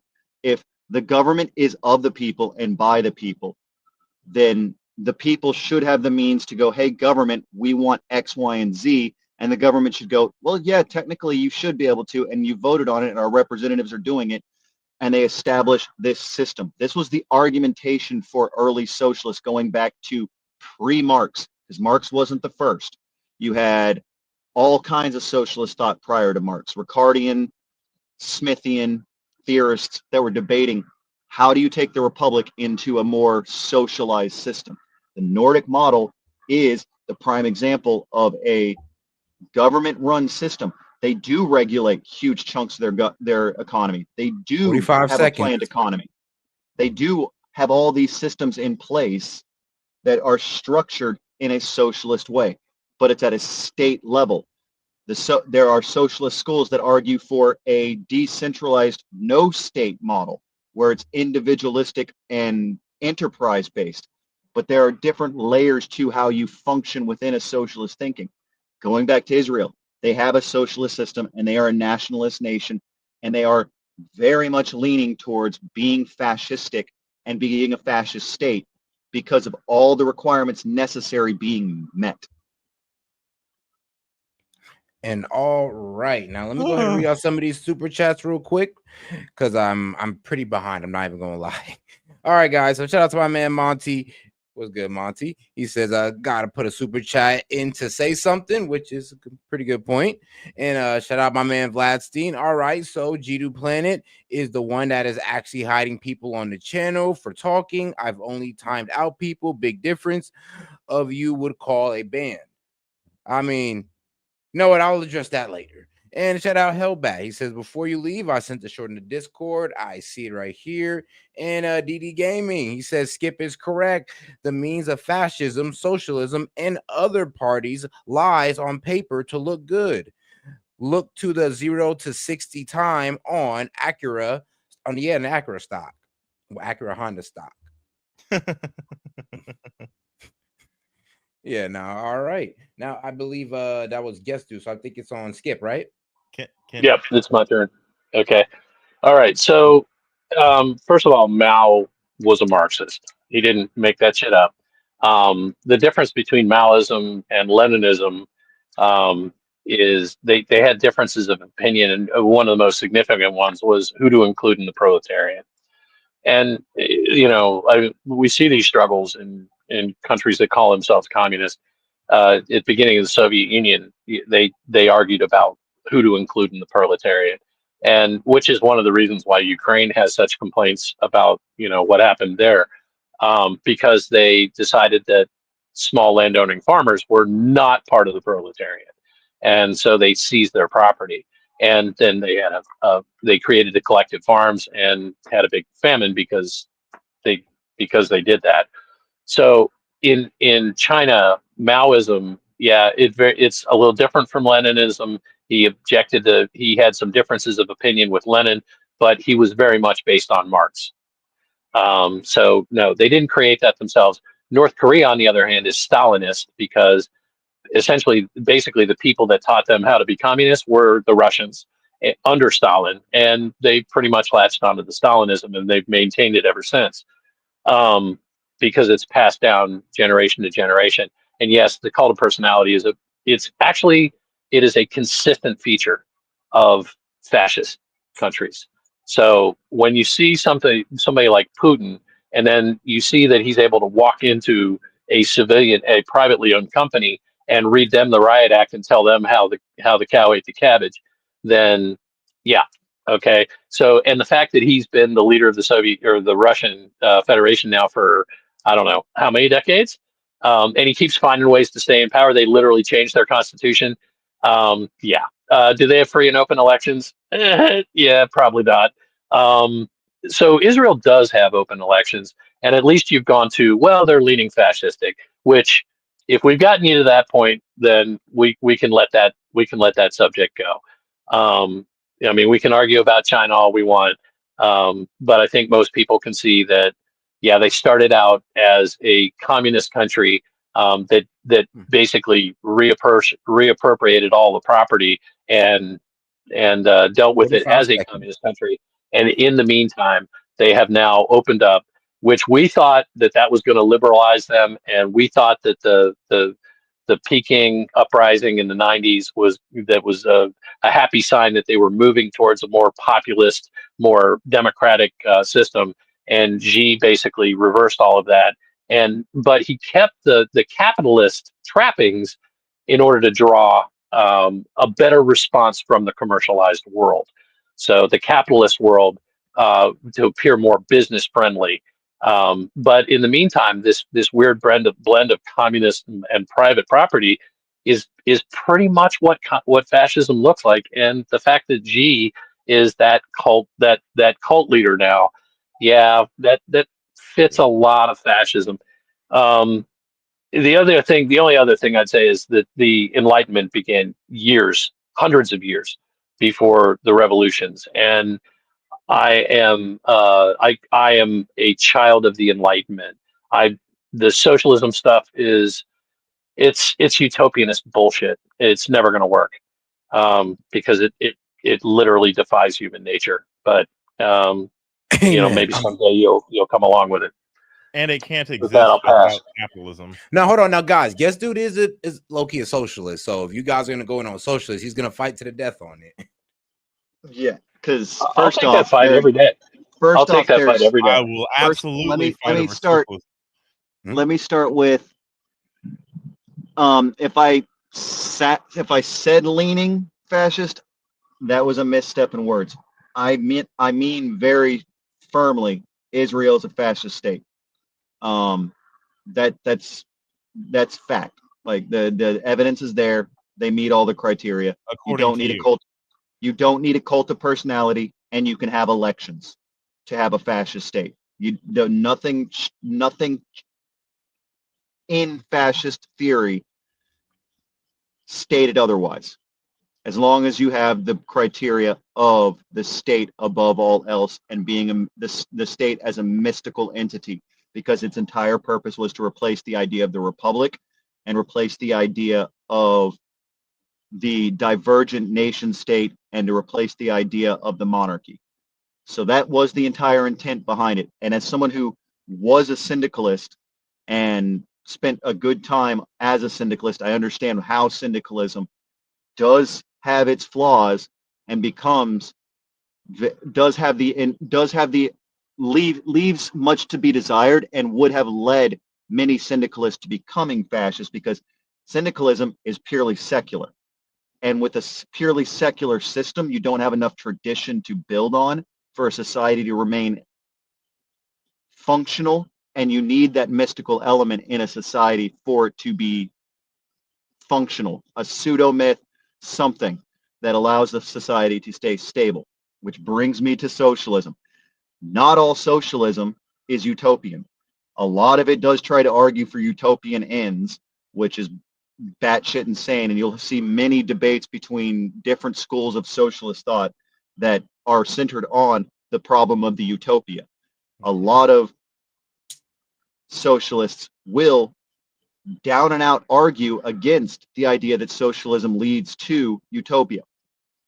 And I'm one of those, because it's not a matter of trying to reach a utopia. It's a matter of trying to figure out a better economic model that allows for the throughput of industry to function in such a way that you don't reach these thermodynamic bottlenecks that we're dealing with in a traditional raw free market system that creates oligarchic power, that creates mega corporations, that leads to a new medievalism. The socialist schools that I've frequented and have written papers on and have written huge essays on and have argued to death about is a type of socialism that argues for a decentralization mechanism that is anti-utopian with the sheer purpose of trying to hold on to the current state of industrialization as long as we can for the sake of reaching past the trials and tribulations of the first stage of the new medieval period. All right. Now, does anybody want to attack that? Absolutely. Yeah, I got it. All right, Skip, you want to go ahead? Oh. Yeah, but you know what? Who was that who spoke up Monty? and said absolutely? I'll wait for Monty. I'll take my 3 minutes after him. All right, Monty, go at it. So everything about socialism fails without capitalism, because simply for the fact that there is scarcity in the world, and scarcity, you have to, you don't just get to take other people's shit and have anybody have any sort of work for or drive to work for anything else. So it falls on its face as soon as anybody can get any power to overthrow it. So I see that if I may, that's the issue. Is there are schools of socialist thought that have taken that into account and understand it's not that capitalism is necessary, it's that a free market is necessary because there is scarcity. And because Monty was scarcity paused at 220. Because I can, if I won't try to overtalk him. If he wants to interject, he can yeah, I mean, I see what your point is, and I understand, like, yes, a vast majority of the schools of socialism do very much argue for being anti-capitalist, arguing against capitalism, etc. But there are socialist schools that argue that it's not so much an anti-capitalist argument, it's that capitalism and socialism are both inherently flawed systems that are competing for shared access to the free market. And what really exists is the free market. And until we can devise a third option that we can get attachment to the free market, we need socialism to better balance the equations so that we have better throughput in the industry. And until we have that better throughput in all these industries, so we don't have these dynamics of the Pareto distribution and all these other factors screwing up the equation, so we don't keep running into the problem of why do we have a billionaire with $700 billion while we have people in the streets who are dying of starvation? Why do we have simultaneous problems of, or in the United States, we have a simultaneous epidemic of hunger, malnutrition, and obesity occurring at the same time? If I may. So again, when you deal with scarcity, you have to sort who gets what in some way. You can argue that it'd be merit based, and that's capitalism, or you can argue that it's based off of quote unquote what's fair, or what someone arbitrarily determines to be fair, and that would be socialism. The issue that I have is that there is scarcity in this world. We don't just get to have whatever the fuck we want, and we can't just create whatever the fuck we want. In a world where everything's run by robots, and we can go mine other planets and farm on other planets, and there is no scarcity, I would 100% be for socialism. Everybody just gets whatever they want, and they work if they want to, because there is no need for forced labor, because there's no need for labor, because it's handled. Until we get to that, I think it's actually the opposite. You can't force throughput, because you can't motivate. You cannot force motivation. It has to be. It's a naturally occurring thing. Like you can't take a dude and put him through boot camp and expect him to be motivated if he's a draftee if he doesn't agree with the message. So instead of, because I mean, we've gone for a while arguing different ideologies, and it's getting us nowhere closer to anything. I would say we live in a world, and our country's run on one thing. We are living 30 seconds. amongst other countries that run on other things. So to argue it to death is not we're not going to solve anything with that. All right, now Skip, do you want to take that argument on? Skip, you still with us? Oh yeah, I had my mic muted. Sorry. Right. Yeah, I'm just trying to be respectful, and if I make an exclamation of disgust or whatever, it doesn't need to stop the conversation. So basically, I do want to say this is that the only way that you can claim that Israel is a fascist state is to warp reality to the point that it has to be driven by something, which is it's either financial, like some kind of gain, which it obviously isn't the case, or some kind of a powerful emotional root to this that literally drives you to an evaluation that like literally nobody comes to. And I'm saying that you've got an emotional stake in that. And that I find like since it seems to be negative, I don't know why do you have such powerful negative emotions towards Israel? And why is that the root of an argument at all? Which is the point that the other gentleman just made. Is like we're arguing about like what their fucking ideology is. It doesn't matter. The fact of the matter is the root of this discussion is about Iran and whether the action taken to prevent them from acquiring a nuclear weapon was necessary. And we can argue about that. This is not the beginning of World War III. Okay. I've seen a lot of shit happen. People say, well, this is an act of war. It's, hey, listen, Reagan put half of the Iranian Navy on the bottom, and that wasn't the start of, that didn't start a war.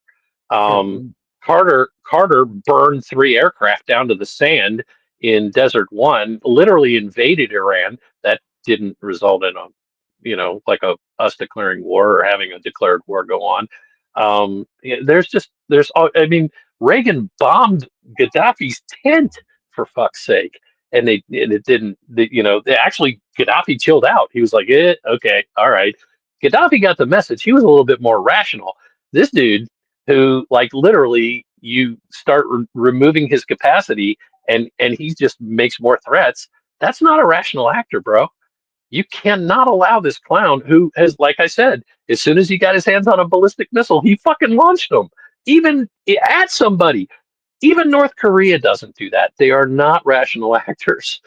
You cannot allow that entity to possess, like when what I'm talking about is the Islamic Republic of Iran, not the people of Iran.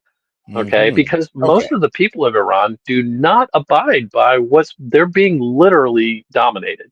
So hopefully this gives them a window. Maybe they rise up and they change their government. That should be up to them. I don't believe if you break we've tried that. If you break it, you bought it. Nuh-uh. We can break it. Let them put it back together. They can do it. They're smart people. All right. Well said, my man. And now anybody else want? Now I guess did you have any disagreements? Yeah. All right. It's not from a deep emotional place. It's an assessment. It's what I do. Okay. I'm sorry. I'm gonna interrupt this time. No, nobody. You are literally like, other than like people who are obviously being hyperbolic, like somebody who's waving a Palestinian flag. Yeah, that's not. I mean, that's not a serious. He says Israel is a fascist state. That doesn't mean anything to me. This guy is obviously emotionally invested. Okay, and everybody drops the F word. You were the guy who dropped it tonight, and then you accused me of dropping it on anybody I didn't like. But you were the one who named the people you don't like fascists. Okay, and you can't. That's not supportable. It's nobody, no serious academic has ever evaluated Israel as being a fascist state. And so for you to do that means that you are driven by emotion. And roll together. I'm loving it. I'm really loving it. No, I'm saying, dude, you're so far out in left field. It has to be emotional. You're using logical fallacies left and right and attacking me personally left and right. I'm really digging this, like it's fun. It's fun. Dig it all you want, bro. But come on, man. Like nobody else is saying this. Nobody serious is saying They're a fascist country. You're the only one. Populum, like you're another logical fallacy. Just because I'm going against the grain and coming up with a novel idea, a novel assessment, I'm somehow wrong because it's not the popular academic. I'm suggesting that your evaluation, your logic is affected by your emotions, and you have strong emotions about Israel. No, because my entire reasoning behind it is I'm assessing it as it is. I'm assessing it based off of my understanding of fascism and assigning it to the nations. Let's put it this way. It is so ridiculous. It is such a ridiculous assertion on its face that it's so absolutely fucking imponderably ridiculous. As someone who is an anarchist and a socialist, I have no other option than to assume that you are like it is emotionally driven because there's no backing for that. I mean, it's on its face, it's ridiculous. Consistency, and it doesn't make any fucking sense, bro. When you say it, it sounds like a bunch of bullshit that you pulled out of your ass. Seriously, you're justifying a thought that has no merit, but you're pulling out these justifications. I can go step by step and argue. No, you can't. And you can say it, you can call it ad populum, but I'm just saying, look, bro, when you're the only one in the room and you're spewing shit that people are saying, you sound like you're full of shit. You're trying to discredit me on a personal level. No. Well, I'm asking you. I've asked you politely, hey man, this is what it looks like. No, because it is just that fucking ridiculous. It's that stupid of an argument to make that there has to be something that's causing you. So you showed up thinking you were going to win, and that way dissolved down into now attacking me on a personal level. No, I'm digging that. No, I'm just you're actually trying to pretend like it's an actual logical argument, and it's not. No, it is a logical argument. I've given my my assessment of it. You could then your assessment is badly affected by something that's not tangible. No, because what you did. Hold on. What you did was hit me with a bunch of whataboutisms that I willingly fed into because cool, fun, debate fun. A bunch of ad hominems. Not whataboutisms at all. I'm saying if you want an example, this is what fascism really looks like. And you're ascribing it to this. What about this country? What about this country? That's pure whataboutism. Your entire. No, I didn't say what about nothing. You didn't say it literally, but you pointed to other countries. No, what aboutism would be if I said, well, China did this, so when Israel does this, not when you're talking about comparing. Not when you're comparing the. I'm talking about socio-political ideology of comparing governments. Yeah, I'm talking about and you're using the way they actually run their countries. Putin does this stuff over here. The Kims do this stuff over here. Xi does this stuff over here. But Israel, bro, they have entire courses in universities called comparative government. Okay, so that's it's another appeal to authority. Do you have anything bro, in your arsenal? Called Israel fascist, and I'm saying, well, if you want, fascist looks like this. On it. Yes, which one of the so key aspects of somebody ridiculous. Who is, as somebody who is, dude, it's so blatantly ridiculous that it's like it has to be driven by something else. It can't be based on logic because it's not logical. It has everything doesn't make to do sense. with the fact. I got tired of hearing people say the word fascist to everything for the better part of the last 12 years. So then you decided to turn it on Israel? No, that I assessed what fascism was. I studied it in depth, understood what it is. No, you didn't. Understood why. No, you don't. So I'm here to tell you, so bro, you're going back to the ad hominems. You can't take that shit to any university and not get laughed out of the classroom. I'm serious. Nobody would take it to universities and not been laughed out of classrooms. So thank you very much. I bet you have on this and gotten high marks and had good debates with professors on the subject. Is that right? Because I swear to God, man, I have never heard anybody who made any sense call Israel a fascist country. I've never heard that before. For you to argue it is just it's so obviously wrong. And then you claim that you're. Let's not leave. Hold on, guys. Time out, guys. Let's not leave it to our personal opinions. Man, we do have an audience that honestly, I'm gonna be real with you. The audience do agree with both. Well, not both, but there's a split agreement. People do agree with Guest Dude, and people do agree with Skip. Let's try to respect both opinions, because apparently there is people who think Israel's fascist. Now, I mean, I don't share that opinion, but there are people in the chat. So, like I said, let's debate the ideas and let's leave it up for the audience to digest it. Now, so can I say something real quick though? Go ahead. Because we're arguing on a premise based off of somebody's assessment of something. And no, the original point, if I may, because I got stepped on by Skip, the point that I was going to make, my original assessment of this was very simple. Okay. His argumentation on it was we're arguing in circles around ideology, except my entire premise was we're getting pulled into a war by an ally who is fascist by my assessment, and that is a problem. Right, but so this entire night you have been asserting, not saying that this is my opinion, you're saying, oh, they're a fascist state. Why are we getting in bed with a fascist state? Yes, that's my thesis statement. You're not the authority on what fascism is. I'm sorry, you're not.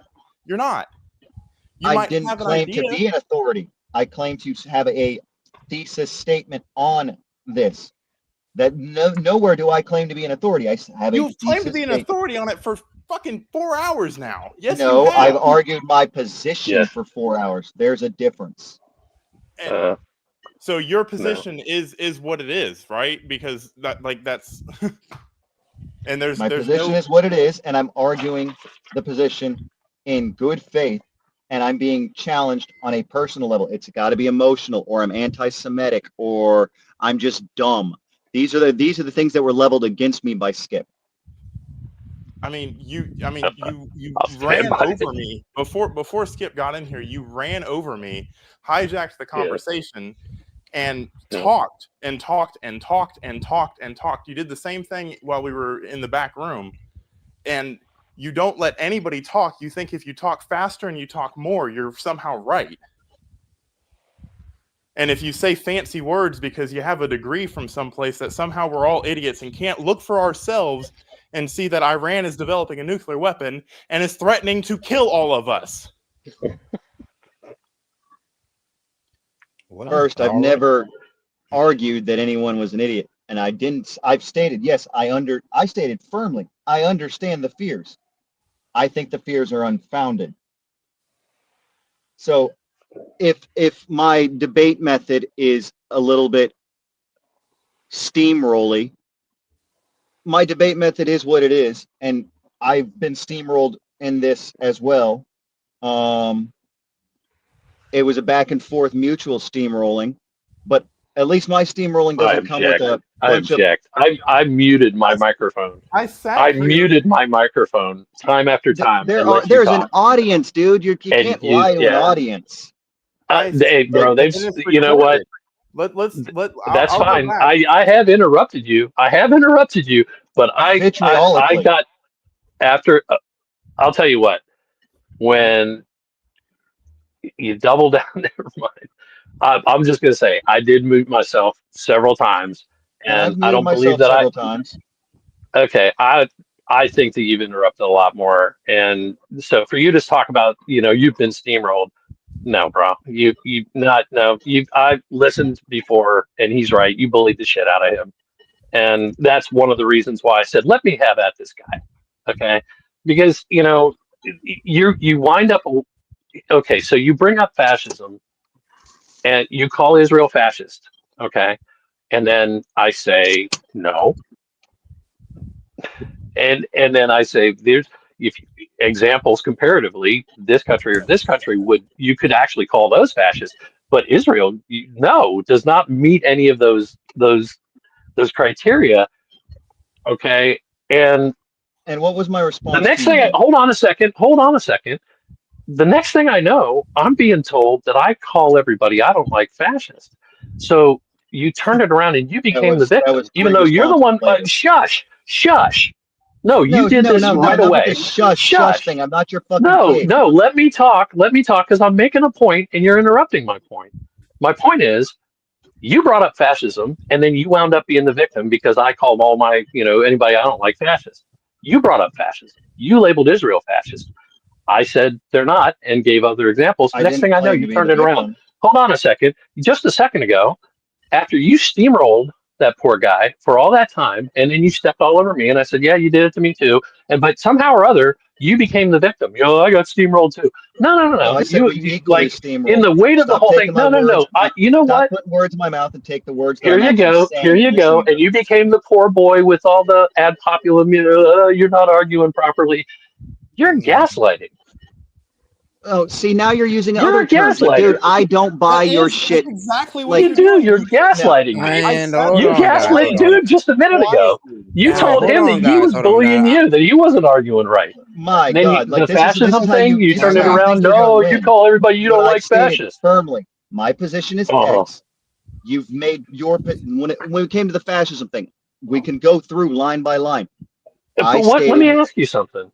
Why are you so angry? Why are you so angry that Iran seems to have lost their nuclear capacity? Because that's what you're arguing. You're arguing that was bad, that we shouldn't have done. I'm angry that the United States is potentially getting itself dragged into another forever war.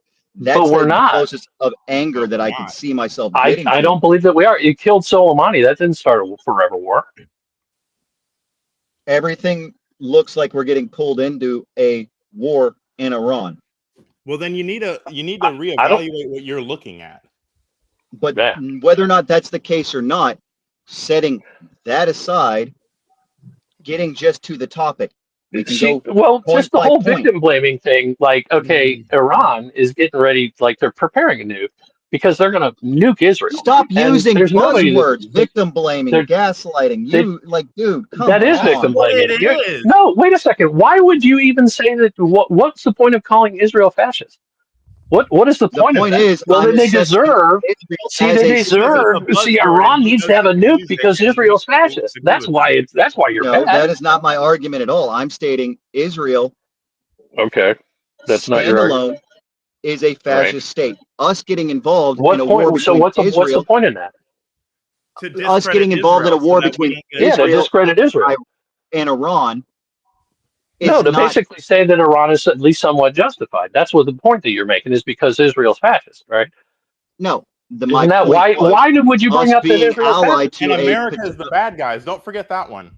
Yeah, Americans are the bad guys. No, we kind of got away from that one. With the weird history of the special forces. Get involved with. We keep doing things we shouldn't do. Yeah. Okay, but somehow or other, this all became about. Listen to what happened. Look at what happened here. He literally made the whole conversation about Israel being fascist, not about whether or not Iran should have a bomb, which is what and then we were the bad guys.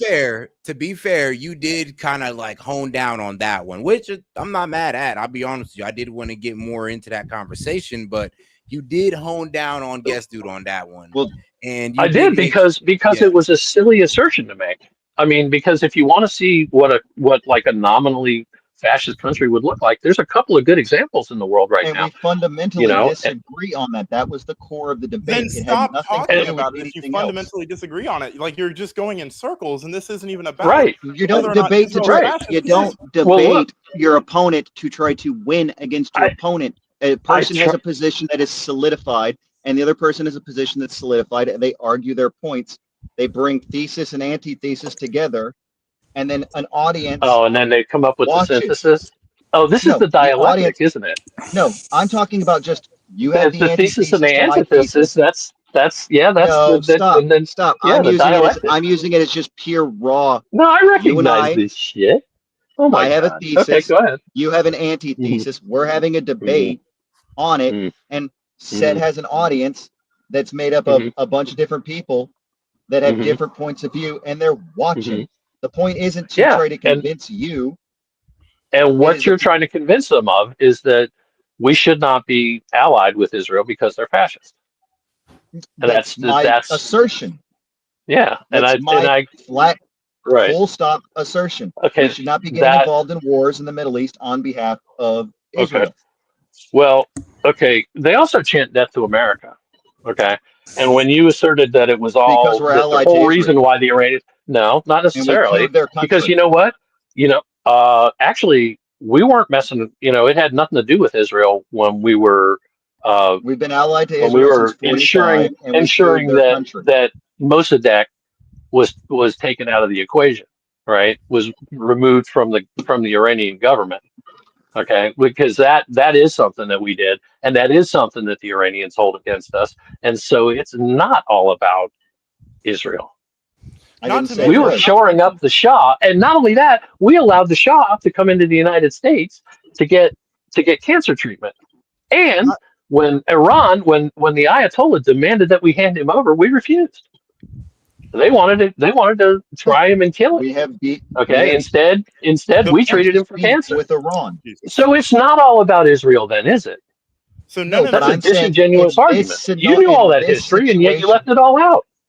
No, I'm saying in this situation, we should not be getting involved in another war in the Middle East on the behalf of Israel. But they chant death to America as well, and you yourself said for them to come up with an ICBM is not a far reach. Okay, so if they do develop a nuclear weapon, Israel's not the only one that's threatened by this, and there are other ways to deliver nuclear weapons that might involve just sailing a ship into a harbor. Okay, so when they develop a nuclear weapon, it is a threat to the American people, and it's not just Israel. And your arguments are ignoring all of those facts, and I think that they're willfully ignoring them.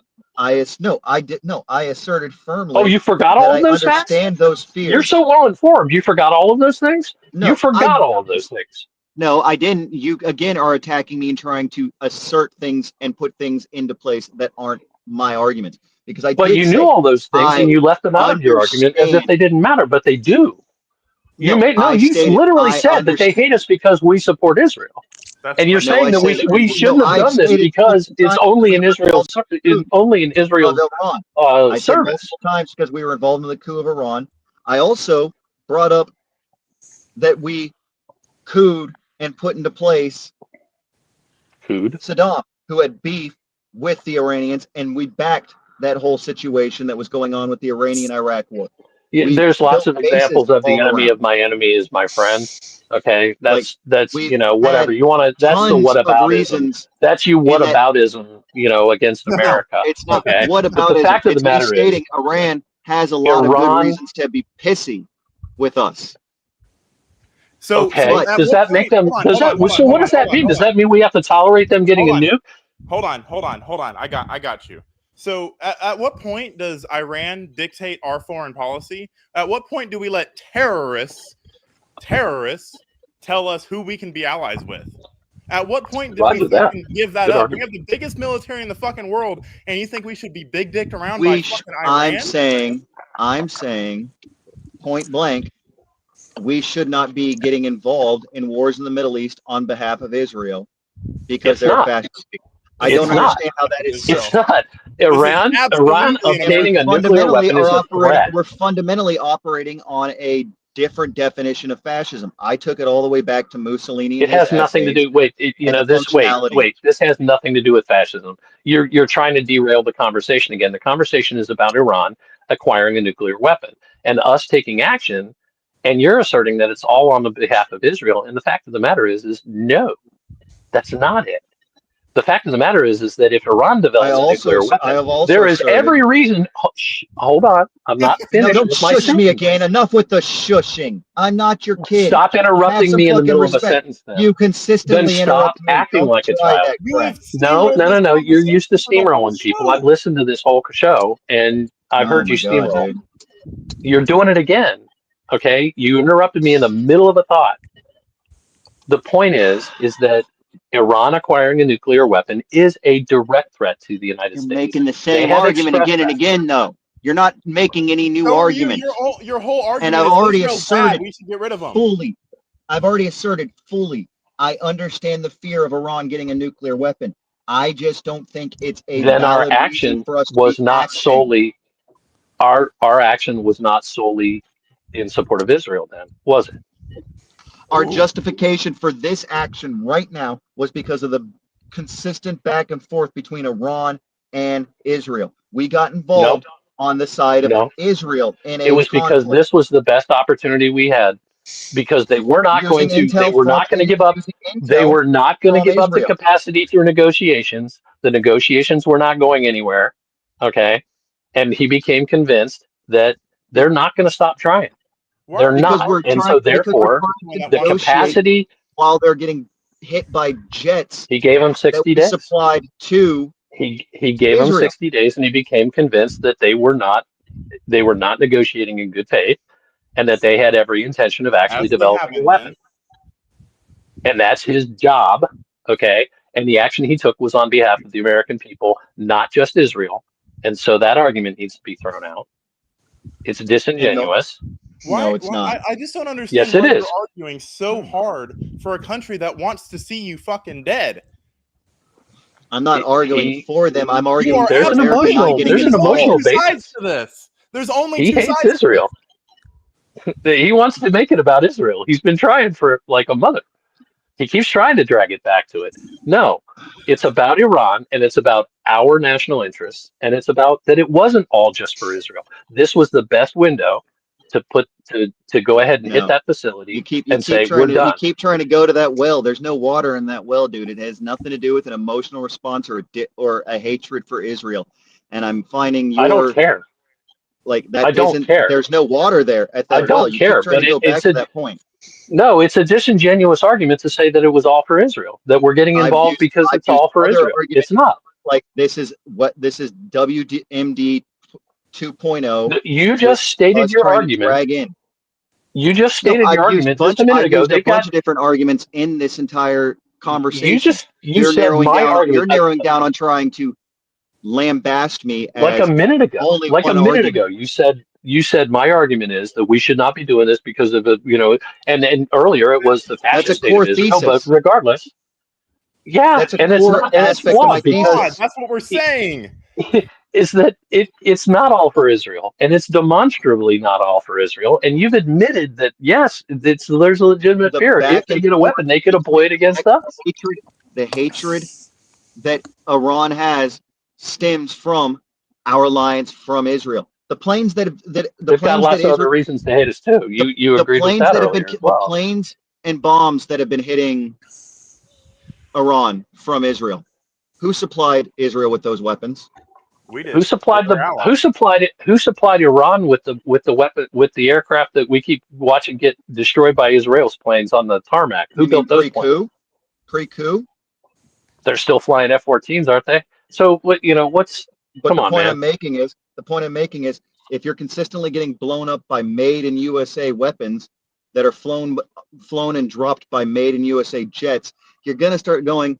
They keep supplying them, and they're gonna keep supplying them. We're pissed off at them for a myriad of reasons, and they're effectively in the war, but they're not. So death to America, I guess.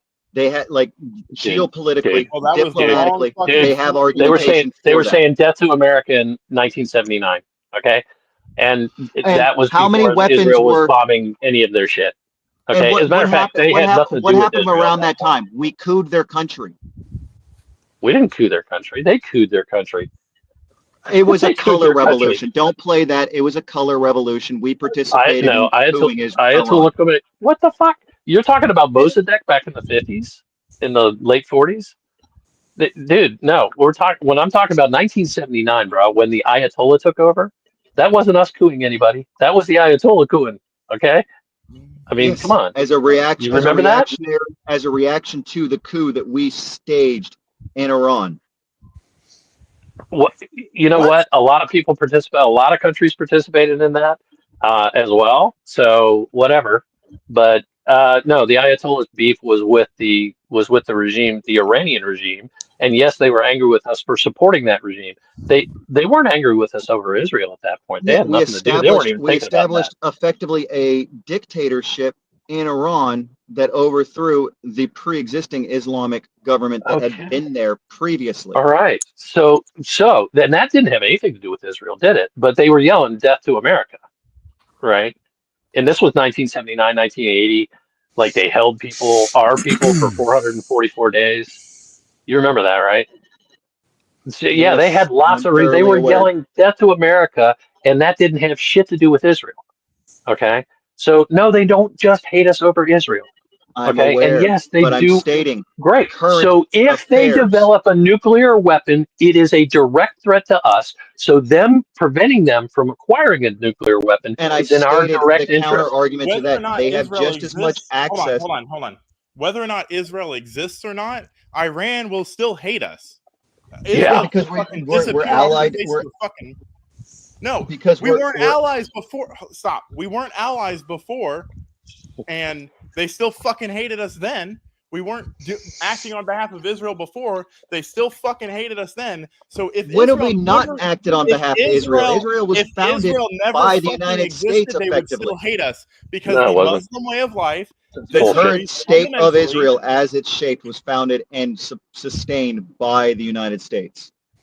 Well, actually, the United States didn't start. Hold on. Actually, most of the weaponry that they used in the early wars were provided by France. Hold on, and actually, guys. they flew old German fighters. I'm aware. They flew I'm saying BF-109. after the Yeah, I hear you. I'm War, sorry. Go it ahead. became It's your channel, bro. No, I'm not set. Oh, okay. I'm Luke. Oh, okay. Hey, Luke. What's going on, man? Fuck you, Luke. So yeah, I know, right? I gotta say bravo. This is better than Jerry Springer ever was. This is better than The View. It's better than CNN trying to team up against what's that guy? Scott Jennings. Yeah, this is amazing. Bravo. I gotta say that. And the dates and names of things that you guys are just off your dome throwing out, like I can tell both of you guys are very, very up to date on each, up to date and back to date. Yeah, and on each side. And I gotta say, like I ain't gonna lie, the history knowledge went over my head for a little bit. I'm like, whoa, how y'all know so much detail? And guess, dude, I really applaud you for having this is it's kind of a pro America, pro Trump channel. S.E.T's trying to be fair, but it kind of is what it is. And I applaud you for being willing to make all those points that we just don't hear about, and Skip, right? Yeah, Skip, like, well done, like both you guys being able to go back and forth. But talking over each other is one thing, but I gotta interject something. The deep state plays a part in all this. The Jeffrey Epstein having dirt on our leaders plays a part in all this. America making Israel, validating it as a country again, or a state, plays a part in this. You guys both have really good points, but my question to both of you is, America goes back and forth between pro America versus pro world parties, back and forth. And there was a long time period where the Bush family, the Bush dynasty, the Clinton, Barack Obama, they were all on the same team. The Bush dynasty were rhinos. They weren't a typical Republican. The New World Order, I heard first from George Bush Sr. saying, in one of his speeches. And my question is, with Israel having deep state influences, okay, the Israeli people don't, but the government does. Just like America has deep state influences, but the people don't. You know, but the country does. Part of the club. Huh? I said we don't get to be a part of the club. We don't. I'm agreeing with you. Like, yeah. People don't have it. Us average people don't. Yeah, there's a club and you're not in it. George Carlin, I think. And I don't know, is there a deep state influencing the leader of Iran and some of those other countries? You know, is this really a war of ideologies on the surface, but underneath it all, a war for war's sake, propped up by the deep state? That's my question. So, okay, the question is, I'd like to go interject, ahead. if you don't mind. Oh, go ahead. And thanks for the feedback. I appreciate what you said earlier. And I think that the deep state. I think that there are a number of nations that suffer from having a deep state, and I think unelected bureaucrats, right? Yeah, bureaucrats that feel that part of their job is to achieve ideological goals rather than just do their fucking job, right? Like in the army, if you're given a lawful order, you have to do it, and you have to do it the best way you can.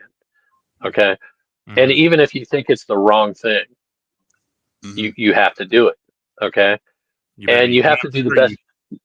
You have to do the best that you can. But well, hold on. Before you go on to another one, I've heard stories of sergeants or group leaders telling their group, if I ever tell you to do an unconstitutional order, you have to take me out. That's why he said lawful. That's the difference. Lawful. Lawful. Yeah. You actually have a duty to not follow lawful orders. Right. Unlawful orders. You have a duty to not follow unlawful orders. Right. Yeah, but you better be damn sure, because you are going to go get court-martialed, and you're going to have to, you're going to have to be able to defend yourself. And hey, you know what? There are times when I suppose that happens. I don't think I've ever been given an unlawful order. We know what happened in Vietnam, right? Yep, we do. Yep. There were go kill this whole village. Different war crime type stuff. Yeah, we got training in that. I mean, we got classes on that when I was in basic training. We had classes on that, on My Lai, and on the people that participated. And the fact of the matter is like most of those guys did not go to prison. The lieutenant did, but most of those guys didn't. And what about the guy that said that he would let China know if we ever started thinking about attacking them? A Milley? Oh, Milley. That's actually a court-martial. It could be treason. And we'll see what happens with that. Well, it depends on what they charge him with. They could minimize it and charge him with a lower level crime, or they could go whole hog and charge him with treason. But there's a higher standard for that too. I don't know. Do the tribunals, right? They're not courts; they're called tribunals, right? They could call him back to active duty and court-martial him. Yes. Yep. Do they have political bents? The people operating these tribunals, are they? That's the thing. Is that are they Supreme Court justice? Hopefully not. No, they're not. They're military officers. Your command, yeah. They're general. They'll be general officers. He can't be tried by anybody below his own rank. Yeah. They even if they had to call back other 4-stars to be on the So is it possible the deep state has influenced the high brass operating in these tribunals? You know what? That's a great question. I mean, listen. The point that I was interjecting to make before I lose it, because it's related, but it's kind of not. Is that you said something that brought this to mind when you interjected, And it was like, wow, okay, I needed to hear that right now, because you said that you're getting to hear shit that we don't normally get to hear. Right. And arguments that you don't normally get to hear made. Yeah, right? and details Whether we have no context for, you know. right. Yeah. And well, and not only that, but you get to hear both sides. Mm-hmm. Okay. So I mean, regardless of what I think of his opinion, okay, Right. he got to put it out there. And people got to listen to it and evaluate it and compare it. Okay. And the we should always question Right. whether we're doing the right thing or not. We And should look at our fair, motives. to be fair, Skip, I don't want to cut you off, but my wife will not listen to 5 minutes of anything about this. Okay. Yeah. I don't have best friends that I can talk to about this and stuff like that. If I have anybody, it's like you guys or people on the internet. So I think you guys might be in a similar boat, unless you guys have amazing wives or something. I don't know. But no, I have friends that I mean, a lot of people that I know. But discuss sometimes topics like working this. it out in speech happens differently than working it out in your mind to yourself or reading someone else's biased view on it. You know what I'm saying? Oh yeah. Well, that we're not having these conversations in front of hundreds of people. Right. It's a rare thing. Also, I just want to say. Well, what I'm saying is we should like, and I don't mean like, yes, personally, yes, I think it's important, but as a nation, I think it's important that when we, like, particularly when we do something violent, right, in all of our names, it's appropriate to ask questions. Like, I might sound like, like I want to shut this dude down. No, I'll counter him, and I'll make observations. Whatever, I'll tell you the truth. I'll tell you what I'm thinking. Okay. Yeah, your objections are different than his objections. But I think we should, as a nation, look and say, hey, are we doing the right thing? It's good to question. It's good to question. Sometimes the answer is yes. Sometimes it's not. I mean, we can look in retrospect and see some things that we wish had not been done in our name, right? Like maybe if we hadn't fucked around with Mohammed Mossadegh, if we hadn't like tipped the scales, because we weren't the only ones involved in that by a far sight. Okay, and the Russians were fucking around there. Everybody was messing around. No, okay, the French were still playing their game, trying to establish French their were freaking second right. empire. They were still pissed off at the French for the longest time. I think the only reason that they're not like death to France. Get away with so much of their bullshit. Vietnam, Syria. Well, they let the Ayatollah live there for a while. So See, I don't even know the slightest about. Yeah, like, no, how is like France the French manipulated? Okay, after World War II, the French, pretty much the entirety of Europe was like, yeah, this whole empire thing, it's a bad idea. Let's dismantle them and break them down a little bit. Let's start releasing our colonies. And France was like, it's our fucking time to rise. And they went out and tried to reestablish. France still has a fucking empire to this day. Huh? They were the opportunists. France has an empire to this day. Well, see, they didn't lose as many of their young generation because they all fucking chew-hoyed, right? I mean, when you don't die with your hands in the air.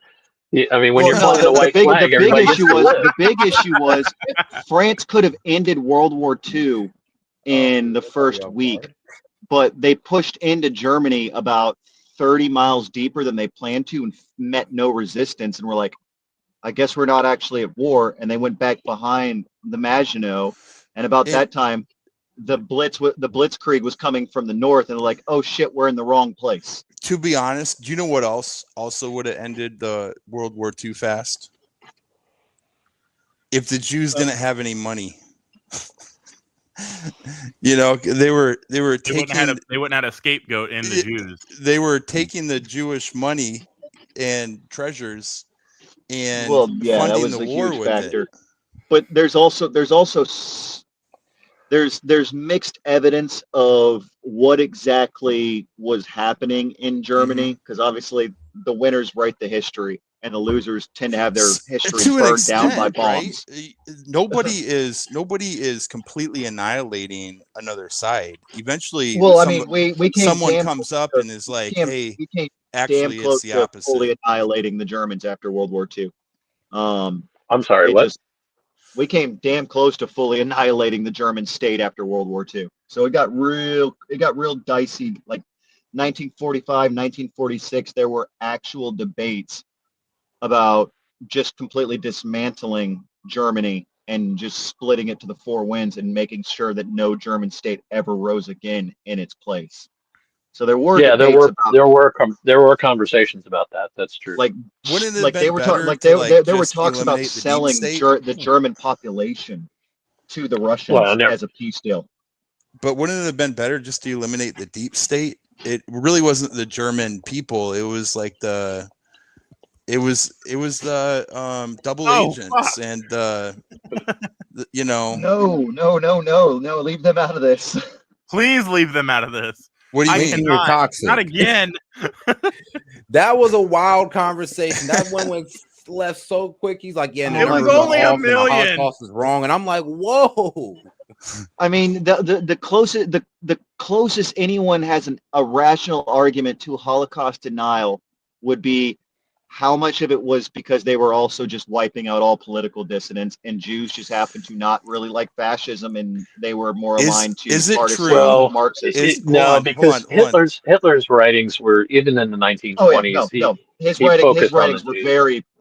But like is you it can, true? I'm saying, is it true that the cities that were starving from what is it called, the sieges, where you wouldn't let any goods in or out? You're talking about the Berlin airlift? Were those cities starving to death being called Jewish people when they weren't? Oh, you mean the ghettos? No. Some of the concentration camps I heard were labeled concentration camps, but they were just people from the city that couldn't get any supplies. They were starving to death. It's hard to really assess because, again, it's really hard to assess numbers when you burn the bodies. I mean, that's a fact. When you burn the bodies, it's hard to assess the damage. But the debate that a lot of the new Holocaust deniers are using is they wasn't just about Jews, but all you got to do is read Hitler's writings into the start of the war and towards the tail end of the war. He made it abundantly clear that he knew there was a 50-50 shot that because the situation with Danzig did not go his way, and that he had just been dragged into another world war, that if Germany was going to go down, that Jews weren't going to be the ones taking the power like they did during in his mind, during the Treaty of Versailles period. He was going to was that the First World War where they benefited? Yeah, they benefited extremely. Hitler blamed the Jews for the Versailles. It wasn't. He blamed them for the loss. It wasn't just Jews that did. It was also Prussian aristocracy, and was that the king or something like that? They had two sons that were dukes. the old because they all Kaiser married into Wilhelm. each other at that point. Yeah, the aristocracy of Germany by the tail end of the 1800s was exceptionally integrated into the Jewish population because they're smart. We like smart kids. Integrate. Are these old dying monarchs keeping up feuds with each other in the background? A lot of it is that. When you really dive into a lot of it, like all you gotta do is look at the other piece of the puzzle of why Iran and the United States have been at each other's throats for the last 50 years. It's because we are intrinsically allied to Saudi Arabia. And once you study the history of Saudi Arabia, like properly dig down into the depths of Saudi Arabia, you look at Saudi Arabia and you think, oh, that's an Islamic country. They're ruled by an Islamic leadership, except they have Christians and they have Jews in their highest echelons of power. So it's very much not an Islamic state. Well, that's mind blowing. How did that even happen? No, they're actually a monarchy. They're a monarchy. They're a kingdom. Yeah, and because the way the monarchy established itself, they're still using a quasi fiefdom model. If you happen to have land and you happen to be Christian, you are just untouchable by the Islamic laws of that kingdom. If you happen to be Jewish and you happen to have land and you happen to be have the deeds gifted to you, because the way they're very high medieval. Okay, all right. God, My I can't remember the question. term for it. My question is Saudi Arabia is Sunni, and they're the seat of Sunni Islam, but they also Wahhabism, have the two. Wahhabism. They're also the home of Wahhabism, which is pretty much what you find in like Pakistan. There's a lot of Wahhabists there. So for the sake of levity, but they control the two sacred cities, like the most sacred cities in Islam. Yeah. And Iran is the seat of Shia Islam.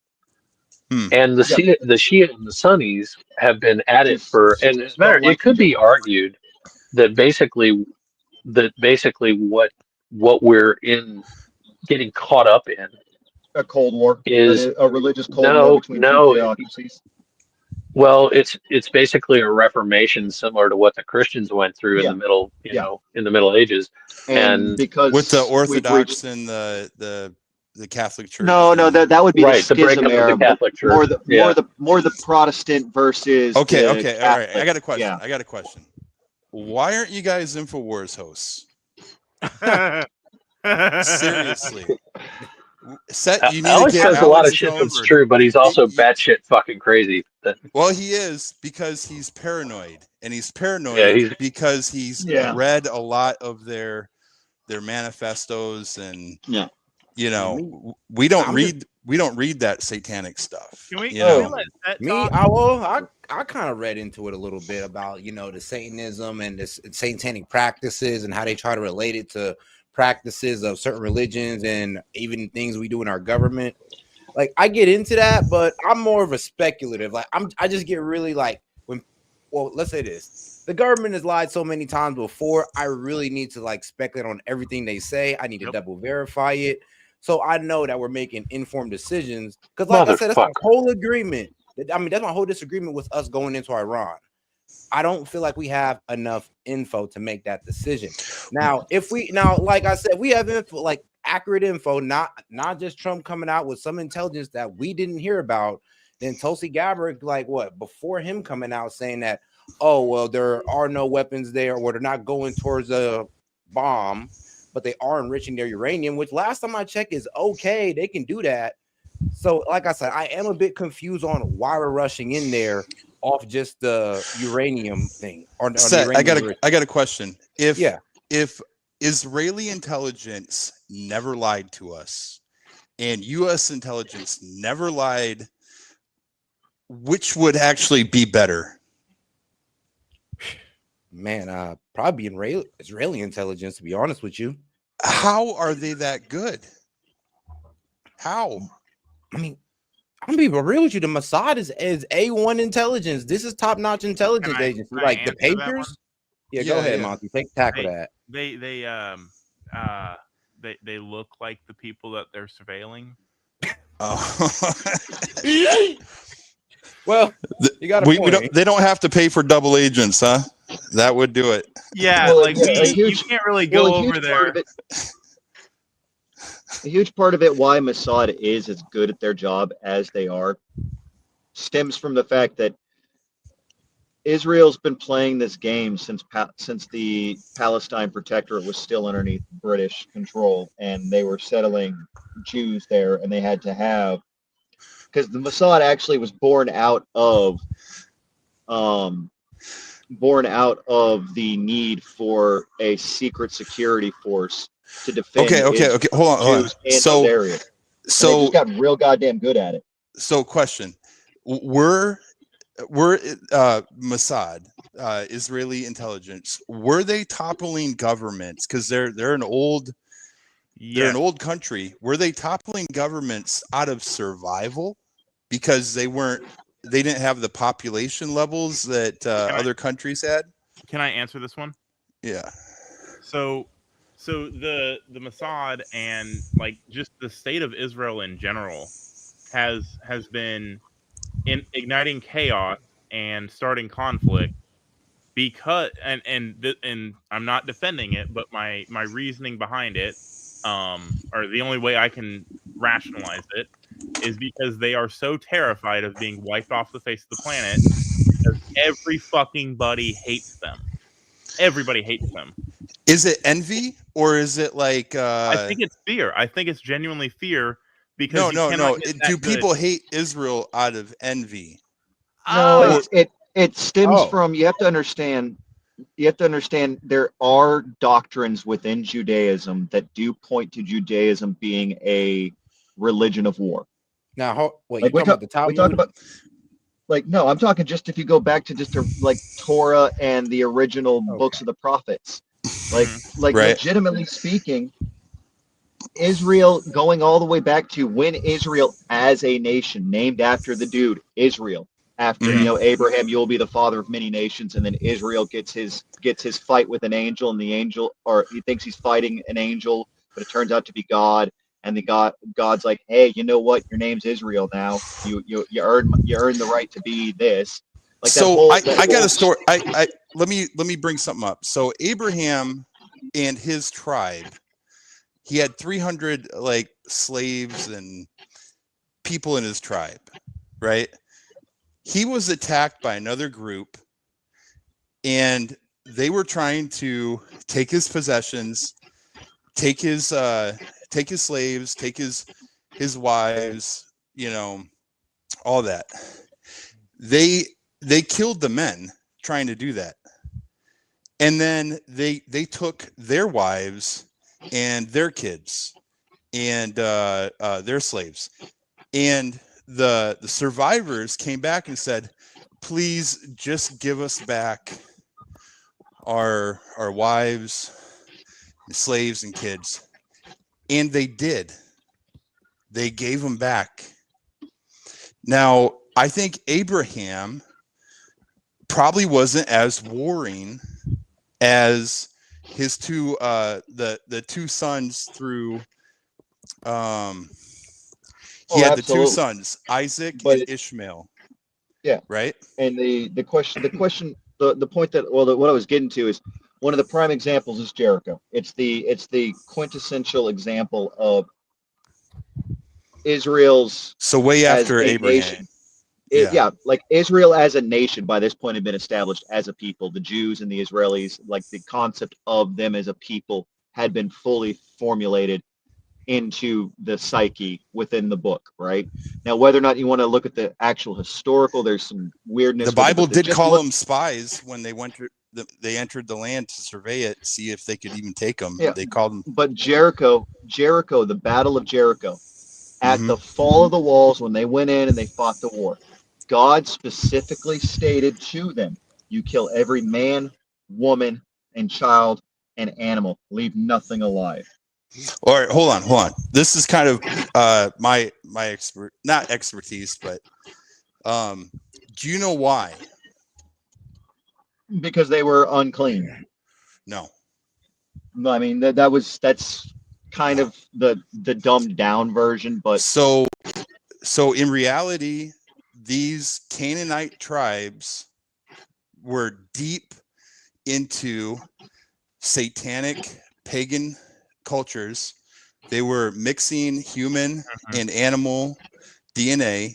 They were having sex with demons, creating abominations similar to things before the flood.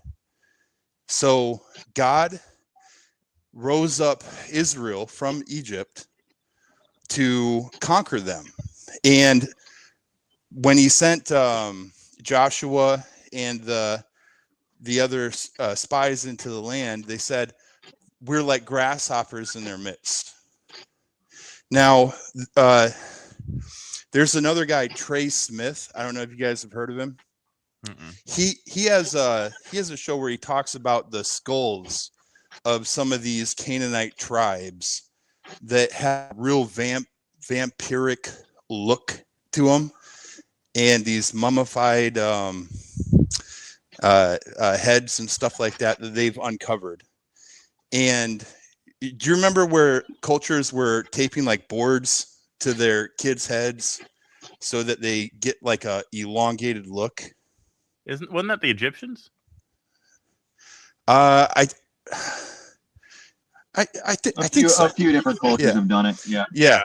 So the Binding reason has why been- the reason why was because their masters were from this human angel hybrid race, okay, and they were very evil, steeped into all kinds of stuff. A lot of the satanic ideas that they get are by going back to these other cultures and learning what they were about and stuff. So anyway, these were the people that Israel was sent to conquer in that area, and the reason why they had to kill the women and children was because they were cutting off that actually human hybrid. Okay, Right. Well, that's I get all that, the modern speculative mythology that people have associated with it, but just getting back to a doctrinal aspect, when your book states very firmly that your methodology for warfare, like what the reasoning behind it was, what the actual logic was behind it, but the fact that as a culture and a nation early into the formation of Judaism, their mentality was, when we go to war with somebody, everything in that area gets scorched earth. Like that wasn't the first time and the only time they've had that standing rule where they go in scorched earth because God said so. Hold on, there's some additional information. There is some additional information because out the Philistines. They got, supposedly in there, they're in some of those conflicts, they were instructed that they had to kill everything that had a penis, but they were allowed to keep the women, and they could either keep them as slaves or they could marry them. Okay, so there were different levels of guys. All right, guys. We got just coming in. We got our Iranian foreign minister blasts U.S. after nuclear strike. This was released about an hour ago. He's in Istanbul making a speech. Glad to be with you. Bismillah ar-Rahman ar-Rahim. Very good morning to you, ladies and gentlemen. I'm so glad to be with you this morning. Actually, we invited you yesterday for a briefing on the latest developments on the ground, and of course on diplomatic process. Because I came here from Geneva, where we had our first ministerial meeting of Iran E3, and then I had here yesterday lots of useful, important meetings with the foreign ministers of our region, and we discussed about different initiatives and ideas existed for the peaceful settlement of this question. But as all of you know, we suddenly faced with the aggression by American forces to our nuclear facilities. The Islamic Republic of Iran condemns in the strongest terms the United States' brutal military aggression against Iran's peaceful nuclear facilities. It is an outrageous, grave, and unprecedented violation of the fundamental principles of the Charter of the United Nations and international law. The warmongering and lawless administration in Washington is solely and fully responsible for the dangerous consequences and far-reaching implications of its act of aggression. Okay. The US military attack on the territorial integrity and national sovereignty of a UN member state carried out with genocidal Israeli regime, carried out in collusion with the genocidal Israeli regime, has once again revealed the extent of the United States' hostility towards the peace-seeking people of Iran. who will never compromise over their independence and sovereignty. The Islamic Republic of Iran continue to defend Iran's territory, sovereignty, security, and people by all means necessary against not just US military aggression, but also the reckless and unlawful actions of the Israeli regime. While President Trump was elected on a platform of putting an end to America's costly involvement of forever wars in our part of the world, he has betrayed not only Iran by abusing our commitment to diplomacy, but also deceived his own voters by submitting to the wishes of a wanted war criminal who has grown accustomed to exploiting the lives and wealth of American citizens to further the Israeli regime's objectives. The US act of aggression against Iran's peaceful nuclear facilities constitutes not only a flagrant breach of the UN Charter, especially the prohibition of the use of force under Article 2, Paragraph 4, and the obligation to respect the state's territorial integrity and sovereignty, but also a violation of UN Security Council Resolution 2231. It cannot be emphasized enough how much of a devastating blow that the US, a permanent member of the Security Council, has dealt to the global non-proliferation regime. The Islamic Republic of Iran reminds the United Nations, the Security Council, the UN Secretary General, the International Atomic Energy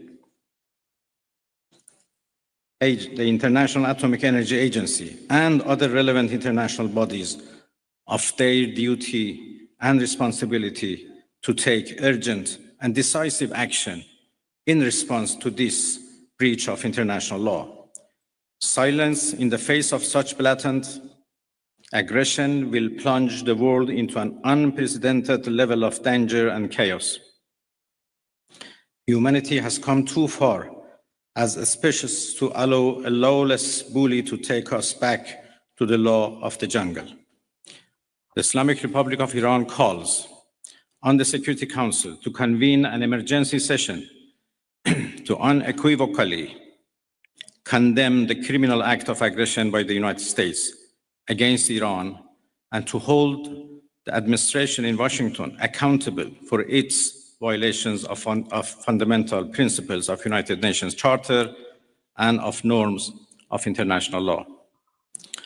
The responsibility of the IAEA and its Director General, who through evident bias in favor of warmongering parties paved the way for the current violence and bloodshed, is now clearer than ever.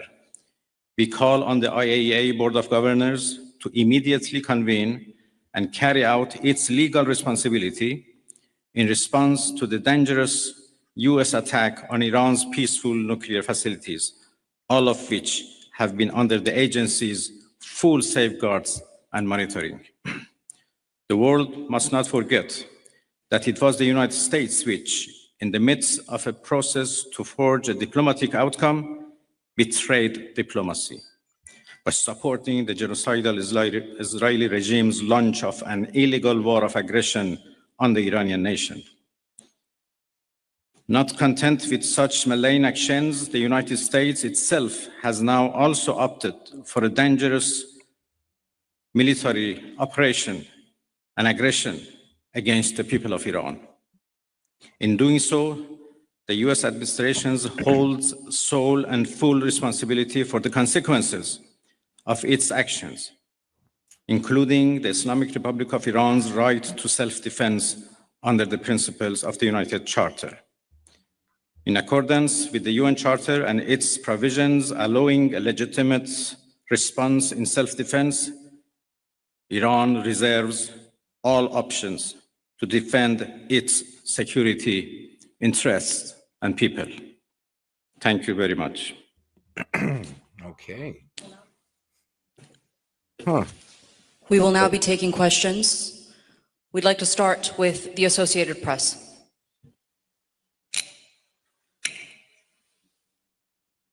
Whoever can.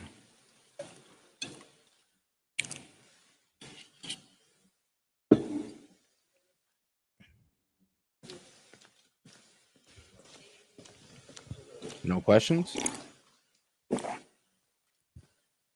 Huh. Well, let me. I don't think I've ever seen no questions. No questions. It only got 25 seconds in this video. He drew like what, 24 people? Yeah.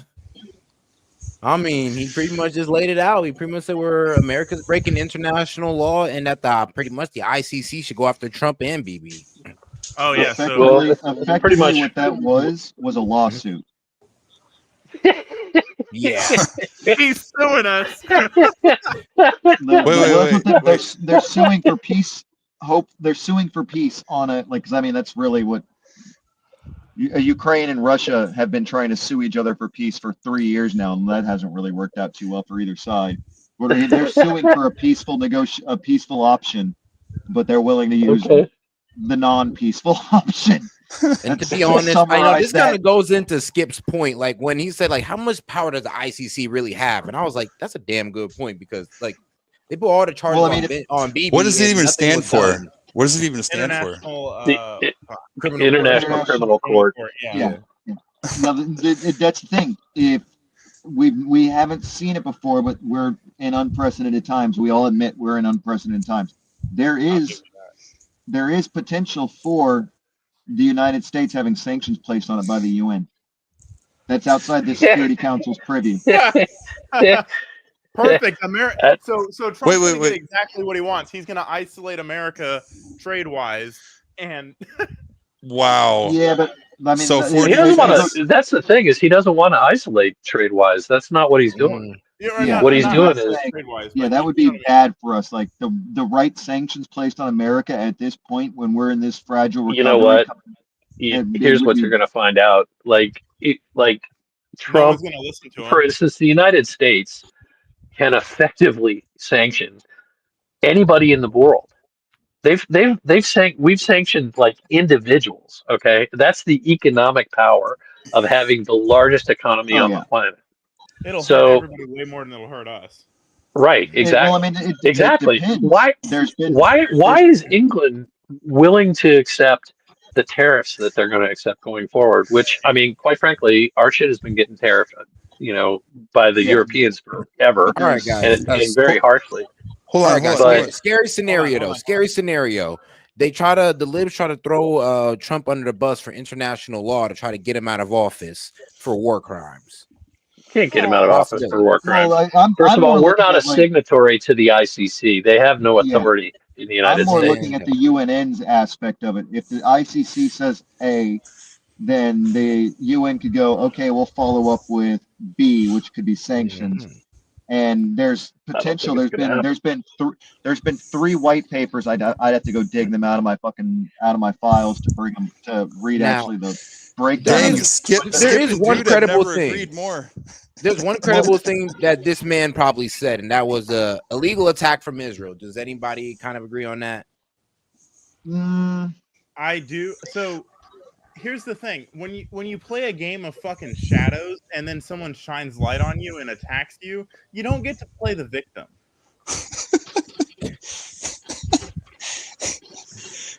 Well, I'll say this. Come on, like he does have a good point when he says that it was an illegal attack from Israel. I will give him that point.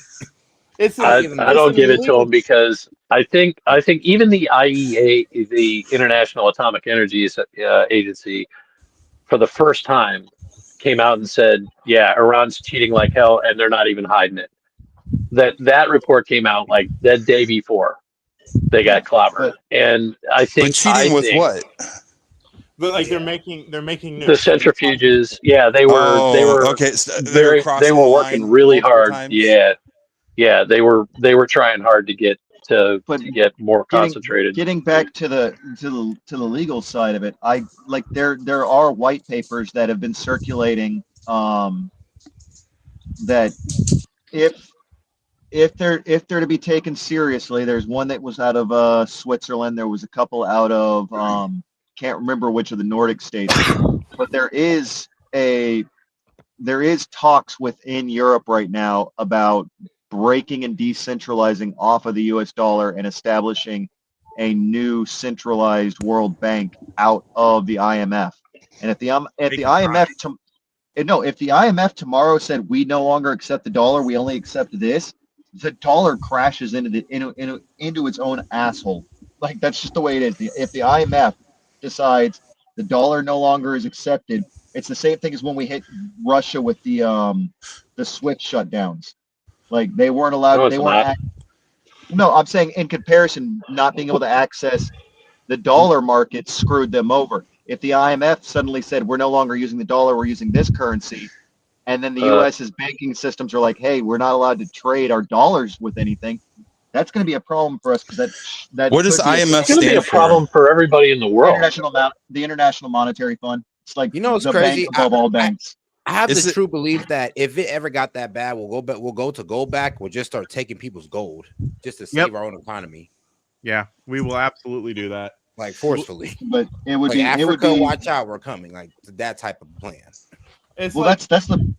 That's a potentiality, but I mean that's what I'm saying. Like sanctions there are viable sanctions that can be placed on the U.S. It's just a matter of if the international will is there to actually do it. Everyone says you can't sanction the U.S. You could sanction the U.S. You could get yourself a scenario where the U.S. gets backed into a corner because the rest of the world just suddenly goes, yeah, we're not accepting the dollar anymore.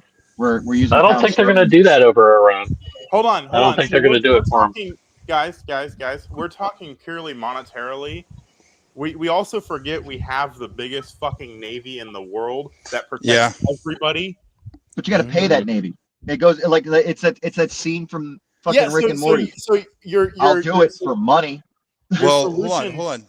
Your solution is to cut down the person that's been defending the whole fucking world and let the whole world plunge into chaos. No one's gonna sign on to that. Well, I mean. Yeah. Well, hold on. Couldn't we sell weapons? We can do what Iran's done. I mean, couldn't we sell? Well, I wouldn't say sanctions have never been effective. They've always been useless tools. But I'm saying we could be sanctioned, and it would cause problems for our economy. And our economy is pretty fragile. Sanctions have worked really well against. They were working very well against Iran, and then the sanctions were dropped, and we saw the end result of that, which was that they took their money and they funded groups like Hamas. And could this be our ticket out of? You don't get to be the victim if you play sanctions against a small nation. I'll correct myself. Sanctions against a small nation with very small reach and not a lot of trade capacity. Hold on, hold on. It could this be our out of the Federal Reserve? Ooh. Could this be our official? I honestly that's what I'm saying. Is there America, no more Federal there Reserve. Are white papers circulating of the IMF negotiating whether or not they're going to stay on the dollar. There are white papers circulating. Well, you know what? There's also like the BRICS have been trying to maybe push. They got to compete with the IMF, and what they want to move to the Chinese currency. Well, the Chinese want to move to the Chinese currency. So there's there. Which leads us into the argument of we are quite literally in the early stages of the new medieval period, where now instead of a global currency, we're going to start seeing fractured currencies again, which are going to have to be backed by something because you're going to need something to back them. I disagree. You know what? I think that sensationalism is overdone these days. I think. Well, this is not the end of the fucking world. And the white papers written by people who are like fantasizing about how to punish Trump and things like that, because TDS is a real thing. Yeah, that's the other secret sauce. I mean, not the war, but the conflict. Sounds like a Letitia James lawsuit to me. But what I'm saying is, that is the secret sauce to this whole problem right now. Is any other president did this? If Bush had done this, if Obama had done this, if Biden had done this, they'd have gotten off on it. That the IMF wouldn't do shit. The ICC wouldn't give two shits. The UN would be like, Security Council, what? We're not calling anything. But there is a lot of disdain for Trump as a person. enough so that I could see that swaying decision making. I agree with you. Guess, dude, I think you are right, and I think that all the opportunists would jump on it, but you know, we got the most guns. Yeah. We got the most like bombs. We got the most. You want to be Iran? I don't know. I'm just thinking about this and how they're going to try to add this to the protest list of no war criminal for president. I'm like, oh Lord. All right, to the question of we have the most guns and the most weapons and stuff like that. Yes, we do have a pretty sizable and very effective military. Our civilian in population has more weapons than all the armies put together. But I'm talking just like the military. Our military, like we have our 11 aircraft carrier groups. We have the capacity with the C-17 wings to be able to move troops rapidly around the world. Man, those Titan IIs are pretty impressive too. I'm just saying. Like we've got means and capacity, but though that comes at a certain cost to us that has to be balanced out by the world has to see us as the world police. Otherwise, we're just the country that has a big ass military if the rest of the world suddenly stops seeing us as the world police and starts seeing us as the bully on the street, they have enough of a military that if they put them together, like Europe alone, if you look going to jump us, the world versus America, the world versus America. No, I'm not saying that. I'm saying they have enough to be like, hey, just because you have the big, like the argument of like, could they replace the U.S. Navy? Well, right now, technically, the European Union, the British Navy, and the Turkish Navy, if you combined them, is the same size. With diesel boats that need to be refueled in our island chains, mind you, we have nuclear fucking boats that can go out for sea, and their only limiting factor is how much grub they fucking need. Yeah, France's Navy's nuclear. One ship. We'll sink that one first. But I'm not talking about them going to war. I'm talking about could they replace us? Could they replace us as the security force?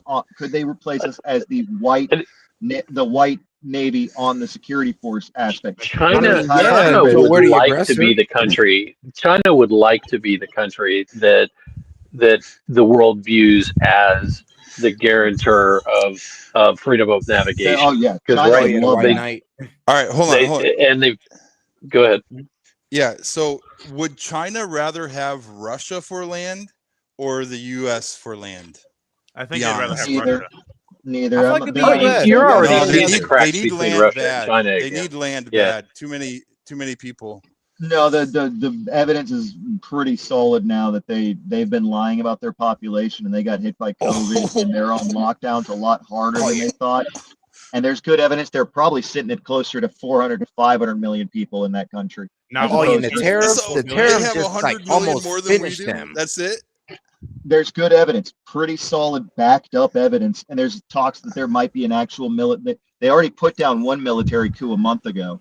There's talks that the situation's gotten so dire in Beijing that they've pretty much walled the city off at this point. Yeah, they're not going to be the fucking world superpower. So let's. No, they're not. They took the idea of paper tiger and went full literal with it. They went full retard. Like they fucked up so hard because they look. The evidence points to this, and I'll give you the math breakdown. India and China had matched populations in 92. Okay, roughly about the same population in 92. The birth rate in India since 1992 has been 2.3 babies to every Indian. China's has been 0.8 to every. Yeah. Wow. Somehow, is decreasing. Somehow their population is 100 million higher than India's population now. When the math just don't check out. Wow.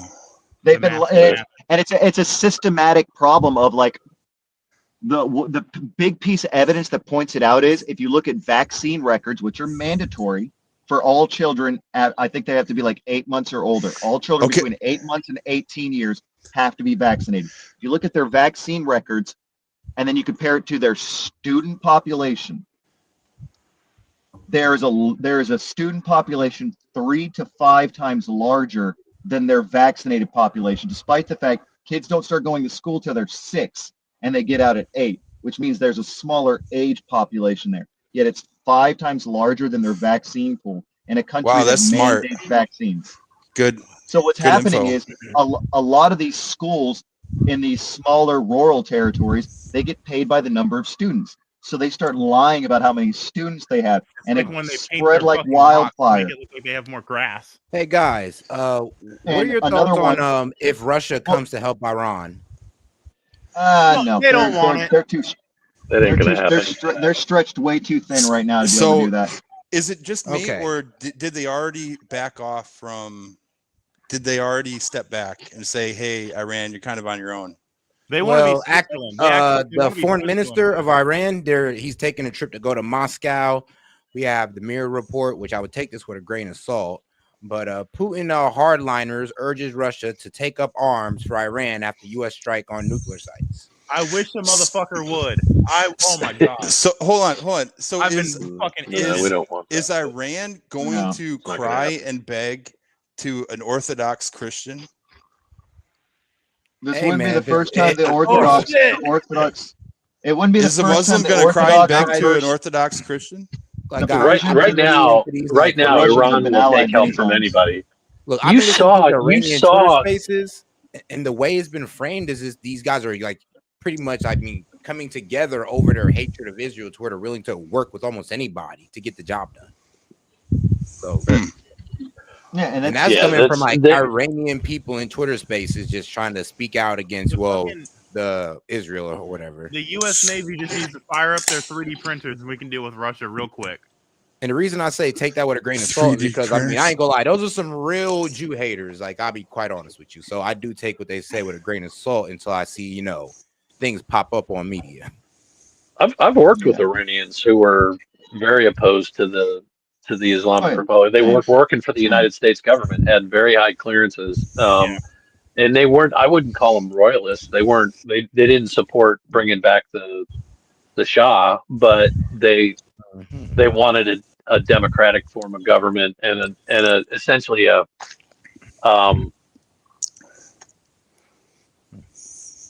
they wanted a government that wasn't Islamic, that was more secular they or more. wanted, they wanted a secular government, and they wanted, they were Muslims. They wanted to be free to be Muslim, No, here's the but thing. They still keep that ideology that they don't want their current leadership in there. They hate it, but they're like, well, but we'll work with this guy if it's over Israel. Yeah. Oh no, not these folks. They said basically the folks I worked with, they had no opinion about, like, that didn't have anything to do with Iran. I mean, in their mind, they were like, Israel really just doesn't have anything to do with Iran, and they view it as a trope that the Iranian regime uses to fire up the population. And the Iranian regime, I love that is insight, actually. And to kind of loop it back around before I'm assuming at some point you're gonna have to sleep set. But to loop it back around,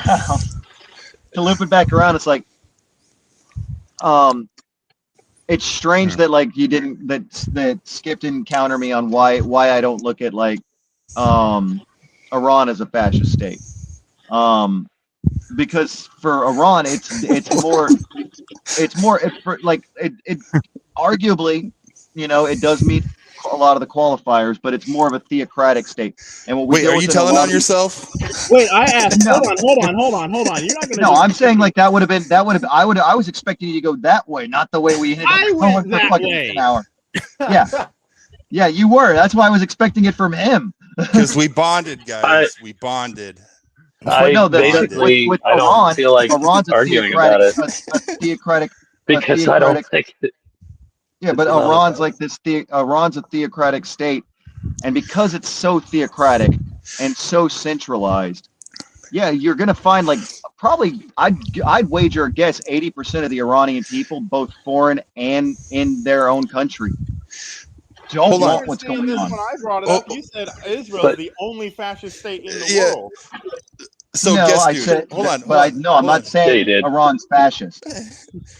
I'm saying, you know surprised what? you I didn't think you counter could that. make a stronger argument that they are than you could make for Israel. Honestly, they've got the Ayatollah. I mean, not this one again. The Supreme No, but Leader. the issue I bring up with that is they've got a group that they relentlessly demonize. But isn't fascism a buzzword used by Nazis to attack their it can be communists, used by communists to attack their opposition? It's a buzzword. Yeah. It lost its meaning. Well, it can be. Like Nazis. It absolutely been watered down to hell and back, which is a lot of the reason why I try to sparingly use it. And like Iran, if you have Iran's, money only and for you Israel, disagree though. with me, you're a fascist. No, it's the reason I pointed to Israel as that is we have gone over that. We've kicked that horse so hard that it's now spaghetti art on a fucking fridge somewhere. That was back with Jerry Springer. That was, but no, with theocratic governments, I don't even know how you negotiate with a theocratic government that's like strictly theocratic. They understand force. That's what they. That's son what of a get bitch. Well, hey, hold on. Yemen. Yemen has actually declared that they will be officially entering the war. Keep your ships out of our water. Like, okay. These The Houthis. The Houthis. Bro, No, that's bad. the Yemen. Was it the Houthis or the actual Yemen government? No, the actual Yemen government, like a whole video axes out, but I try to, I played it and it's in their language, like completely, and no subtitles or anything. So if it's the actual Yemenese government, yeah, we're seeing the hot war between Saudi Arabia and Iran go, like the Cold War between them go hot. Like that's what we're in the middle of right now. Oh, it's been hot. The Houthis have been fighting the Saudis in the desert. I know, but I mean, for the years. actual government of Yemen to declare would be a shift up. Like for the actual government. So the Iran and the Houthis are getting together against us. No, well, they were already together against us. Like the Houthis aren't the Yemenese government. They're a separate entity. I don't want to hear it. All right. I don't know why. Are you sure this isn't Houthis? Let's see. Yemen. That looks like it's straight out of the movie The Dictator. Are we sure this is Yemen's Houthi rebel? Oh, God. Yemen's Pointy Houthi rebel rockets. threatened to resume U.S. attack. Oh, bro, So it is the Houthis. So it is the Houthis. Okay.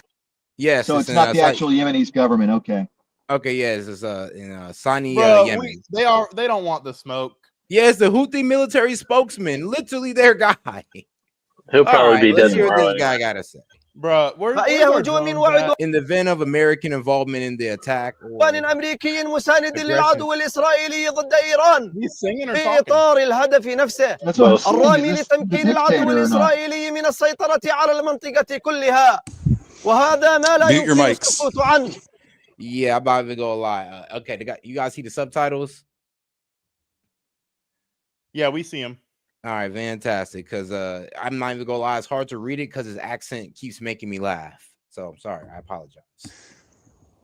فأي هجوم وعدوان أمريكي مساند للعدو الإسرائيلي ضد إيران في إطار الهدف نفسه الرامي لتمكين العدو الإسرائيلي من السيطرة على المنطقة كلها وهذا ما لا يمكن السكوت عنه فإنه في حال تورط الأمريكي في الهجوم والعدوان على إيران مع العدو الإسرائيلي فإن القوات المسلحة اليمنية سوف تستهدف سفنه وبوارجه في البحر الأحمر إن القوات المسلحة تتابع وترصد كافة التحركات في المنطقة منها التحركات المعادية ضد بلدنا وإنها بعون الله ستتخذ ما يلزم من إجراءات مشروعة للدفاع عن بلدنا العزيز وشعبه الأبي. Okay. Didn't they shoot at us and miss by like 100 miles? Didn't we just got done with these guys? Bro, yes, they did. They missed. Yep. They missed by 100 miles. They missed by a whole country. But I mean, hey, that's just how that's how they feeling right now. They pretty much saying that they're gonna shut down. States here are 300 miles Good Lord. 300 miles wide. I'm talking about little tiny island countries. Oh, okay. I'm All being right. hyperbolic. I mean, missing by 100 miles is pretty significant. You can't minimize it too much. I mean, so remember earlier when you were telling me that Iran is basically the little toddler? That is the little toddler. That's true. Iran is like a petulant teenager. It's like, Except wow. they're old. They're really old. What they are is they're like a cranky old fuck out on his porch, waving his cane in. You get off my lawn, you kids. I mean, it did sound like mommy. You know, so funny. Well, at least it's fair now. He knows 2-on-2. Right? Yeah, there you go. No.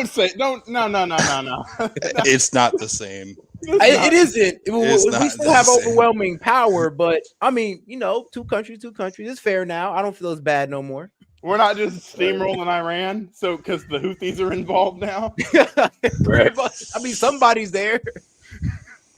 Yeah. Here's the thing that I don't think we should entertain the concept that it's our business to change their regime. Yes. Yeah, that's up to the Iranian people, and there's plenty of them that hate the theocracy. 2 on 1.5.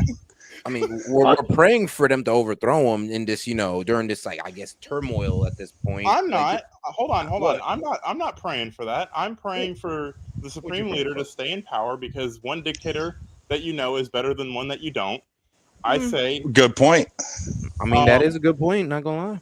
If we've learned any fucking lesson with our fucking wars with Israel, it's you don't get rid of dictators. You let them stay. If he comes and signs a peace deal, this is what I'm hoping for. I'm hoping for him to be overwhelmed and stay in power and sign a peace deal. But I think we're giving isn't him that what we did with the Shah? Except we kind of helped him stay in power. It's like you can't be in power no more. It backfired. I think we're doing that to him. Oh, go ahead, Skip. Yeah, well, I mean, tolerating dictators, isn't that what we did with the Shah? Except we kind of helped him. No, don't help him. I mean, we tolerated Saddam Hussein until we didn't.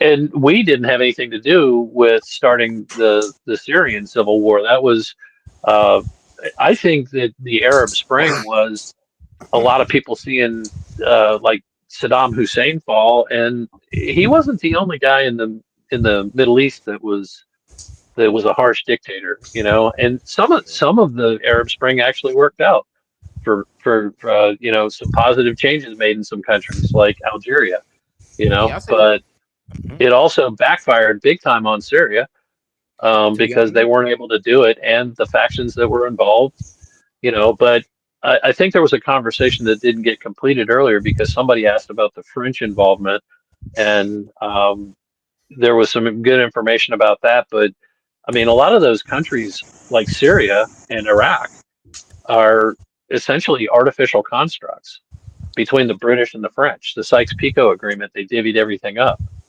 And they just drew lines and cut right through groups like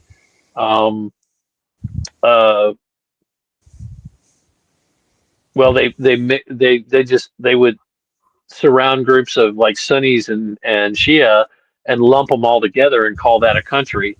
And they didn't get along with each other. The Kurds, the Kurds they're in Iraq, they're in Syria, they're in Turkey. Turkey has problems with them. Iran has problems with every place they are. The country that they're supposedly citizens of hate them, the Kurds, but they don't have their own country, and it's all because of these lines that were drawn after World War II. I think it was World War I, wasn't it? That created some of these countries and just didn't arbitrary boundaries. And that has contributed a great deal to. It's kind of like when Yugoslavia, like when Tito fell after the end of the Cold War, the communist government fell, and all of a sudden, all of the ethnic violence between the Serbs and Albanians, I mean, just everything went to hell in a handbasket, and people started killing each other. That you kind of see some of that in the Mideast as well. I say just let the Ottoman Empire just form back up. Well, you might get your wish on that one. I don't think the Turks are Erdogan that is capable. not afraid of reestablishing the Ottoman Empire, and he's made no qualms that is going to be Think his about it. goal. If we only had one dictator to worry about. I mean, and then right now they're building up a sizable navy. They're rebuilding their military. They're funding that private military contract force that it's on. Last I looked at it, if their numbers are accurate, they're on course to within the next 5 years to the next decade, depending on infrastructure and the integrity of the region. If they get pulled into some sort of stupid war, they'll have a military on par with the United States within the next 5 to 10 years. Turkey. Yeah, absolutely. Really? We'll have a military on par with us with a standing with a actual battle tested army that's been tested all over Africa, and like they're becoming a major player on the scene right now. And I wouldn't have any doubts that they're participating in a lot of this stuff, that they're the ones back funding a lot of these terrorist activities, and that a lot of the blame's getting shifted over. Activities. I do think that Turkey's asserting itself more in its own neighborhood. But when you say it's going to be on par with the United States, you're talking about a country that's still upgrading M48 A5 tanks, I think, M60s. Yeah, Well, I don't. I'm talking sheer not that they're not manpower. capable. I actually trained some of them in Afghanistan. Some of the Turks. I got to tell you, the Turkish chow hall was the best chow hall that I ate in Afghanistan. Yeah. Camp Dogan in Kabul, and shit, they had a bunch of Azerbaijanis there. They had Mongolians in Kabul, man. Like Kabul was the place to be if you wanted to see weird uniforms. Living in Camp Dogan, like the Turks had hard shelters, right? And I mean, the room they put me up in had it was an honest to God bed with like a big thick comforter. I mean, I slept like a baby. It was like the best mattress I slept in that country ever. Yeah, And beats the it was NATO in a hookup. Turkish camp. Oh man, it was awesome. But they were very professional. I was teaching classes to Turkish officers and senior NCOs. They were very professional. I think that Turkey is a rational actor. And I think that I think Erdogan has done a good job of inspiring some nationalism there, and I think that I don't always agree with their handling of the Kurdish. Oh yeah, I think they're pretty heavy-handed, and I think that that's typically a mistake. But when you look at the neighborhood they're in, you look at how the Russians do counterinsurgency, they're just fucking brutal, right? Yeah. So, I mean, the Turks have fought the Russians a whole bunch of times, and they've actually Turkey is the whole reason that Afghanistan was ever a thing for the British, because basically Peter built that big fleet on the Black Sea and said, look at this, and the Turks were like, dude, what a nice navy. And he said, thank you very much. I've been working hard on it. And they said, we'd love to see you get it through the Straits of Bosporus because we don't think you can do it. And he went, fuck. And he looked around and he was like, well, hey, look, there's a big deep water port down there in a place called Karachi. The Afghan kings, because at that time, Karachi was actually part of Afghanistan. And so the Russians saw a big deep water port and started trying to make nice with the Afghans. And the British sent a contingent to Kabul and told the king, we don't want you talking to the Russians. And the king told them to go fuck themselves. Upon which time they said, well, we're going to come back and whip your ass. And he said, have at it. Well, they did. And so they kind of shifted the power there a little ways. And then the Afghans stood back up to them in like the late 1870s. And that time the British really kicked their ass. Everybody says, well, that was, the graveyard of empires. No, it fucking was not. It was the speed bump of history. Everybody who was anybody conquered the Afghans. The Persians did it. The fucking Kublai Khan did it. Genghis Khan did it. Alexander the Great did it. Timur the Lame did it. Pretty much everybody. Everybody. I think the concept of the graveyard of empires thing comes from anyone who gets rolled up into Afghanistan within a generation faces an existential collapse because of the costs of dealing with Afghanistan. No, here's where it came from. Okay, there was a book written by a guy named Seth Jones. I've met Seth Jones. I've talked with Seth Jones. He is the smartest man he ever met. Okay. Hold on, guys. I'm sorry to interrupt your story, Skip, but we do got something from the supreme leader of Iran. Excellent. Let's hear from the old man.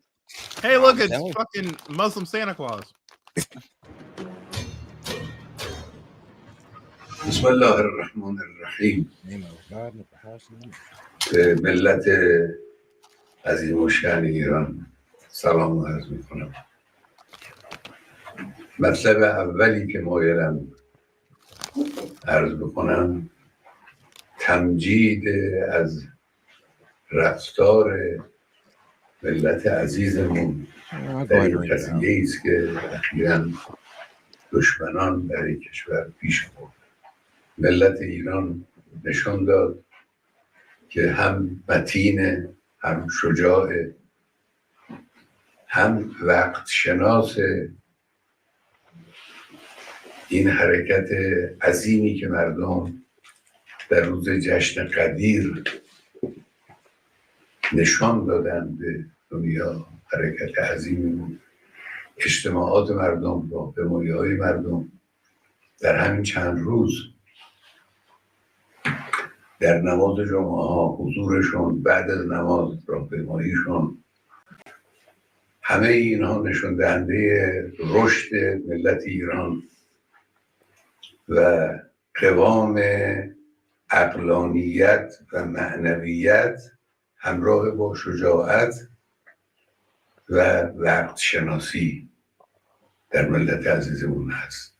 خدا رو شکر میکنم که به حمدالله این ملت مؤمن رو در این حد از توانایی ها و امکانات معنوی و مادی قرار داد. من لازم میدونم همینجا اشاره کنم به حرکت زیبا و پرمعنایی که اون بانوی مجری تلویزیون در مقابل حمله دشمن انجام داد. تکبیر گفتن و نشانه قدرت ملت رو در واقع به همه دنیا ارائه کردن. این حادثه تاریخی بود، حادثه بسیار با ارزشی است. مطلب دوم این است که این حادثه تهاجم ابلهانه و خباثت آلود رژیم صهیونیستی به کشورمون در حالی رخ داد که مسئولین دولتی با طرف آمریکایی به طور غیر مستقیم و با واسطه مشغول مذاکره بودن. هیچ موضوعی از سوی ایران وجود نداشت که نشانه این باشه که یک حرکت نظامی یا یک حرکت تندی سختی وجود داره. البته از اول حد زده میشد که در این حرکت خباثت آمیز رژیم صهیونیستی آمریکا هم دخالت داره. با این حرفای اخیری که اینها میزنن این هست روز به روز تقویت میشه. ملت ایران در مقابل جنگ تحمیلی محکم میسته، همچنانی که تا حالا ایستاده. در مقابل صلح تحمیلی محکم میسته. ملت ایران در مقابل تحمیل تسلیمی هیچ کس نمیشه. این معانی رو من انتظار دارم که صاحبان فکر. Oh, and just now coming in too, he's also named 3 of his successors already, and have replaced most of the most of the high officials that Israel took out. Not all, but most. I mean, the man's already willing to die. I mean, he's already getting ready to head out the door if he's already naming successors. صاحبان بیان و قلم بخصوص مرتبطین با افکار عمومی جهانیان این مفاهیم رو بیان کنن، تبیین کنن، برای مخاطبین روشن کنن، اجازه ندن که دشمن با تبلیغات فریبکارانه خودش حقیقت رو دگرگون جلوه بده. دشمن صهیونی یک اشتباه بزرگی کرده، یک جنایت بزرگی رو مرتکب شده و باید مجازات بشه و داره مجازات میشه. همین حالا داره مجازات میشه. مجازاتی که ملت ایران و نیروهای مسلح ما برای این دشمن خبیث انجام دادن و دارن انجام میدن و برای آینده برنامه دارن مجازات سختی است و او رو دچار ضعف کرده. همینی هم که دوستان آمریکاییش وارد صحنه میشن و حرف میزنن نشانه ضعف و نشانه ناتوانی اوست. مطلب آخر هم این که اخیراً رئیس جمهور آمریکا زبان به تهدید گشوده، ما رو تهدید میکنه، هم تهدید میکنه هم با یک بیان سخیف و غیر قابل قبولی از ملت ایران صریحاً میخواد که بیایید تسلیم من بشید. وقتی انسان این چیزها رو مشاهده میکنه واقعا تعجب میکنه. اولا تهدید رو به کسی بکنن که از تهدید اونها میترسه. ملت ایران نشان داده که در مقابل تهدید کنندگان دچار ترس نمیشه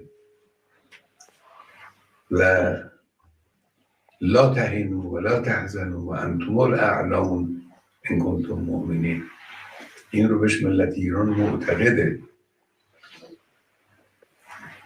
تهدید تاثیر نمیگذاره در رفتار ملت ایران، در اندیشه ملت ایران. ثانیاً اینی که به ملت ایران بگن بیایید تسلیم بشید حرف عاقلانه ای نیست. افراد با خرد که میشناسن ایران رو، میشناسن ملت ایران رو، میشناسن تاریخ ایران رو، هرگز چنین حرفی رو بر زبان جاری نمیکنن. تسلیم چی بشن؟ ملت ایران تسلیم شدنی نیست. ما تعرض به کسی نکردیم و به هیچ وجه تعرض احدی رو هم قبول نمی‌کنیم و تسلیم تعرض هیچ کس نمیشیم. این منطق ملت ایرانه، این روحیه ملت ایران. و البته آمریکایی ها، اونهایی که با سیاست های این منطقه آشنا هستن میدانند که ورود آمریکا در این قضیه 100% به ضرر اوست. اونچه که او در این زمینه ضربه خواهد خورد به مراتب بیشتر است از اونچه که ایران ممکنه صدمه بخوره. صدمه آمریکا اگر ورود در این میدان بشه، ورود نظامی در این میدان بکنه، صدمه جبران ناپذیری خواهد بود بدون تردید. من به ملت عزیزمون عرض میکنم همین آیه شریفه رو همیشه در نظر داشته باشید. زندگی به حمدالله به طور عادی در جریان، نگذارید دشمن احساس کنه که شما در مقابل او میترسید، احساس ضعف میکنید. اگر دشمن احساس کنه که شما از او میترسید دیگه شما رو، گریبان شما رو رها نخواهد کرد. همین رفتاری که تا امروز داشتید این رفتار رو با قوت ادامه بدید. کسانی که امور خدماتی به عهدهشون هست، کسانی که با مردم سر و کار دارن، کسانی که امور تبلیغاتی و تبیینی بر خودشون هست کار خودشون رو با قوت انجام بدن و ادامه بدن و به خدای متعال توکل کنن و من نصر الله من عند الله العزیز الحکیم و خدای متعال ملت ایران رو و حقیقت رو و حق رو به طور قطع و یقین پیروز خواهد کرد انشاءالله و السلام علیکم و رحمت الله و برکاته. Okay. Hey, all right. Can I fucking throw my quarter in there? Yeah, go ahead. So, first of all, the Iranian supreme leader does not seem to think that we're at war, because he just said if we get involved militarily and enact war on Iran, so he doesn't see that as an act of war. He just sees that as us aligning with the Zionist state. Second of all, when you tell a child not to show fear to a dog, it's because the child is scared. Just saying. That's why you say that. Oh, they can sense fear. They won't let you go. I would say to push back on that. I would say, if somebody made threats to America would be like F that country as well, and we show support. I mean, we wouldn't really call us scared. So he is telling his people, don't be scared. That's the first thing you say when you feel that your people are scared and may revolt against you.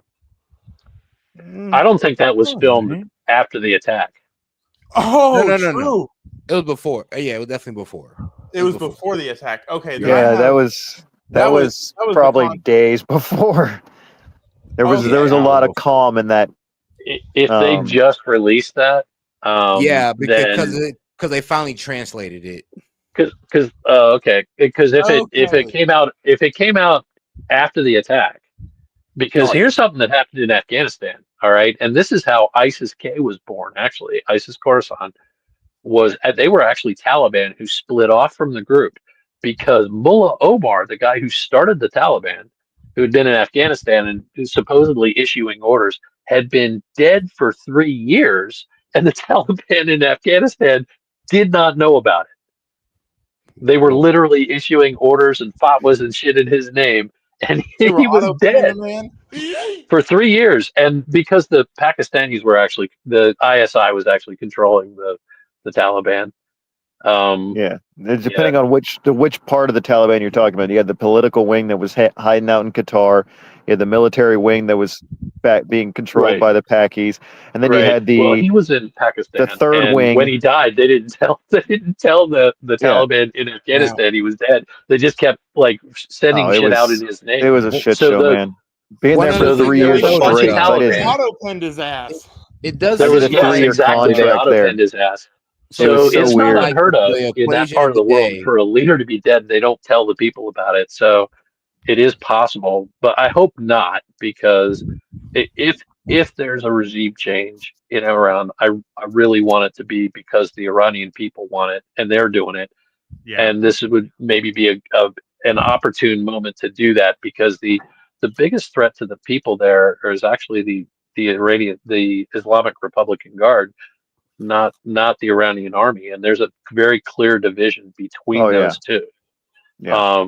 And the Besiege, who are kind of like the Islamic Republican Guard militia. They're like paramilitary, parapolice. They live in the neighborhood. So essentially, kind of like quasi Stasi meets private military company. That these Iranian spokesmen are talking. This is the problem. So apparently, U.S. equals Zionist equals Israeli control, which means they don't even think we're acting on our own volition at this point. It's pretty much that's their story, and they're sticking to it. That's their story, and they're sticking to it. But it wasn't about Israel when the Ayatollah Khomeini was having people chant "Death to America" in 1982. It wasn't about Israel then. Okay, it's that right now.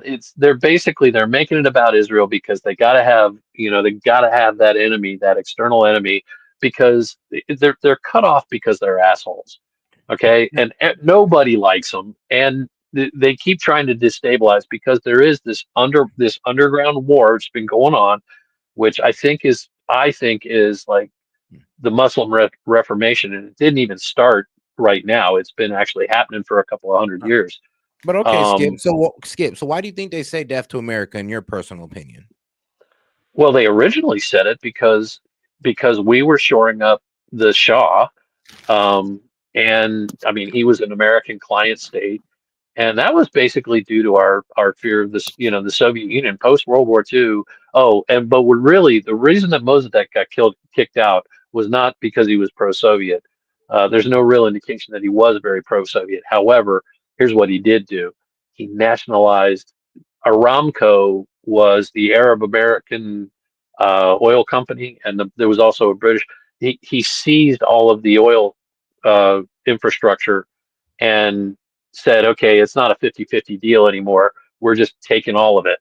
And yeah, people didn't like that. So the British, the French, we all contributed to basically driving Mossadegh out of office.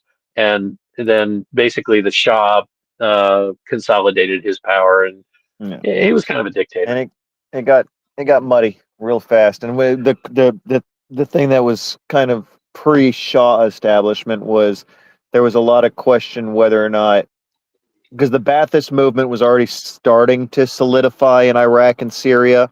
It was starting to take its first real steps as a movement, and it was starting to spread through the Arab world.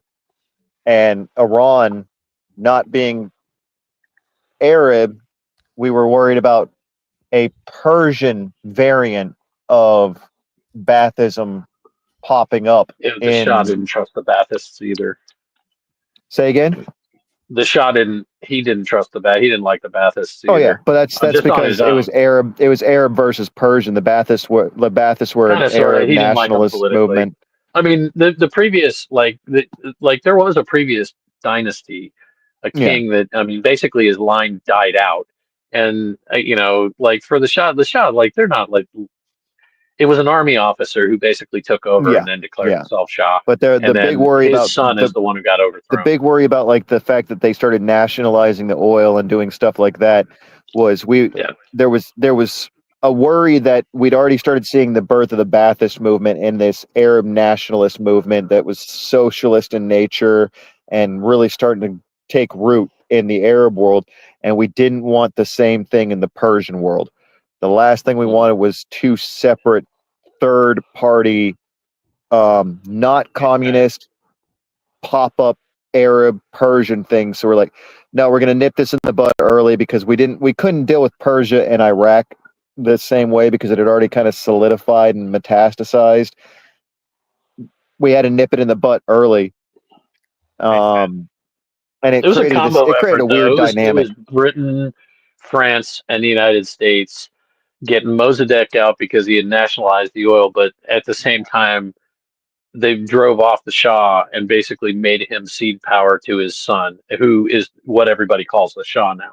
So the original Shah actually went into exile, and his son replaced him. His son was pretty young at the time, and he was anti-Ba'athist, and he fit all those requirements. It was weird, it was the perfect situation of we don't have to worry about a Persian nationalism spreading, because if that had happened, there's a good chance that the Persian nationalism could have gotten, because there was already the tensions going on between Pakistan and India because of the way the Raj had fallen after World War II from the British Empire, and how all the Kashmir situation was breaking down.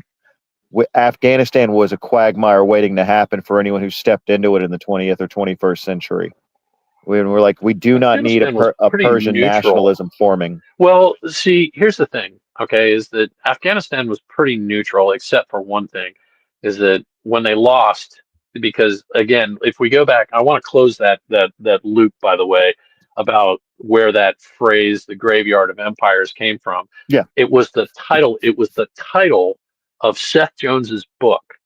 And here's the thing, if you read the book, it actually doesn't make that argument, really. Oh yeah. It's just a catchy name for the fucking book. The people who say it most often never read his book. But I can tell you that he was the smartest man that he ever met. You could not tell that man shit. He knew everything. So, it was a book written by a blowhard who gave it a catchy title. Yeah. It was probably factually correct, I guess, but as far as like the title itself really didn't reflect the I contents mean, of the book, but it there was was some catchy. flaws. There's some flaws to it, but I mean, that's but anyone who goes unfortunately, outside of academia and publishes a book. They tend to he inflate worked their for Rand. arguments a bit. He worked for Rand. He wrote that book for Rand. Okay, Yeah. or while he was working for Rand. Yeah. But yeah, he viewed himself as being a pretty serious academic. Yeah. And I think he I was. mean, I think people the took. book's a solid book, but it's like the argument that I've always seen as the counter argument to it. It's like, no, empires don't go to there to die, but they do tend to run aground of after they go there, because of how That's much blood because and treasure spent there. empires tend to contract over time anyway. I mean, just historically they do. And You could argue that it Afghanistan was just the high happens to be the water mark of the unlucky British country Empire. that is the place they go to at the time that Well, they it's in the contract. way. It's in the way. It's in the way if you're going from like any place, if you're going from Asia to Europe, if you're going from Persia to Asia, if you're trying to get to India from Greece, you got to go through Afghanistan. Yeah, and it's a nation that's got 5,600 mountains in a territory about the size of Texas, roughly. Yeah, but you know what's interesting is Kabul held out during the Islamic conquest. Kabul held out for 8 years. Well, I mean, that city's gorgeous. The fact they carved most of the city up into the side of the mountain the way they did. Against three nuclear facilities in Iran: Fordo, Natanz, and Esfahan, in order to destroy. Is his mic busted, or am I just hearing it weird? Iran's nuclear program, and as the chairman of the Joint Chiefs will demonstrate, it was an incredible and overwhelming success. This morning, last night. Success. Hey, Set, your mic The is order muted. we received from our commander in chief All right, was sorry, I thought that was focused, us. it was powerful, and it was clear. We devastated the Iranian nuclear program. But it's worth noting the operation did not target Iranian troops or the Iranian people. For the entirety of his time in office, President Trump has consistently stated for over 10 years that Iran must not get a nuclear weapon. Full stop. Thanks to President Trump's bold and visionary leadership and his commitment to peace through strength, Iran's nuclear ambitions have been obliterated. Many presidents have dreamed of delivering the final blow to Iran's nuclear program, and none could until President Trump. The operation President Trump planned was bold and it was brilliant, showing the world that American deterrence is back. When this president speaks, the world should listen. And the U.S. military, we can back it up. The most powerful military the world has ever known. No other country on planet Earth could have conducted the operation that the chairman is going to outline this morning. Not even close. Just like Soleimani found out in the first term, Iran found out when POTUS says 60 days that he seeks peace and negotiation, he means 60 days of peace and negotiation. Otherwise, that nuclear program, that nuclear capability will not exist. He meant it. This is not the previous administration. The President Trump said no nukes. He seeks peace, and Iran should take that path. He sent out a truth last night saying this: any retaliation by Iran against the United States of America will be met with force far greater than what was witnessed tonight. Signed, the President of the United States, Donald J. Trump. Iran would be smart to heed those words. He's said it before, and he means it. I want to give recognition to the Chairman of the Joint Chiefs of Staff, the Joint Staff, General Eric Kurilla at CENTCOM, who did a phenomenal job, he and his staff, all of CENTCOM. Policy across the board, this was a joint effort and across the Pentagon effort, I want to recognize the pilots who flew those bombers, who flew those fighters, who flew those refuelers, warriors. I want to recognize the sailors on those destroyers, in those subs, on those carriers, warriors, all of them. I want to recognize our soldiers doing air defense, base defense, QRF, warriors, all of them. Every American involved in this operation performed flawlessly. And I want to give recognition to our allies in Israel as well. This is a plan that took months and weeks of positioning and preparation so that we could be ready when the President of the United States called. It took a great deal of precision. It involved misdirection and the highest of operational security. Our B-2s went in and out of downtown Tehran, not Tehran, excuse me, of these nuclear sites, in and out and back without the world knowing at all. In that way, it was historic. A strike that included the longest B-2 Spirit bomber mission since 2001 and the first operational employment of the MOP, a massive ordnance penetrator. The mission demonstrated to the world the level of joint and allied integration that speak to the strength of our alliance and our joint forces. As President Trump has stated, the United States does not seek war, but let me be clear. We will act swiftly and decisively when our people, our partners, or our interests are threatened. Iran should listen to the President of the United States and know that he means it, every word. I want to give congratulations to our Commander-in-Chief. It was an honor to watch him lead last night and throughout, and to our great American warriors on this successful operation. God bless our troops. God bless America. And we give glory to God for his providence and continue to ask for his protection. I turn it over now to the chairman for specifics. Thank you, Mr. Secretary. Thanks for recognizing all of our folks out there doing our nation's work, and nice to see everybody on this early Sunday morning. Last night, on the President's orders, U.S. Central Command, under the command of General Eric Kurilla, executed Operation Midnight Hammer, a deliberate and precise strike against 3 Iranian nuclear facilities. This was a complex and high-risk mission carried out with exceptional Badass skill name, I'm not gonna and lie. discipline by our joint force. Midnight. I want to thank every service member, planner, operator. Those names that are made always this really mission good. Possible. Their actions reflect the highest standards of the United States Armed Forces. This operation was designed to severely degrade Iran's nuclear weapons infrastructure. It was planned and executed across multiple domains and theaters with coordination that reflects our ability to project power globally with speed and precision at the time and place of our nation's choosing. This was a highly classified mission with very few people in Washington knowing the timing or nature of this plan. I'll refer you to the graphic on the side as I walk you through some of the operational details. At midnight Friday into Saturday morning, a large B-2 strike package comprised of bombers launched from the continental United States. As part of the plan to maintain tactical surprise, part of the package proceeded to the west and into the Pacific as a decoy, a deception effort known only to an extremely small number of planners and key leaders here in Washington and in Tampa. The main strike package, comprised of 7 B-2 Spirit bombers, each with 2 crew members, proceeded quietly to the east with minimal communications. Throughout the 18-hour flight into the target area, the aircraft completed multiple in-flight refuelings.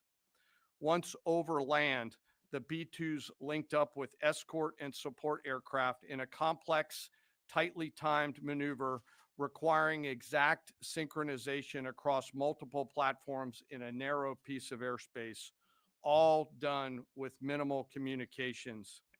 This type of integration is exactly what our joint force does better than anyone else in the world. At approximately 5 p.m. Eastern Standard Time last night, and just prior to the strike package entering Iran, a U.S. submarine in the Central Command area of responsibility launched more than 24 Tomahawk land attack cruise missiles against key surface infrastructure targets at Esfahan.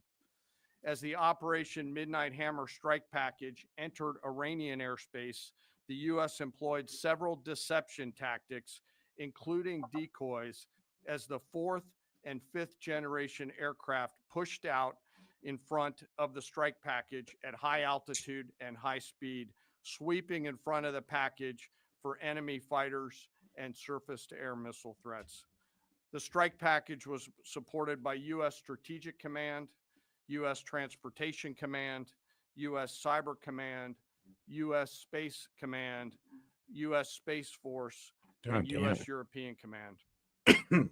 As the strike package approached Fordo and Natanz, the U.S. protection package employed high-speed suppression weapons to ensure safe passage of the strike package, with fighter assets employing preemptive suppressing fires against any potential Iranian surface-to-air threats.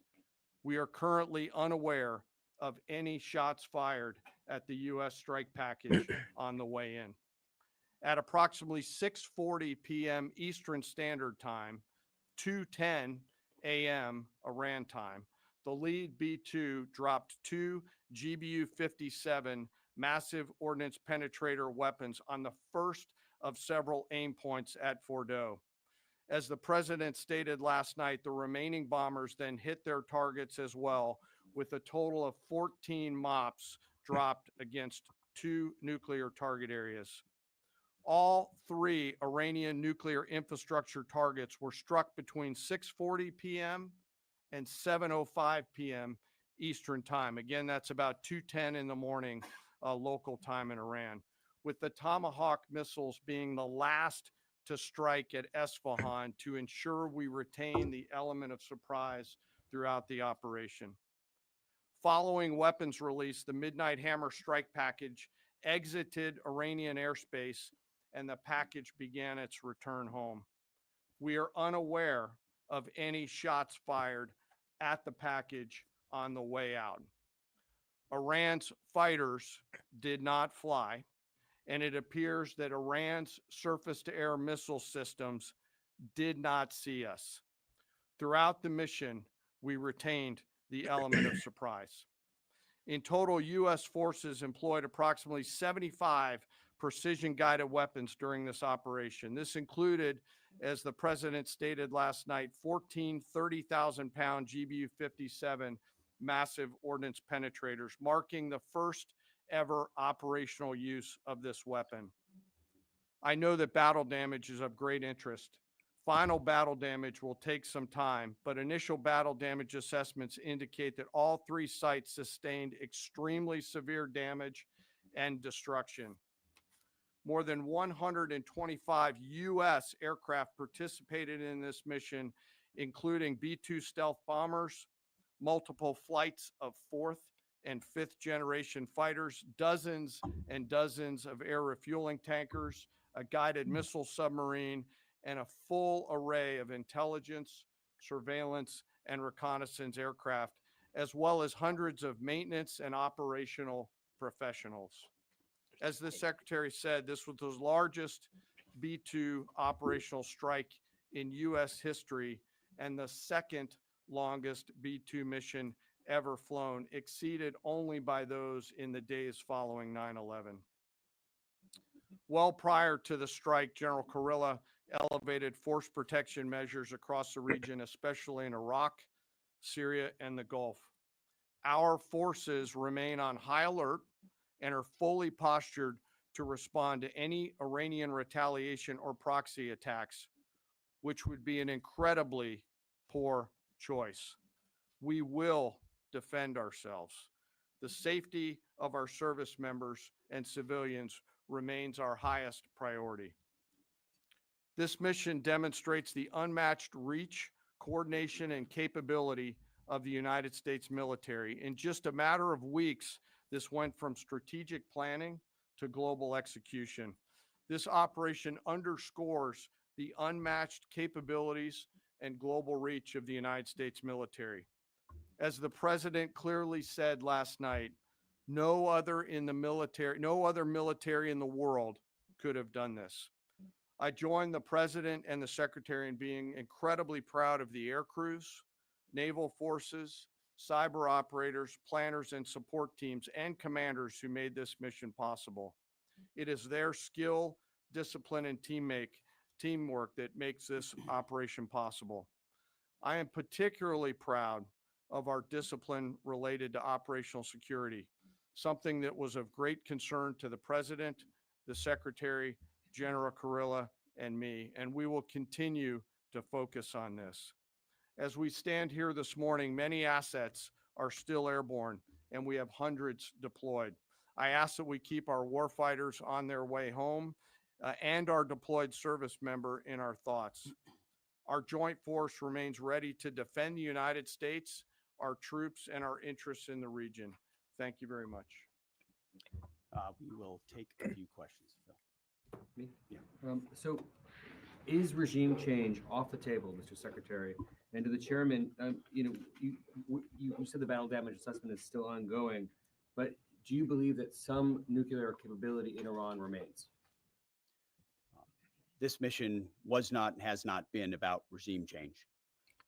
The president authorized a precision operation to neutralize the threats to our national interests posed by the Iranian nuclear program and the collective self-defense of our troops and our ally Israel. Thanks for your question. I think BDA is still pending, and it would be way too early for me to comment on what may or may not still be there. But thanks for the question. Green. No, behind you. Excuse me, Mr. Secretary, can you tell me, was there a particular moment when the president decided to pull the trigger on this operation where he said, now, rather than being, something in the holster, now we're going to pull the trigger on it? I would just say, having the opportunity to witness his leadership, he was fully committed to the peace process, wanted a negotiated outcome, gave Iran every single opportunity, and unfortunately was met by stonewalling, which is why he gave them plenty of time to continue to come to the table and give up enrichment, give up the nuclear program. But there was I won't say the particular moment, there was certainly a moment in time where he realized that it had to be a certain action taken in order to minimize the threat to us and our troops. Yeah. General, you say that General Kurilla increased force protection in Iraq, Syria, and Gulf in those areas. Were they given any advance warning the attacks were coming? And also, Mr. Secretary, when were congressional leaders notified? How long before the attacks took place? Sure. To your first question, the risk has clearly been rising over the last few weeks in the region.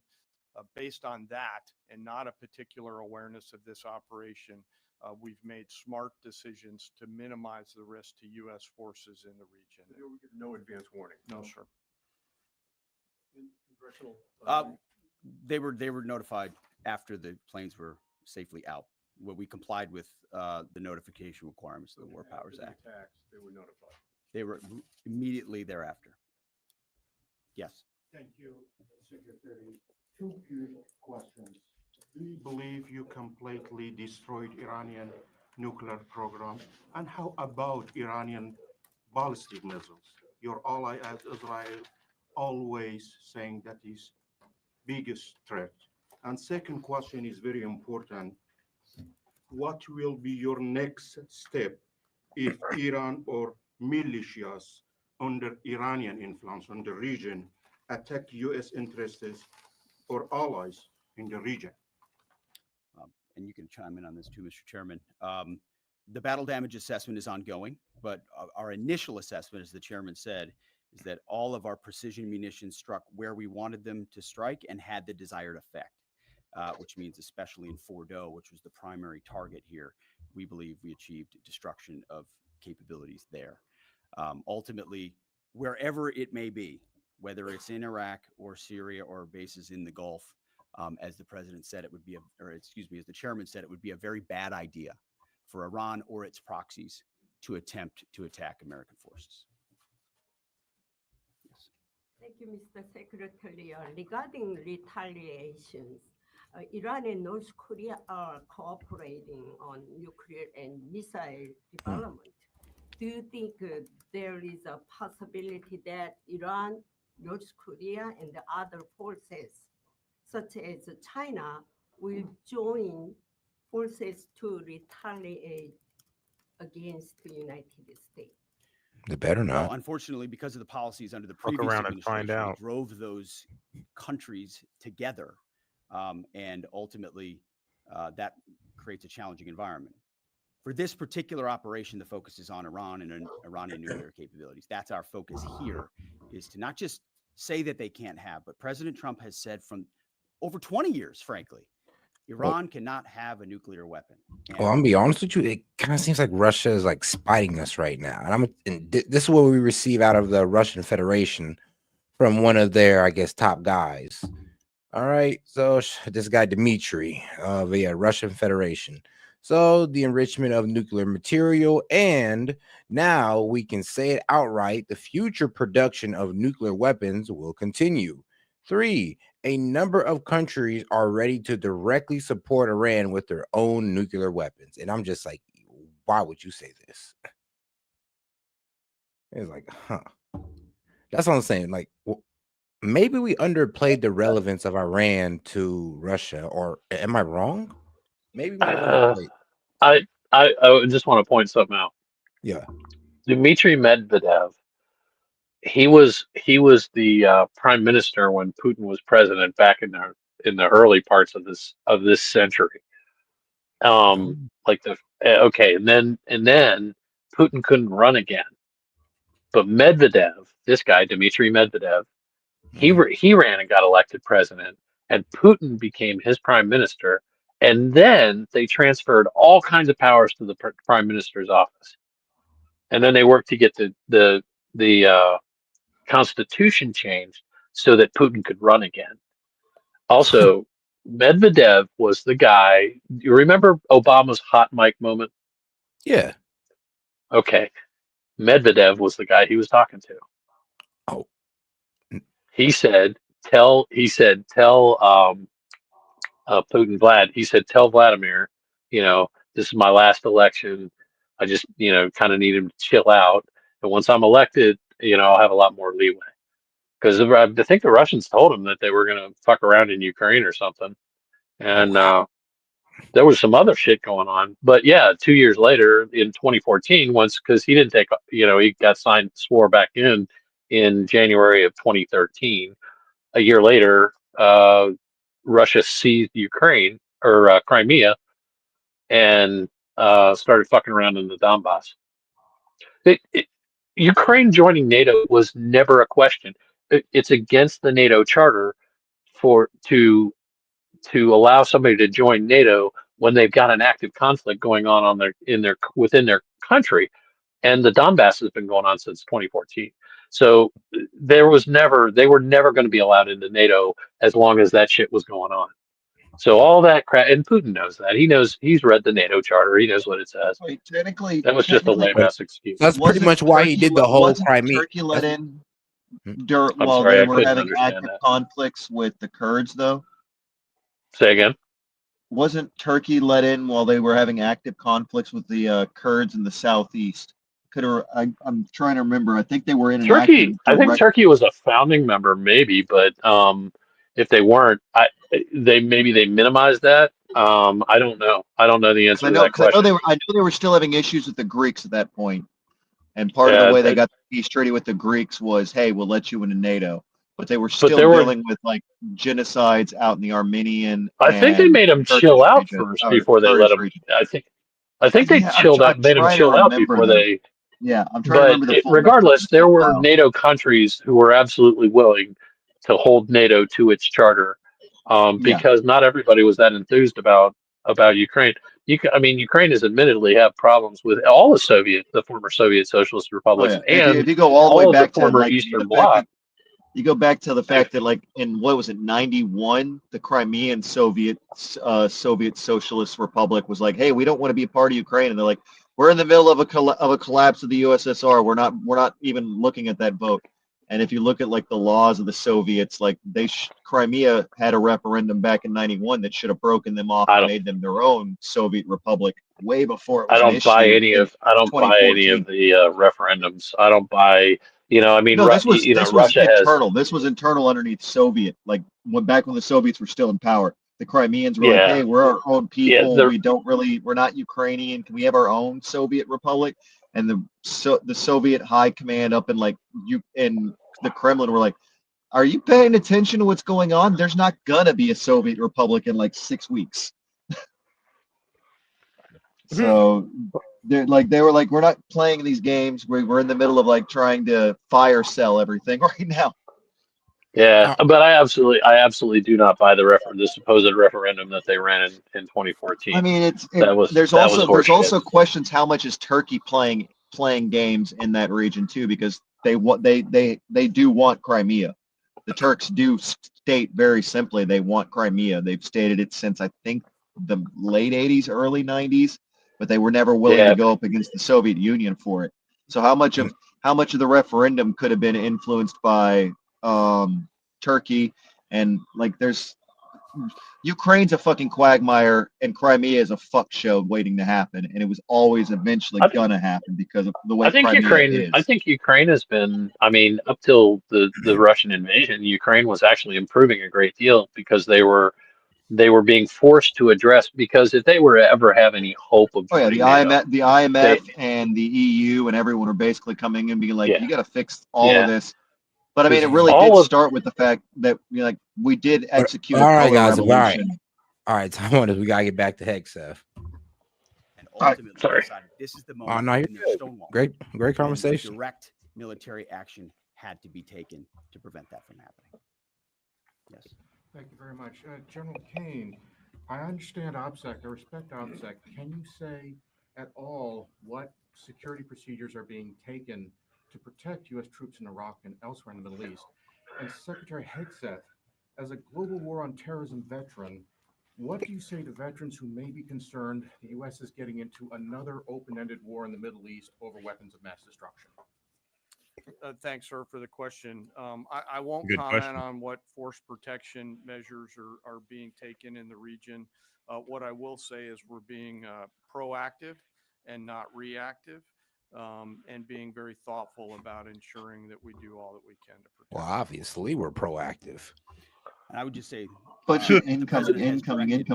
This is most certainly not open-ended. It doesn't mean it limits our ability to respond. We will respond if necessary. The most powerful military in the world is postured and prepared to defend our people. But what the president gave us, as I said, was a focused, powerful, and clear mission on the destruction of Iranian nuclear capabilities. Those were the targets. That's what was struck. That's what was overwhelming. That's what was overwhelming. That's what the Iranian regime needs to understand, as the president put out last night. He wants peace. There needs to be a negotiated settlement here. We ultimately demonstrated that Iran cannot have a nuclear capability. That is a very clear mission set on this operation. Yes. Hold on. Yes, right there. Thank you, Mr. Secretary. Question for the Secretary and the Chairman. How was this strike coordinated with the Israelis on a strategic level, militarily, and on a tactical level? Was there any direct Israeli military participation in this operation? Well, I would say certainly Israel had an incredible military success, especially at the beginning and ongoing, in degrading Iranian capabilities, degrading Iranian launchers, MRBMs. It's been incredible to watch what our ally Israel has been able to do. And there certainly have been conversations. I mean, General Kurilla at CENTCOM has worked closely in the defense of Israel for many years. And part of this operation was the defense of Israel and the ongoing defense of Israel. But as it pertains to this strike, this was U.S. operated and U.S. led. We took advantage of some of the preparatory work that's been done over the past week and a half in terms of axis of approach. I won't get into the particulars, but as the Secretary said, it was a U.S. strike. We made sure we were not in the same piece of airspace and sky. Aside from that, that was the extent of it. We'll take a couple more. All right. Yeah, right there. Question to the Secretary first. Are you concerned whatsoever now about the reaction from U.S. allies given the strike, particularly those in the Gulf? And to the Chairman, if I may, I understand you don't want to speak to specific assets and force protection measures, but do you anticipate at least having to bring in any further assets from other theaters to aid in force protection over the coming days? We certainly understand the challenges of allies in the region, and we have been respectful and in working in collaboration with them as it pertains to basing and sensitivities there. Ultimately, they've got a lot of assets and people in those locations also where American troops are co-located. So that's a consideration of ours. We've been in close consultation with them, and we appreciate the support that we have got. Thanks for the question on sort of the global picture. And as you know, that's one of my jobs, is to look globally at the entire range of challenges. We are always carefully considering our force posture around the world, and then offering options to the Secretary and to the President. I won't comment on any future things, but the American people should know that we carefully consider those moves around the world and try to modulate as needed our force structure in the region. Absolutely. Yeah, right here. Thank you. What communications are being sent to the Iranians right now, and is there any possibility of diplomacy now or in the coming days? I can only confirm that there are both public and private messages being directly delivered to the Iranians in multiple channels, giving them every opportunity to come to the table. They understand precisely what the American position is, precisely what steps they can take to allow for peace, and we hope they do so. Yes. The president may not want an open-ended conflict. The Iranians may disagree. Are you prepared for a protracted war? Well, anything can happen in conflict. We acknowledge that, but the scope of this was intentionally limited. That's the message that we're sending. With the capabilities of the American military, nearly unlimited. So Iran, in that sense, has a choice. But we've made it very clear to them, this is nuclear sites, this is nuclear capabilities, this is the line that the president set, and we set that back. Now is the time to come forward for peace. But I think one of the takeaways from this as well is the unprecedented level of ongoing cooperation. I can't speak highly enough of the chairman and his staff and General Kurilla in CENTCOM, what they've done to look around the corner, to pre-position, to understand how an operation like this comes together. The scope and scale of what occurred last night would take the breath away of almost any American if you had an opportunity to watch it in real time. And I think Tehran is certainly calculating the reality that planes flew from the middle of America in Missouri overnight, completely undetected over 3 of their most highly sensitive sites. And we were able to destroy nuclear capabilities. And our boys in those bombers are on their way home right now. We believe that'll have a clear psychological impact on how they view the future. And we certainly hope they take the path of negotiated peace. But I could not be more proud of how this building operated, of the precision, the sensitivity, and the professionalism of the troops involved in this effort. I will take one more. We'll take one more question. Yes, right there. At least he didn't leak it on Signal this time. Secretary, concerning the justification for these strikes, that's always a blessing. The Office of the Director of National Intelligence released their threat assessment, concluding, quote, Iran is not building a nuclear weapon, and Khomeini has not authorized the nuclear programs he suspended in 2003, unquote. So what new intelligence does the U.S. have since then that the Iranians have changed their position on nuclear weapons? And does this new intelligence come from U.S. sources and methods, or are we getting this information from other countries? Well, I would just simply say that the president's made it very clear. He's looked at all of this, all of the intelligence, all of the information, and come to the conclusion that the Iranian nuclear program is a threat, and was willing to take this precision operation to neutralize that threat in order to advance American national interests, reduce the Iranian nuclear program, and obviously collective self-defense of ourselves and our allies. So he looked at all of it, understood the nature of the threat, and took bold action I think the American people would expect in a commander-in-chief. That's all we've got. Thank you very much. Appreciate it, Mr. Chairman. All righty. All right. See, now, there, guys, right there, that last question and the answer Yeah. That's the big $64,000 problem on the table. They're not being transparent about what the intel was. The mission's done. There's no more OPSEC to protect the sources of the mission because they don't have to give the sources and material methods for it. They need to Unless tell they're us. still embedded. Well, no, because I mean, they could tell us, hey, we knew they had X, Y, and Z, and they were doing this and intentions of this, and be completely transparent and give us as much transparency as possible.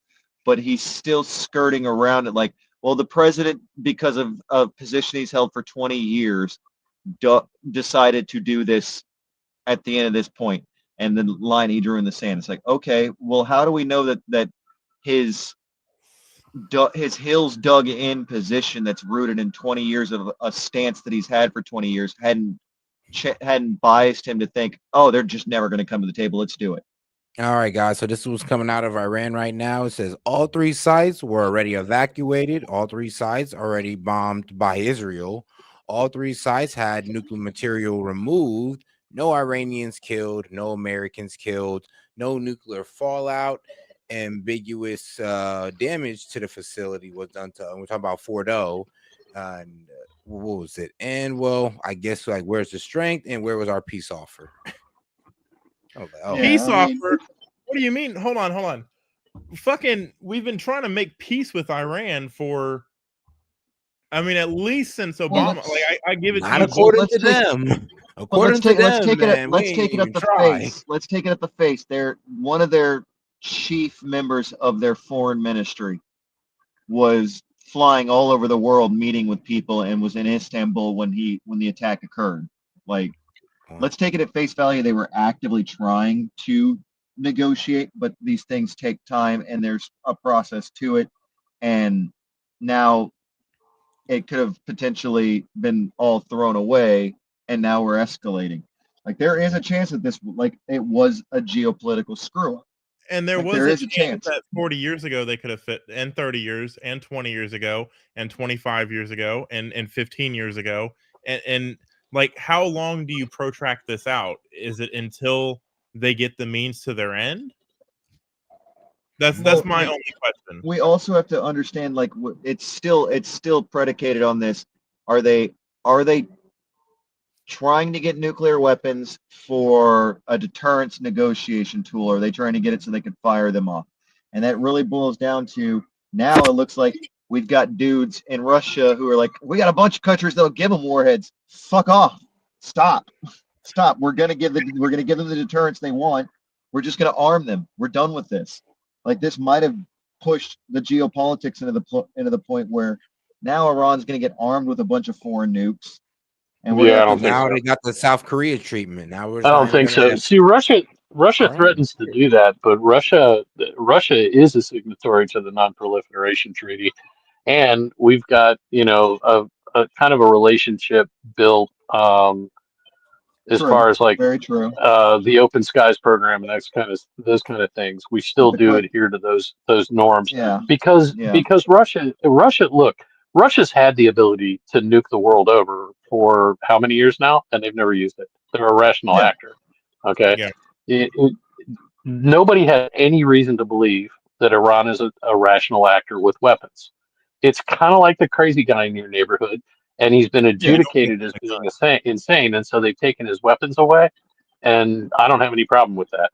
But the guy says, well, I'm going to get weapons, and the rest of the neighborhood says, no, we're not going to let you have weapons. Okay, so you can't be trusted with them. And Iran I'm going to turn this around a little bit. Because you used the adjudicated insane and the weapons are taken away.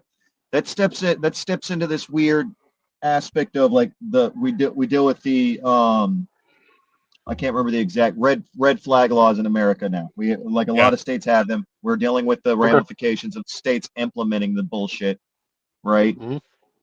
Where you could be adjudicated, but it's not guaranteed that the adjudication was done in good faith. No. I mean adjudicated. Like, the whole world had an answer. You had an opportunity to challenge it. Okay, so there is a process, and I'm a libertarian, bro. I'm not a Republican. Yeah. I'm a libertarian. I've never been a registered Republican.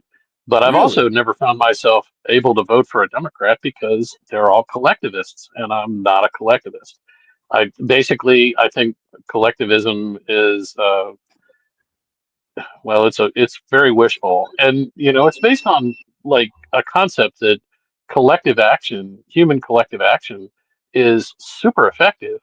And I think that's one of the problems that I have with former military officers being in public office, as executives, because they are very aware of what collective action. However, in the military, it's voluntary.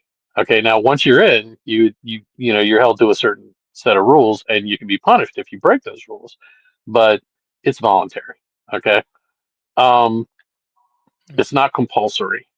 So when you start compelling collective activity, that's when you start running into um, that's where you start running into where things can become tyrannical. So, and I hate tyranny.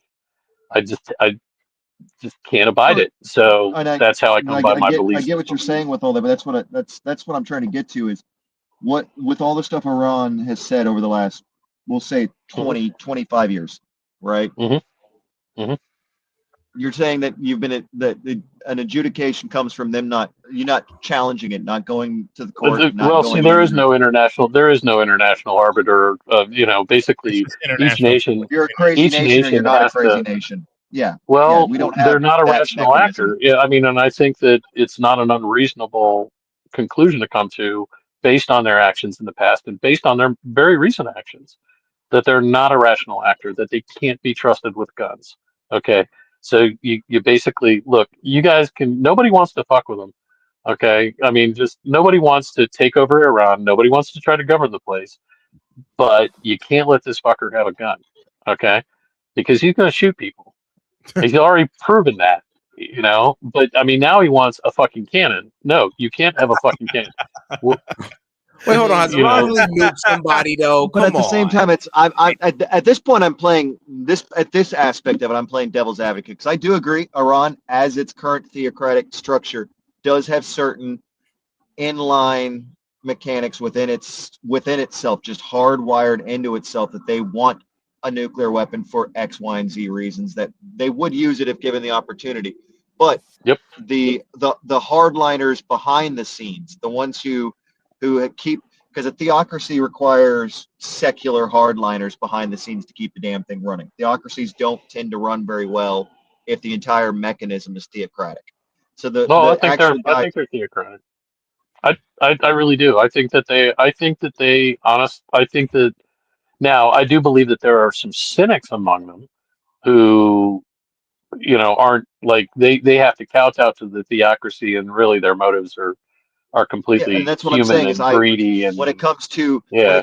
But I don't know they how find organized they are. And for me, a deep state is kind of semi-organized by people who share common beliefs and are yeah, and that's basically what I'm saying is the deep state manipulating the in system to make it do Iran, things they want it to do. All right, the guys. All deep right, state hold in on. Time, Iran. guys. Time, because we're 7 hours in. It is time to end the show. Yeah. Oh my God, I got to be at Nah, work in like 4 All right. hours. Let me drop my prediction. Okay, Go. here's my prediction. we will be Iran's just going to fuck around, and basically the response is their entire navy is going to wind up on the bottom. Yeah. Whew. No, I think that's guarantee. what's we've going That's to why I already done said it it. once. That answer of we're not, like, that was a nothing burger from Hegseth. I do got to say that much. He's like, he should have been more upfront about it. Are we about to enter into another protracted potential forever war?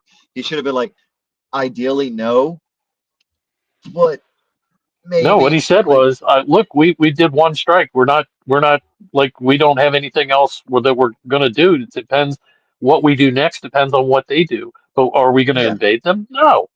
but No. He literally said, if "We're we're not so of interested the in regime opinion, change." they're the crazy guy that can't be trusted with guns, we just gave the Mhm. crazy guy who can't be trusted with guns all the justification to try to level our bases in Iraq with the last Okie dokie. and I mean, that's what I'm saying is like that some of Okie those are going dokie. to get through, and that's going to lead to a Probably not. protracted war. Yeah, I think they're weaker every day, and I think that basically they're gonna do something lame, It really and depends. their entire Al-Assad, navy is gonna wind up on the bottom of and I every know, radar but that they have on that coast is gonna go dark. yeah, They're gonna well, basically Al-Assad, they're gonna get rid of their freaking ability to control the Straits of Hormuz. That's what's gonna happen.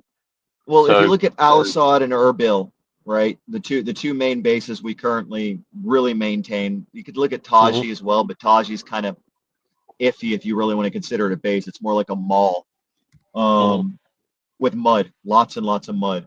The two All main right, the main guys. Hold on bases. now. Hold on. I thought we was giving final remarks. Oh yeah, this is yeah. well. I mean, I this is just the gave my final. prediction. I'm done with it. Yeah, this is kind of the time. All This right. will be my final. This will be my final remark.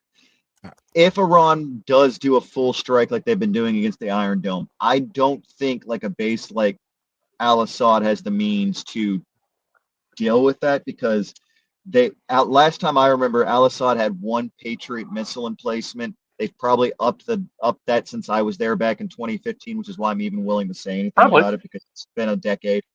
But predominantly we've relied on C-rams for defense because we've only been dealing with Haji with his little boom tube out in the field. Syrians I'm work curious. on drones. Yeah, I'm curious. I'm curious how efficient our little mini Iron Domes would be if Iran was like, "Hey, that base over there, we're gonna smoke it." There's You like know, a they've said they. dozen guided missile destroyers in the neighborhood. They've been helping shoot down stuff for the Yeah, last I'm just week. curious. So I'm curious exactly like Al-Assad's in a bad position. Erbil, I don't think they'd fuck with Erbil because they might piss off Turkey. It's too close to the Turkish border. Al-Assad is right there. They've already shown that they could reach out and touch Al-Assad a few times and get past the defenses. that's probably what they'll shoot at, Yeah, and their entire Al-Assad. navy will wind up on the bottom. I've got. That's my I'm gonna have prediction. to. I wish I still had contacts there because I was at the tower there. I'm curious exactly. I guarantee the base is on blackout status right now. I think Trump will outdo. I think Trump will outdo Reagan. Reagan, the Iranians pissed him off at one point, did something heinous, and Reagan put half of their navy on the bottom. Oh, I yeah, think no. The Trump will "Don't say touch our no. We're boats" taking the moment whole of fucking Reagan thing. was pretty Yeah. hilarious because it was only supposed to be one boat Very and it went. proportional. And then the fucking Navy went out and fucking did target practice for fucking 8 hours. We were only supposed to sink one boat and it went so sideways so fast. I mean, When is that easy though? If you guys want a good video on that, watch. What was it? What was it? We took out fat electrician's video. Yeah. Yeah, it was fucking hilarious. Oh my god! One boat. We were supposed to take out one boat and a couple oil rigs, and we took out like 2/3 of their navy capacity. I think Trump will want to outdo that, and I also would remind you that it was just within the last 6 months that the Air Force certified a bomb to sink ships with and tested it. Oh yeah. They call it the quick sink, and I think they're I don't probably think- like, hey man, I don't think Iran is a threat to our military.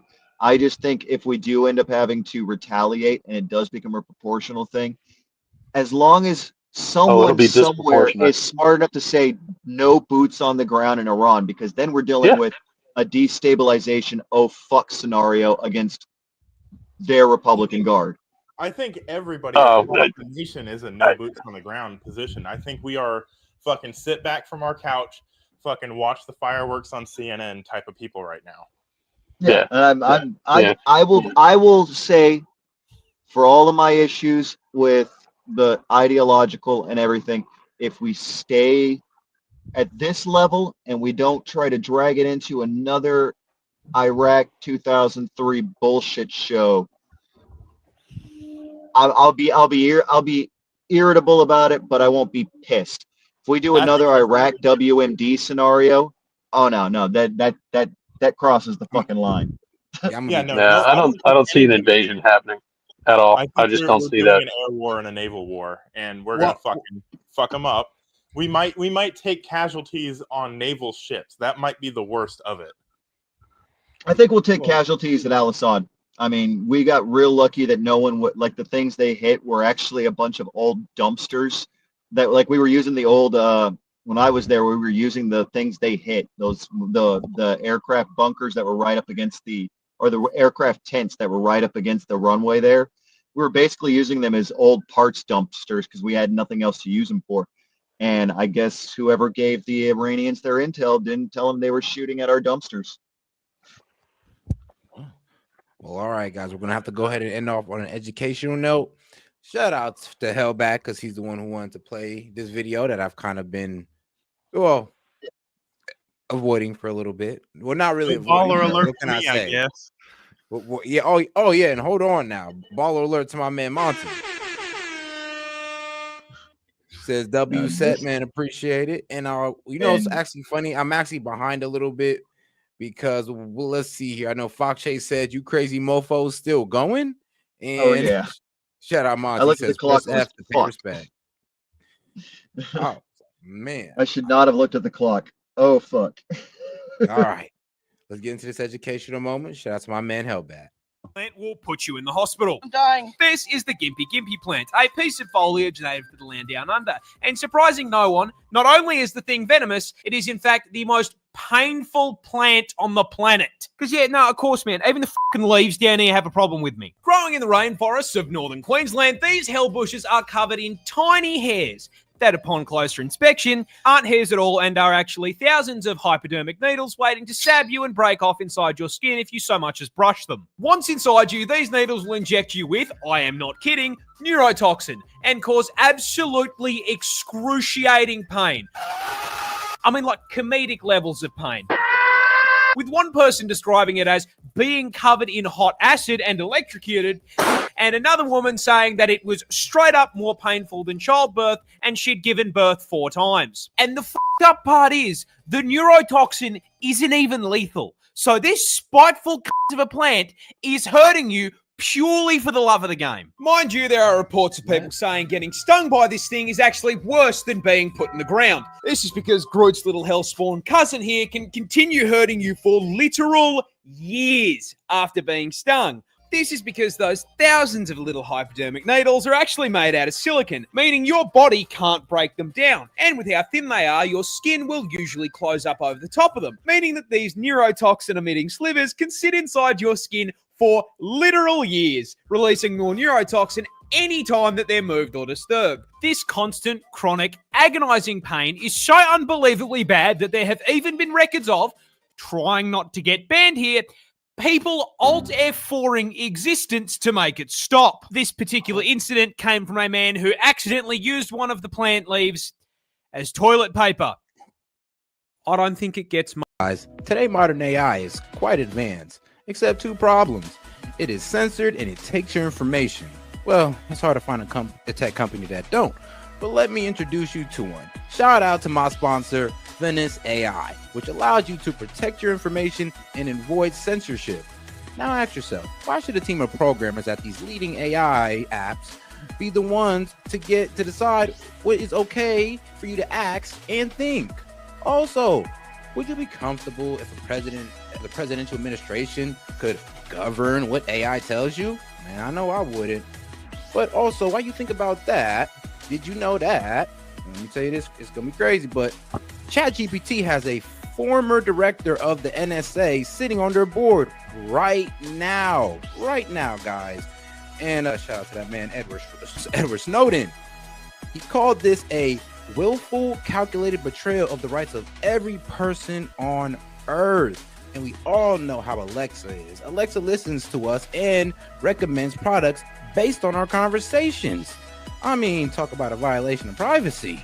But guys, these are just a few reasons I decided to team up with Venice AI and get you a better options or solutions to your AI needs. Now, guys, you can go ahead and check these guys out with my promo code. So shout out to Venice AI.